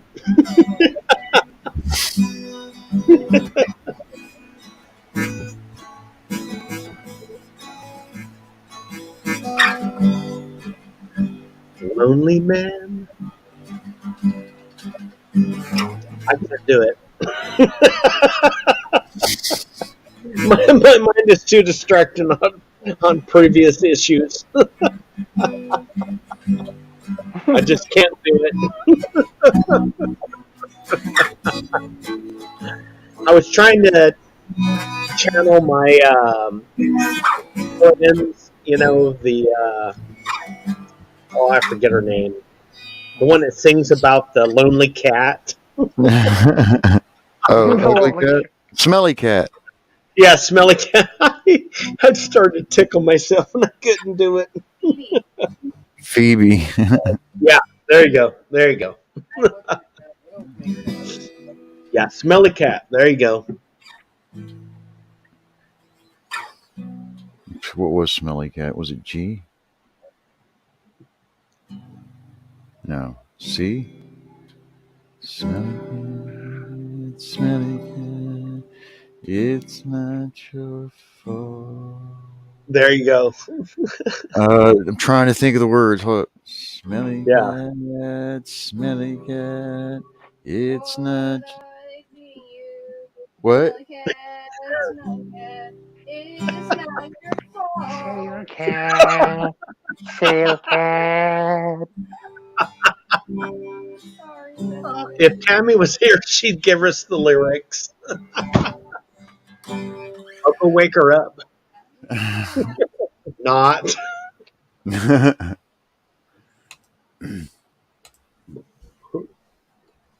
Yeah, that obscure humor.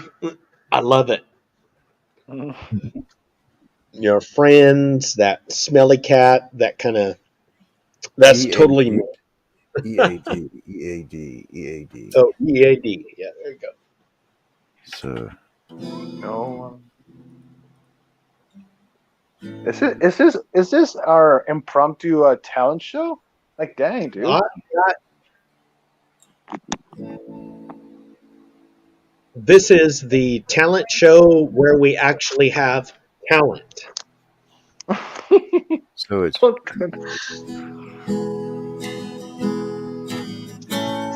course it is. I got the perfect. Can you hear me? Yeah, I got you. I can hear. Yeah, I've got the perfect song title.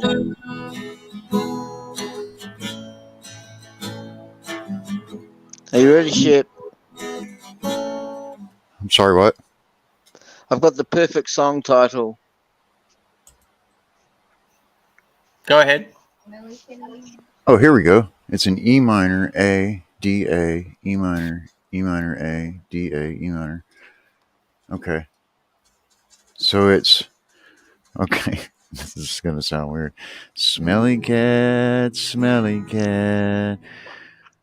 what are they feeding you? No. Wow, there's a lot. Okay, that's a quick change up. Yeah, hold up. I gotta feel this change up.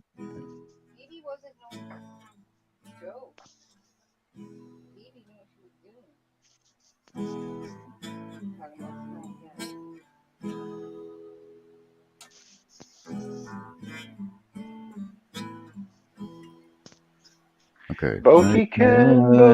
Smelly cat, what are they feeding you? They won't take you to the vet. You're obviously not on their favorite pet. You may not be a bed of roses, and you're not a friend to those with noses. You guys are nuts. Man, that's the lyrics right there in front of you. I mean, I just got to learn it. That's all. Here's the line of the night, right? The line of the night.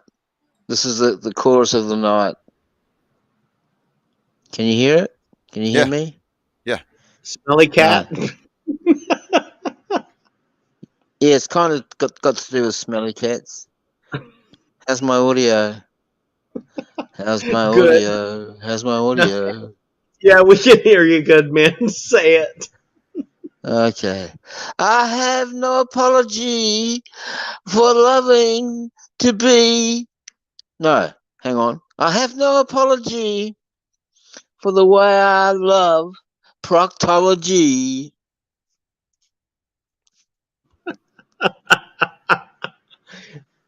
Do you have anybody in mind? Well, I'm trying to think of a song called Proctology. It'd be novel. I have like a really disgusting, morbid joke if you guys want to hear it. I can neither affirm nor deny that it's funny, but go ahead. All right. So let's say if Thick Shades was a submarine pilot. Okay. They have a screen door. With a screen door. And then, he sees a shark called he sees some kind of shark, and it has the same dialect and cadence of Smokey Saint. So as the pilot of the submarine, in order to defeat the shark, he has to fire a specific missile. A missile that is also punny, and it does drive him away from the internet. You know what that's called? It's called a torpedo.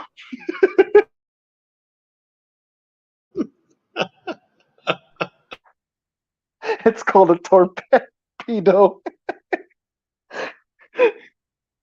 Oh no! I get it's a torpedo. Oh no! Because I call Smokes a shark because whenever he's able to corner Thick Shades. I mean, it's easy to corner Thick Shades, but Smokester just does it at a different level. Jokes? Yeah, basically what I said, that if okay, cool. If Thick Shades was a submarine pilot and he saw a big shark that has the same cadence of dialect as Smokey Saint, all he has to do is fire the torpedo to drive it away. Warsaw, 1945. The ghetto was being liberated, where the Jews were being housed. After the communists had their way, obviously in Berlin, America liberated Warsaw. An American soldier who was a photographer at the time was taking pictures for the world to know the atrocities of the Nazis, and he saw a Polish boy walked up to him and tugged at his military coat. And he asked the sir if he could take a photo of him. Well, if the soldier could take a photo of a boy. The soldier obliged, but the soldier was confused as to why the young boy was holding a pile of ash. And the young boy said, "Oh, I'm sorry, sir. It's a family photo." It's scary and tragic at the same time. Well, that's what I had in mind for dark humor. Well, it wasn't funny to me. Like, that was rather tragic. Oh, it was meant to be a dark humor joke, like real Pitch Black. Pitch Black. Sorry. Okay. Yeah, that was pretty dark, Scotty. That was just too dark. That's too dark to be funny. Could have been also a reality. What about so something lighter, like how do Pentecostals change light bulbs?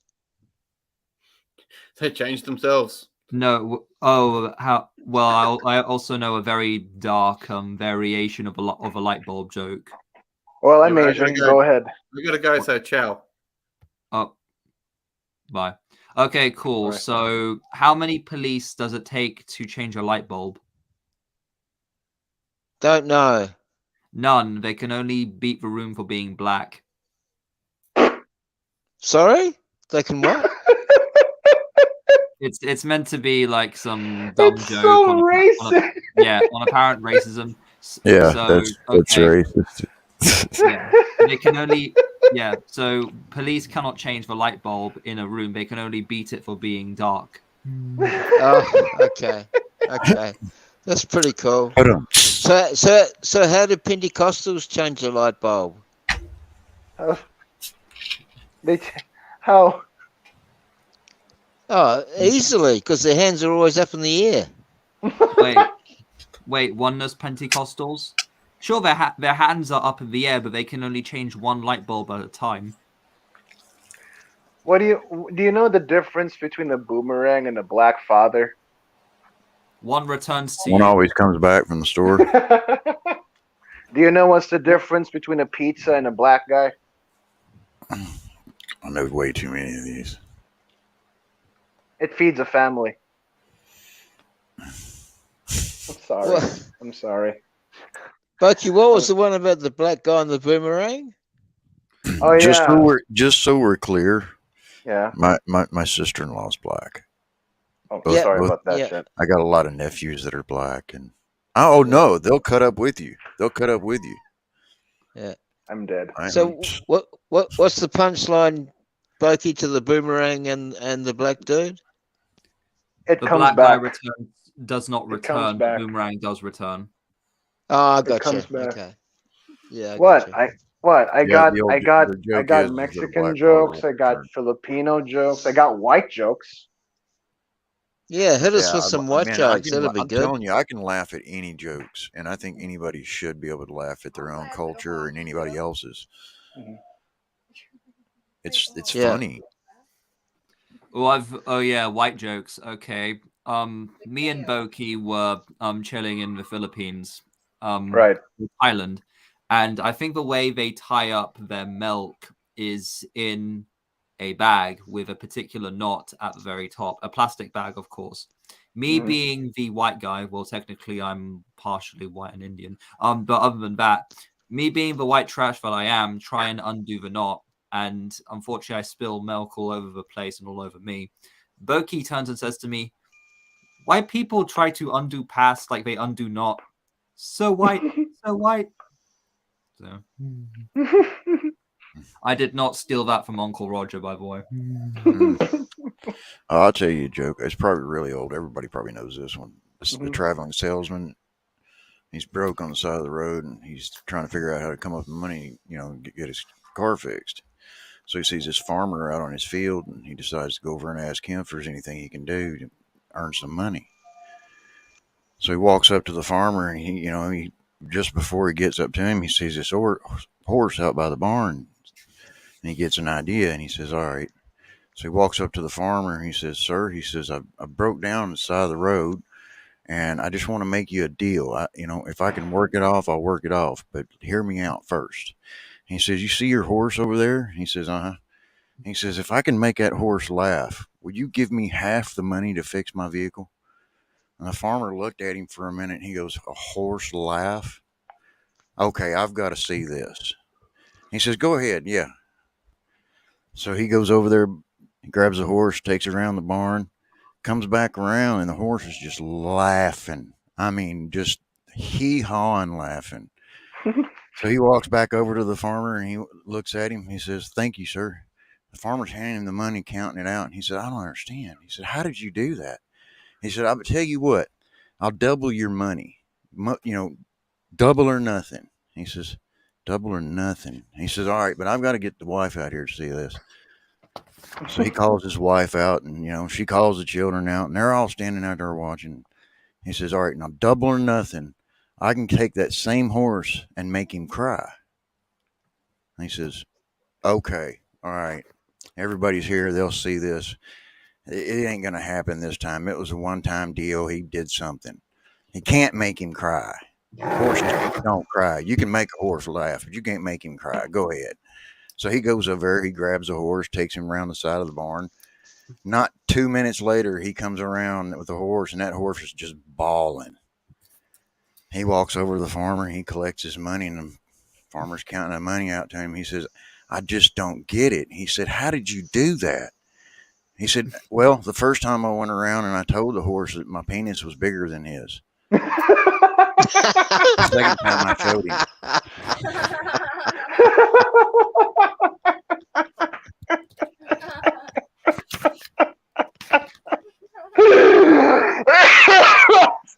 Wait, so we're doing penis jokes? Okay, cool. So since we're on the topic of white people... Oh, hang on. Hold on. Was there a punchline to why the horse was crying? There was. The rider's dick was bigger than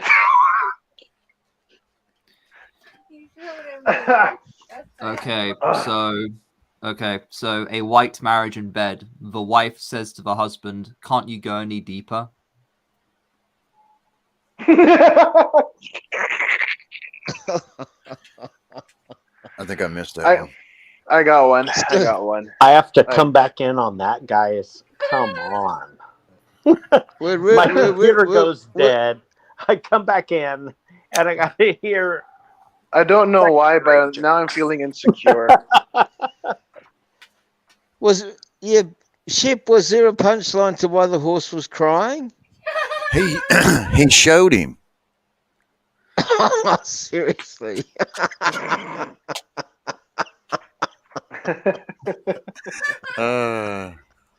There's a guy who he was an electrician, and he had his buddy over for the night for drinking, over the weekend. And his buddy was sitting at the kitchen table, having his drinks, and they just got finished talking, and his friend got up and he started getting ready for, bed.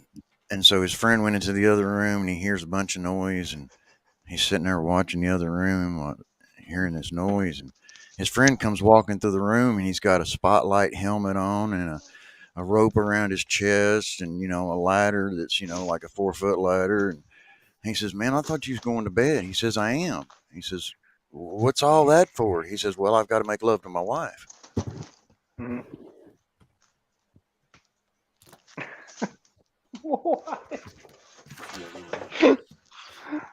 Okay, I got one.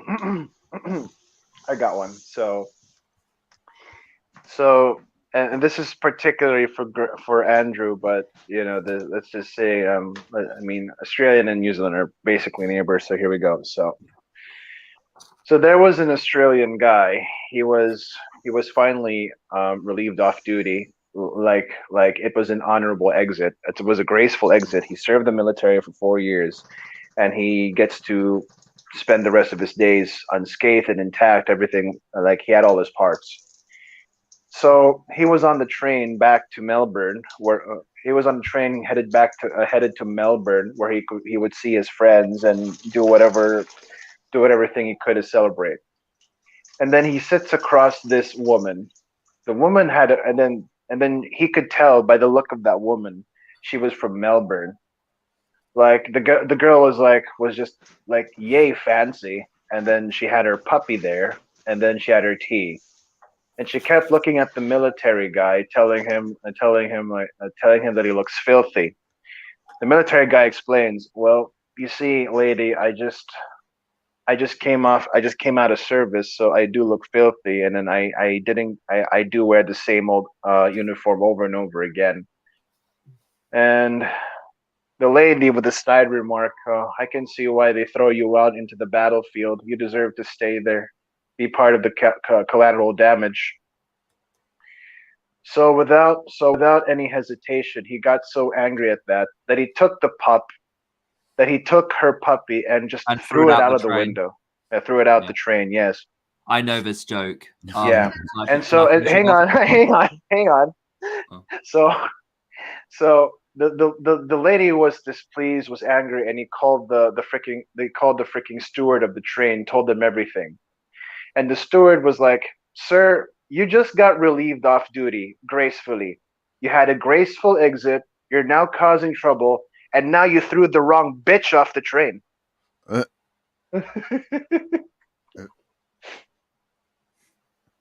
he's really gonna get reprimanded. Basically, he should have he threw the wrong bitch off the train. Lord, I could Anyways, Kenny, are you there? Kenny, are you with us? Kenny, you still there?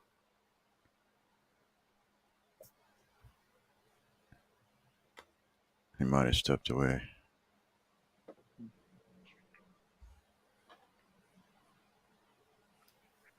Probably did. Y'all ever hear about the one called Hurricane Tussie? Hurricane Tussie.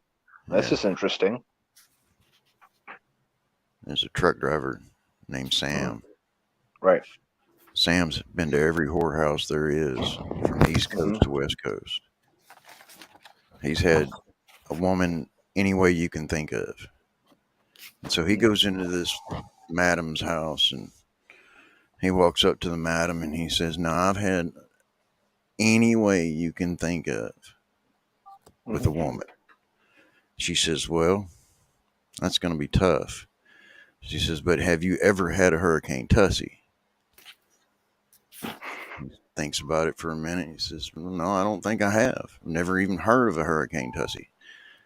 She says, "Well, you go up to room number 7 and you wait there." So he goes up there, he gets his clothes off, he waits. And there's comes this rumbling sound, and the door opens up, and there's this really large woman. She shuts the door and she walks across the room, and the floor is rumbling. He says, "Lord, do you have to be so hard on the floors?" And she says, "Them's the tremors that comes along with the hurricane." He says, "All right." Good Lord. Okay. So she climbs on top of him and she starts hitting him in the head with her boobs. Beating him to death. And he's crawling around and he gets kind of free. And he says, "Lord, what are you doing?" She says, "Them's the coconuts that fall from the trees during the hurricane." He says, "Lord, this has got to get better than this. I've had S&M, but that's one thing. This is another." She says, "Oh, it gets better." He says, "All right." So he lays back down, and she stands up on the bed, and he says, "Oh, okay, she's going to dance." And she starts doing her little dance, but she starts peeing. And he squashes off the bed, and he says, "What are you doing?" She says, "Them's the warm tropical rains that come along with the hurricane." He says, "Okay, golden showers, I get it. Well, he climbs back up on the bed, and she just comes down on him harder than anything that he's ever felt in his life. He crawls out from underneath, gasping and grabbing his clothes, and he runs downstairs and past the madam's front desk, and she yells at him, "Wait, what's going on?" And he says, "Well, hell, who can screw in this kind of weather?"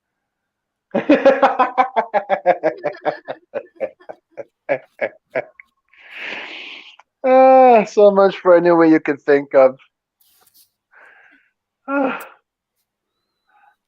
Oh man.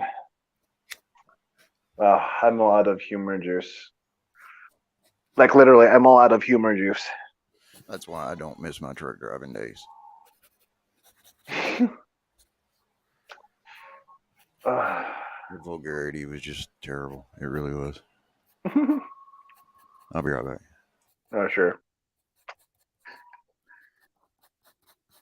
Did you ever hear the tragedy of Darth Smokey the Wise? As told by Nox Testicle. I thought so. It's not the story that an atheist would tell you.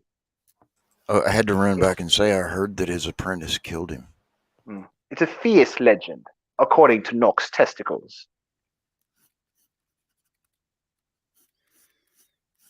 I forget the rest of the line. Hang on.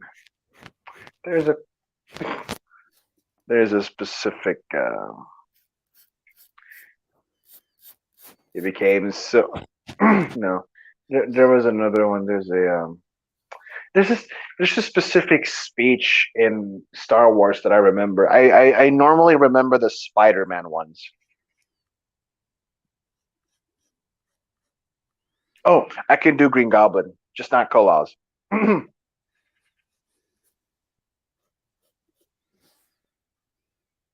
Somebody there? Somebody. Where are you? Follow the cold shiver running down your spine. I'm right here. I don't understand. Crap, I forgot. No, this one's better. This one's better. I know this really well. Hang on. Spider-Man is all but invincible. But Parker, we can destroy him. I can't. Betrayal must not be of countenance. Parker must be educated. How? How do I do that? Instruct him in the matters of loss and pain. Make him suffer. Make him wish he were dead. Yes, and make him grant that wish. How? The cunning warrior attacks neither body nor mind. Tell me how!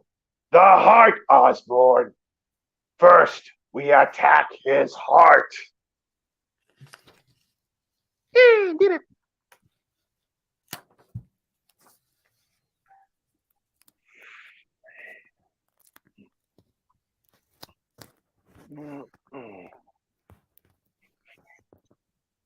Yeah, that smells.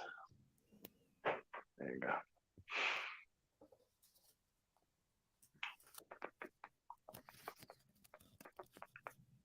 Did Kenny step away, guys? Yes. What's he up to right now? He must be busy popping in and out from time to time. Oh well, there goes my questions, but that's fine. I'm sorry, we couldn't stop with the whole. No, it's fine. I literally left a comment saying you guys can keep laughing. I can wait all day. It doesn't matter if you guys want to have fun. That's fine. Well, if he comes back, then I'll just keep my faculties closed until you're able to get them out there. No, if you want to laugh, you can go ahead. But anyways, I think I might have to be going eventually soon because I need to start chores and whatnot, see what needs to be done around the house, and also I'm going to need to shower today. All right. Sure. Yeah, I think I need to shower as well. And a friend of mine wants to play COD, so yeah. Speaking of COD, Shep just chimed in back. All right, what's going on?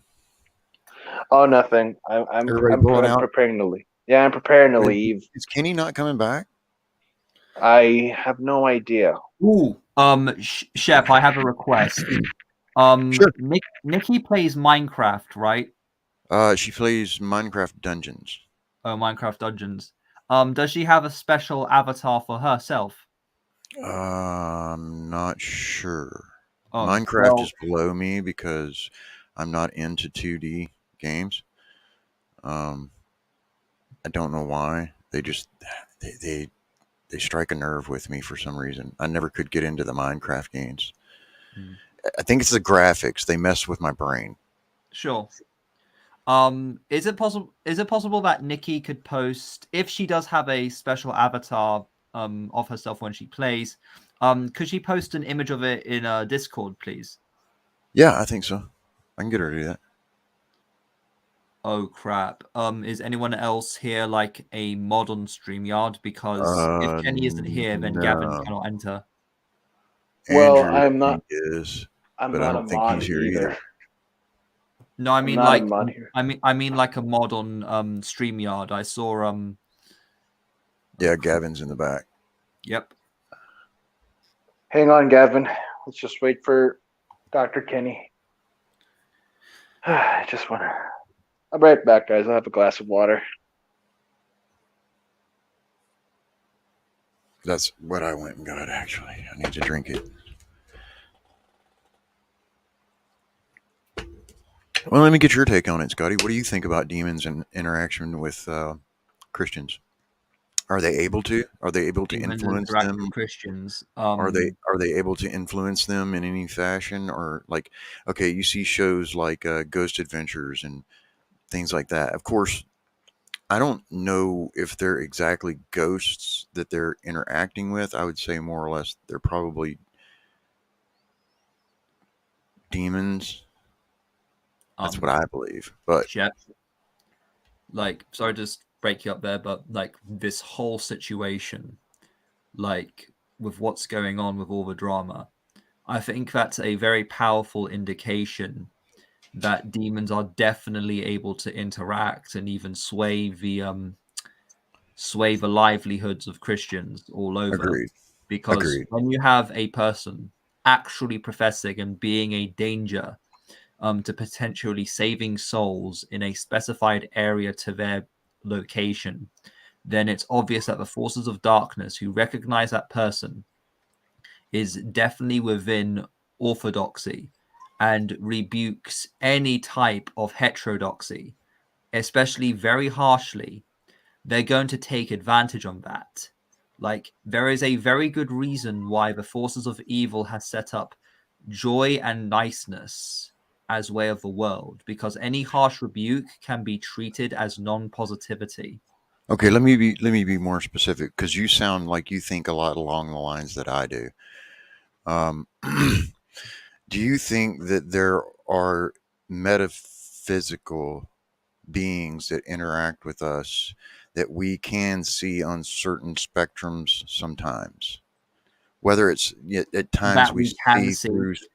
The only I'm way sorry? we could see them is if we were to manifest in the higher dimensional space they are operating in.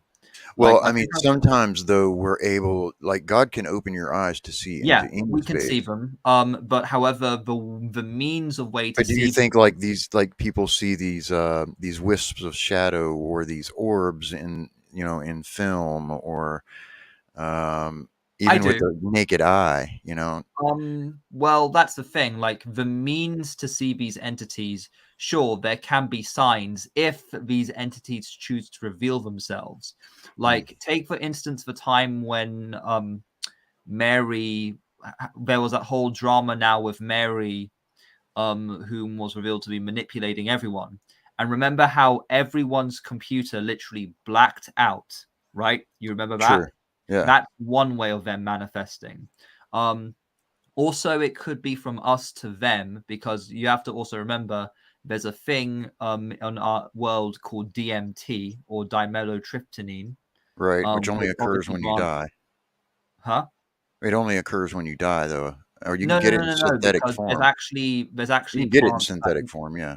Yeah, you can get it in a synthetic form, and you can obviously have visions. Many people like to say, oh no, these visions are localized. Oh no, these visions are nothing more than manifestations and brain states. No.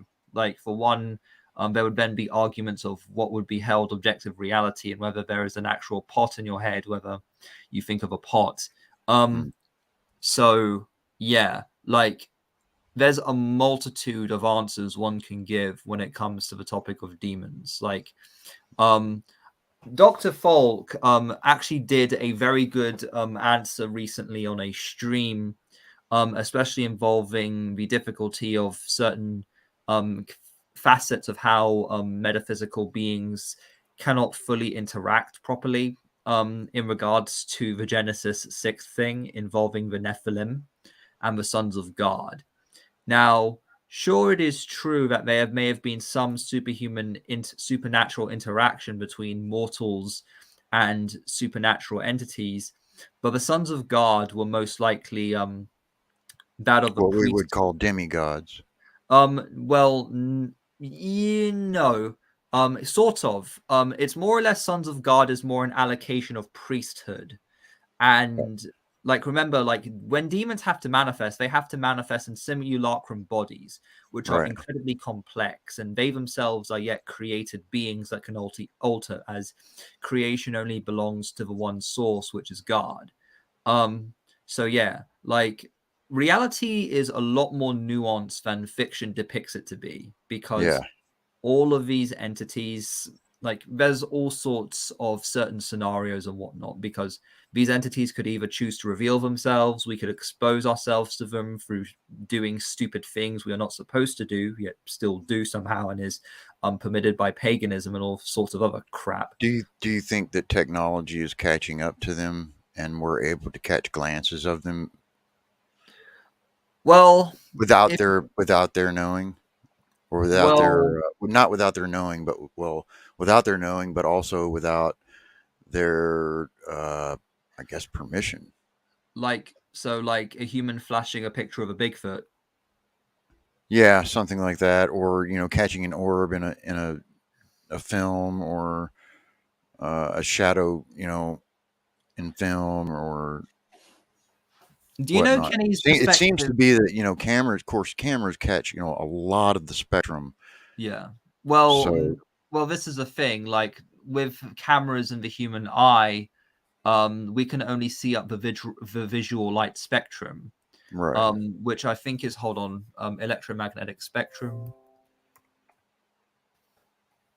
Yeah, let's see. We see a little bit into it, not much. Yeah. Cameras, they go into the infrared spectrum and into the So you see between infrared spectrum and ultraviolet, that variation from just over 700 nanometers to just below 400 nanometers is a visible light scale. Yeah, and right. We can see, Now, mind you, what we see, like say we see the reflection of the sun going through mist, we see a rainbow.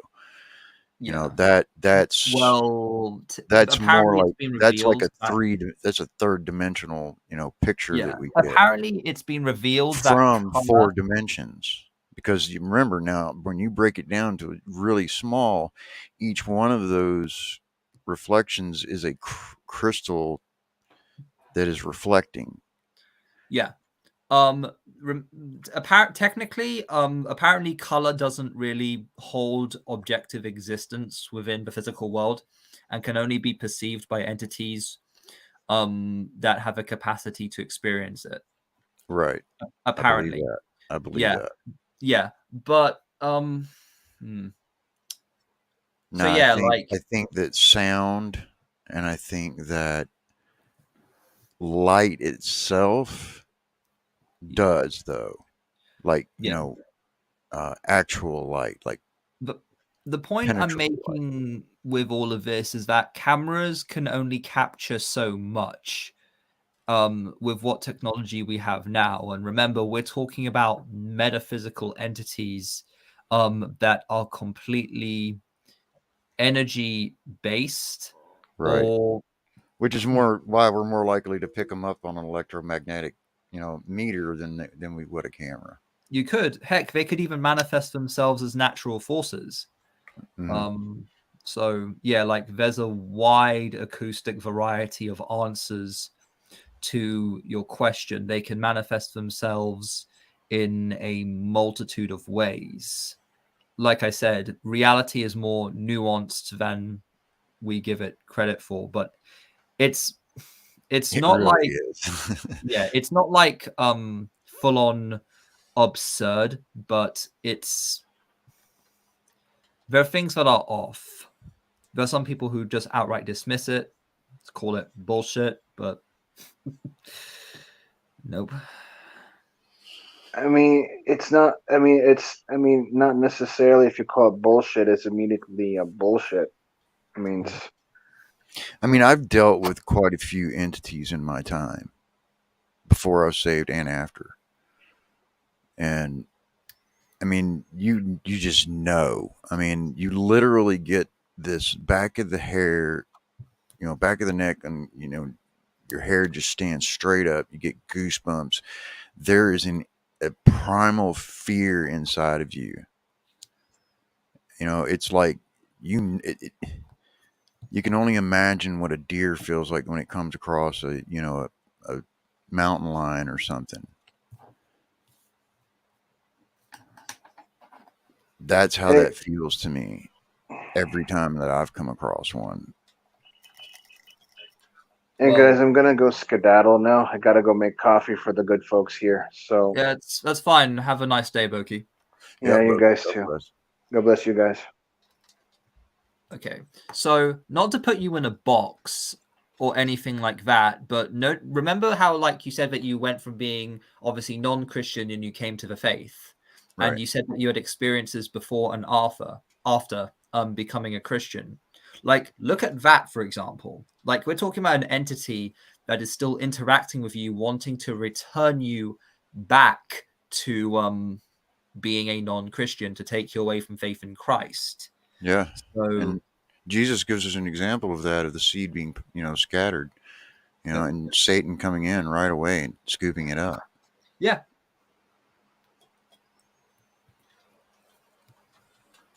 Yeah, I've dealt with a lot of close and personal encounters with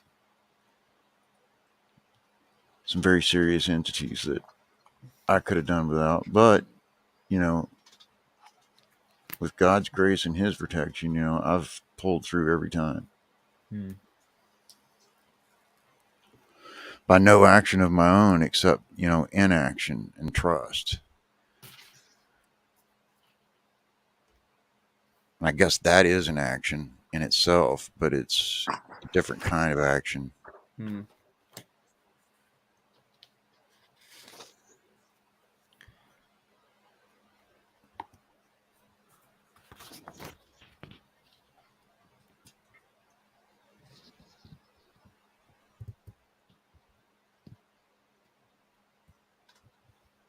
I just noticed Basement Dweller put the lyrics in there. To Smelly Cat or something like that? Yeah. Now it's stuck in my head. I'll have to... The weird part about it, there's a quick change between the D and the A. Because it goes from A to D, back to A, and then to E again. Like, really quick change in there.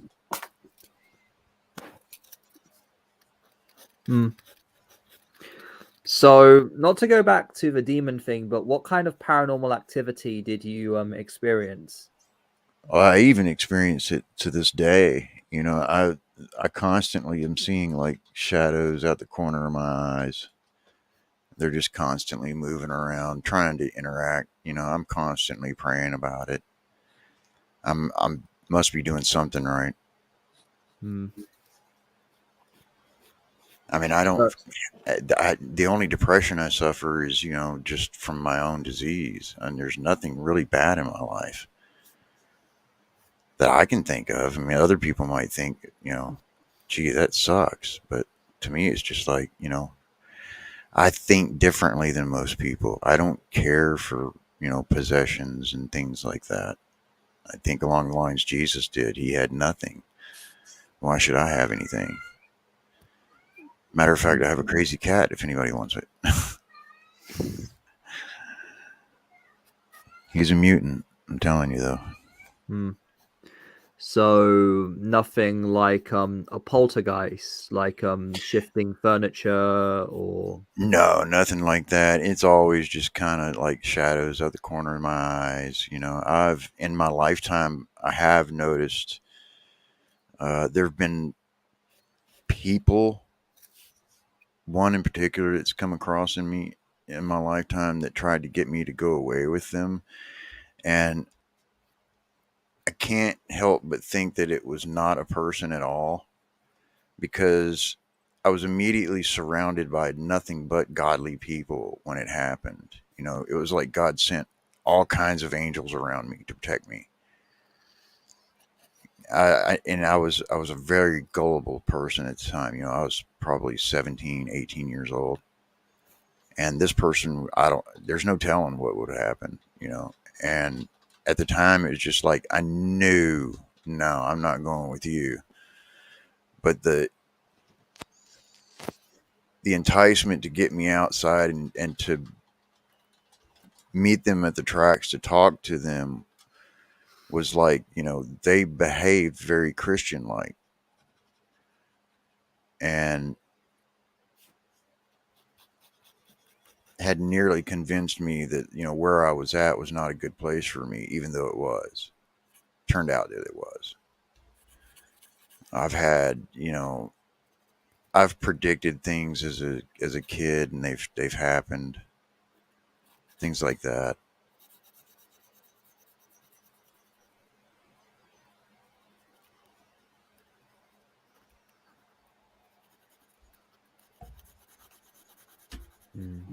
I wouldn't exactly call it prophesying. Just kind of like I've had deja vu moments, and they turned out to be real. What happened to Kenny? Fall asleep? I think Kenny fell asleep, or his phone maybe died. I would expect him to come back by now. Oh, so like with these shadow entities that appear out of the corner of your eye, does Nikki also bear witness to these things at times? I don't know. Do you? Not that I've noticed. No. I've never really... I mean, there's times that her parents will say that her mom believes that her dad's around, because they'll find her dad's thing was leaving money around, and they find like pennies and stuff like that. Pennies and dimes, that's it. Yeah, pennies and dimes, and that was his thing, was leaving pennies and dimes around. So, you know, it could be something that's mimicking that. To get their attention? Yeah, to get their attention. You know, who knows? I try to keep most of what goes on private. Oh, sorry for inquiring about it. No, just you're good. It's not like anything illegal or anything. It's just, you know, it's stuff that they endured growing up, and it's none of anybody's business. And it's made them suffer now, you know? Yeah, I know, but like, see, to my point is that's the kind of people that these entities reach out for, because that's what they feed off of. Yep. They feed off of depression and anger and misery, and the more that they feed off of it, the stronger they become. And I read a lot about, Solomon and how he used sorcery to build his temple. And I don't know much about the truth of that. It's just, mythology that I've read. Well, and I know that God has spoken against using seers and witchcraft and things like that. So that's why I try to stay away from it. But the human side of me wants the knowledge of it so that I know what I'm facing. Well, I think it was Sun Tzu who said this, but you have to know the enemy and what they believe and understand their way of the world to be. So it's understandable. Just don't go fully indulging in it and in witchcraft.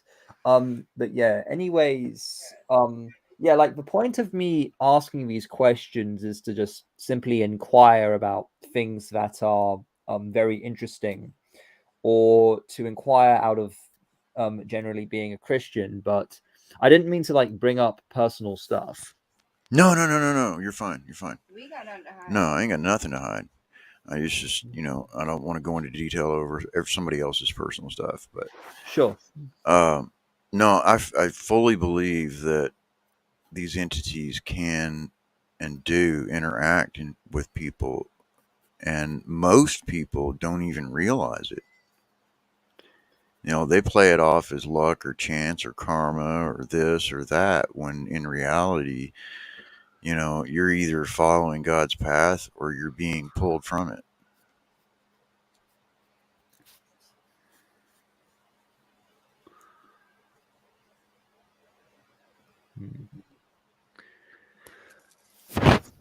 Never really had well, I think I had one supernatural experience, but aside from that,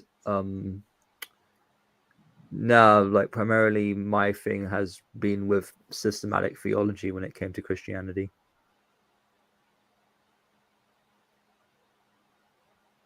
Their interview vampires, creatures that can suck energy from other people, create negativity. It's called psychic vampires in the 80s, 90s. Yeah, I've heard of those. Oh yeah. I remember watching a video apparently about some kind of real life vampire. So see, here's how I see it. Jesus warned us that there would be an antichrist to come, and everything that the devil does, he has to do in retaliation and in reverse of what God does. Yep. So that it's a mockery. Yeah. And I think it's perfectly sensible to think that, an alien invasion would be the perfect sense. I mean, angels and demons can, manifest themselves in our dimension at will. I really believe that. And I think that in order for them to physically be here, though, they have to have some sort of biological connection that they don't have unless something is created for them or they inhabit a body, which the human body, 9 times out of 10, the human body just can't stand the spirit that has entered it. So that's why the person ends up going sane. Number one, because there's already a spirit that already inhabits the body. But if they create a body that has no soul, then a spirit can inhabit it that's made for that spirit. Yep. The supernatural agenda. Not the transhumanist agenda. Yeah. So then you got, here's a representation of somebody who's perfect in every way, according to human standards. And that's your false messiah. And they could easily, bring it in as some sort of, alien invasion or, some sort of a peaceful invasion, just like, hey, here we are. We're here to help. All your problems are solved. Peace all over the world. And then after 3 years of peace, what happens? All hell breaks loose. Tribulation.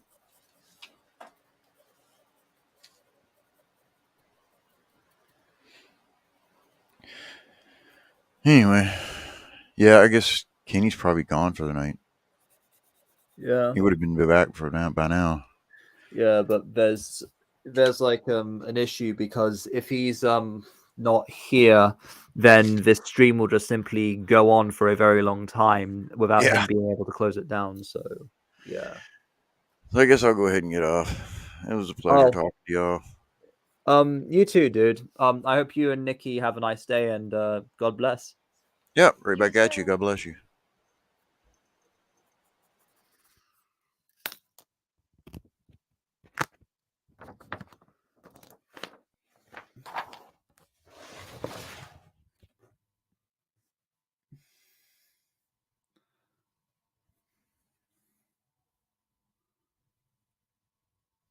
Demonology.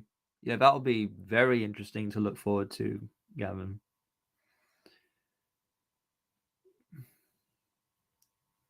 I really hope I'm able to catch Dr. Falk at his next live stream, because there are questions and I did bring it up in his Discord. But yeah. Obviously imagine that everyone is like really busy over in Discord, but I basically imagined more conversations, more interactions, especially in the speaker's lobby. But yeah, that's all I'm going to say about it. So yeah.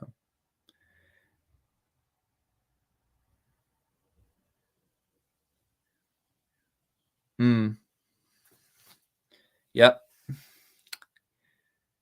Indeed.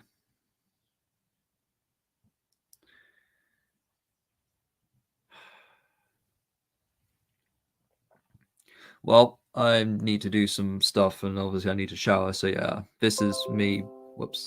This is me leaving the studio now. So God bless you guys. May the Lord Jesus watch over you. I hope you all have a great day.